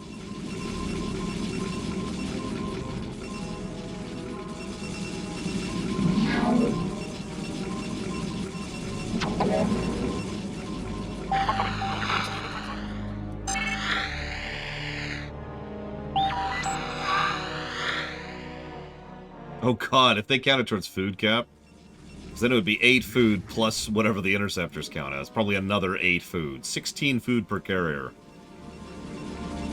You know how StarCraft 2 nerfed carriers? Yeah, that would be bonkers. Let's get a little more vision while we're waiting on those to build.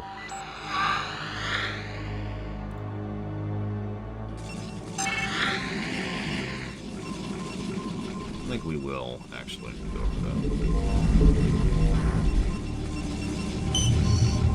Carrier has arrived. Get another expansion going. Instructions. Trust me, you can't have too many expansions when you're going carriers. They are expensive as crap.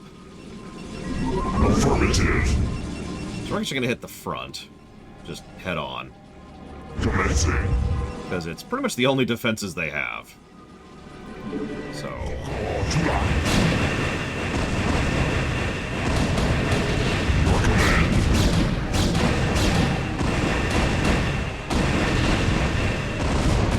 The warriors have engaged the enemy.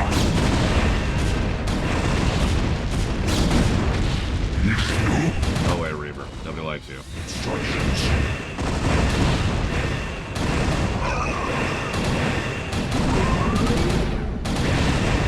Still some gas left. Good. Good. Counterattacks.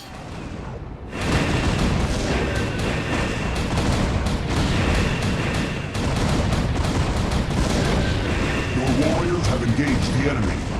Your class.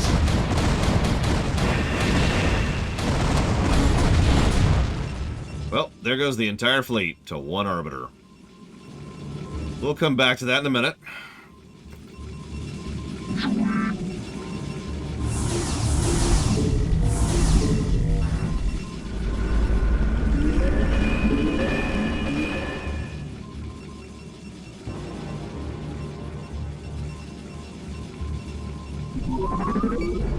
Oh god, that would be awful.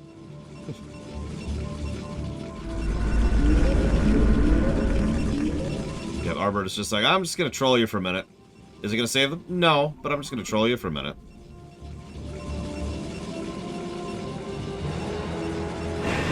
Hey, alright, so we're back. Let's Playing a little red light, green light. Don't mind us. Don't mind us. Kill those zealots. They offend me. Upgrade complete. Okay, now you can kill everything else. This one, right? Yep. Your warriors have engaged the enemy.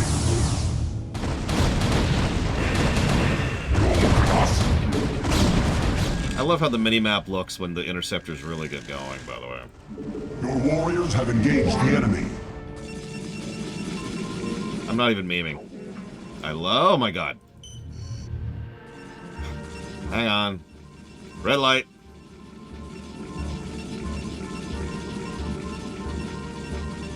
How's your day going? Because I'm a potato. Your warriors have engaged the enemy.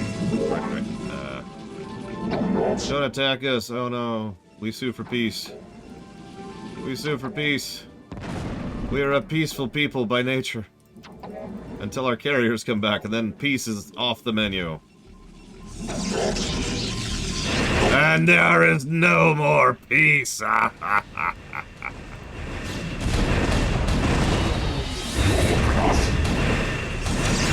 warriors have engaged the enemy. No peace in our time. Just carriers. Your warriors have engaged the enemy. Affirmative. Gouge.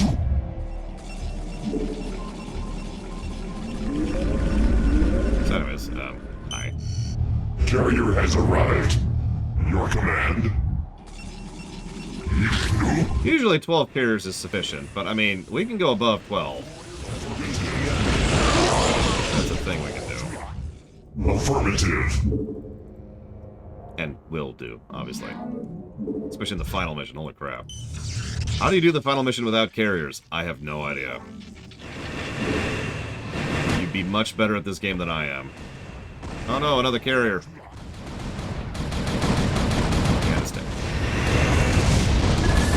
Upgrade complete.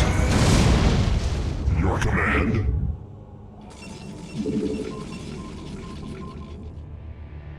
Oh man, that sounds awesome.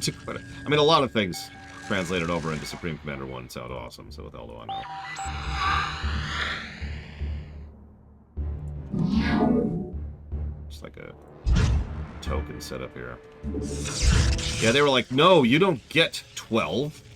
11 is the correct amount. Thank you.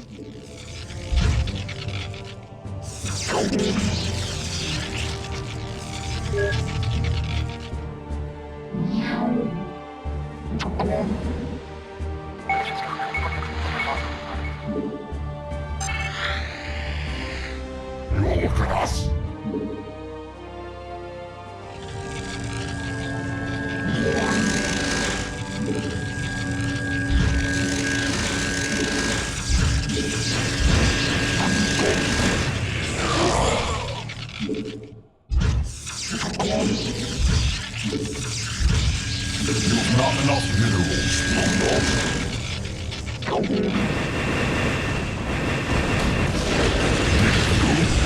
Affirmative. Your class. Upgrade complete. You're not even doing anything. Carrier has arrived.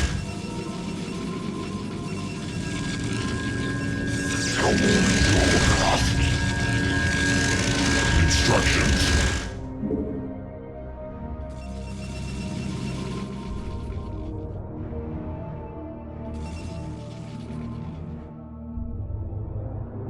Now there's a thought. A Starcraft mod in Factorio.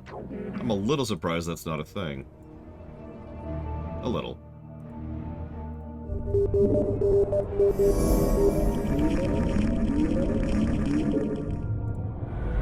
God damn it. What?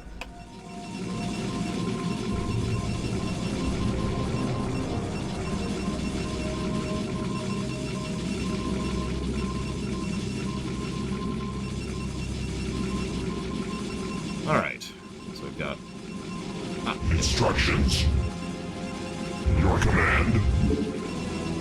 Okay.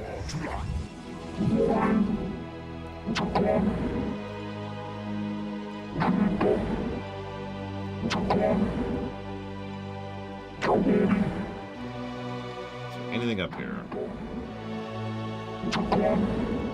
Yep. The answer is yes. Instructions. That probe died as he lived.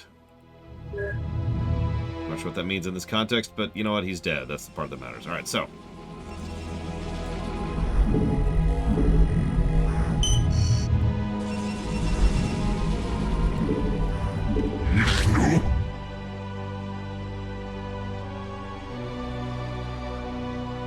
We could probably make a dive for it at this point. In fact, I think I'm going to make the effort to. Upgrade complete. Right after I kill these people. In revenge for the probe.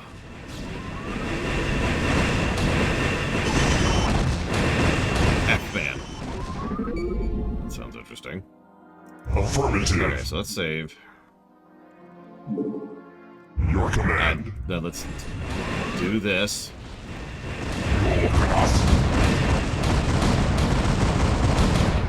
Oh my god. That's actually pretty bad. Your command. Affirmative. That was a good use of an arbiter. I'll give you that one, game.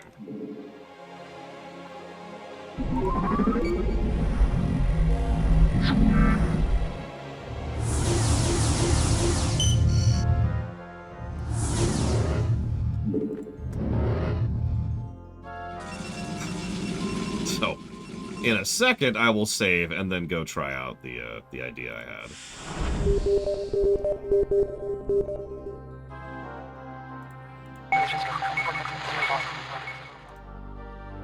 A race? A probe race? UMSs are crazy.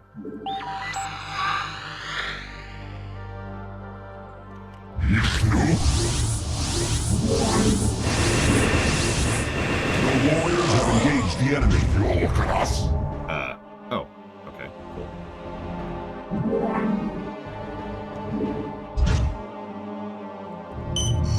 I mean, naturally, you gotta have enemies on the track. What's the point otherwise?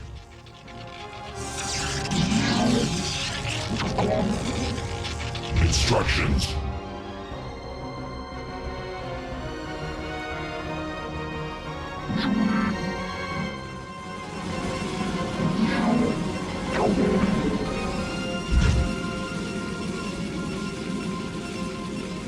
Upgrade has arrived. Instructions. Your command.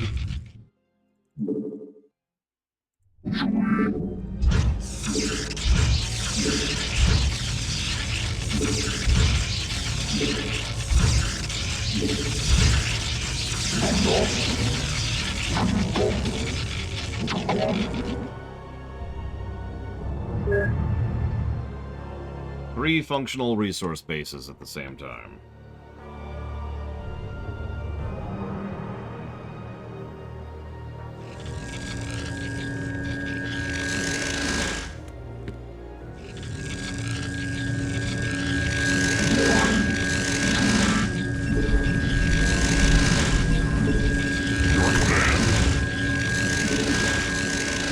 Now I'm going to save, now that we don't have an Arbiter attack imminent. And we're going to A-move and just see what happens. Okay,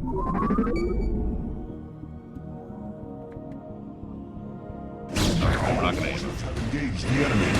And now we're going to A-move.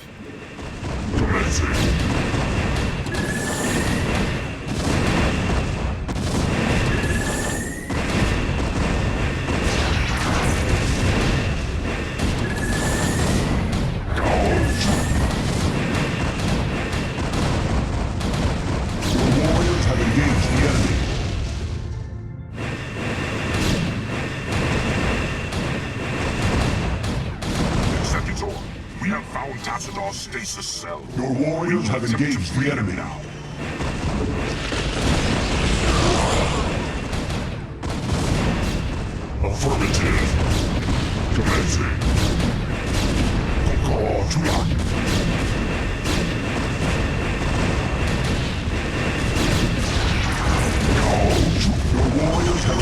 the enemy.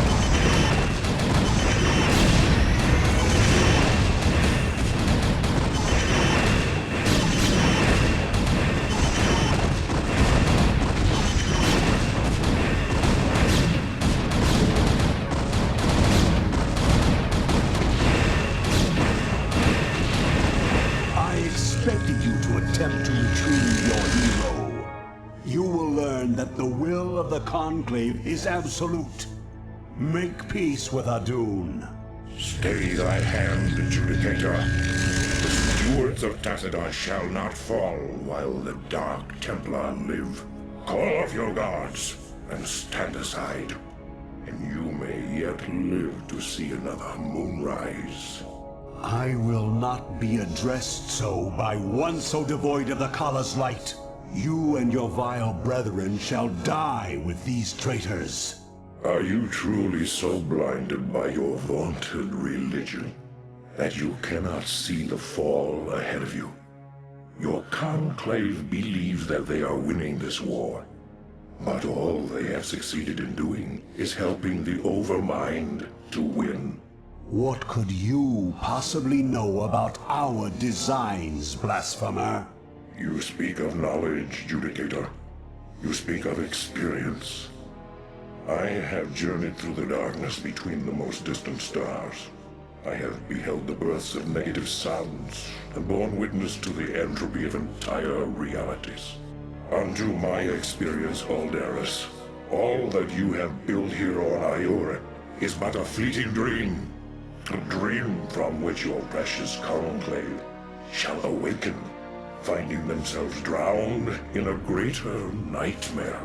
We shall see. Victory! We did it! We completely undid the previous mission. Whew, that was a close one, guys. Ugh. I'm gonna break for lunch. I'll see you in a bit.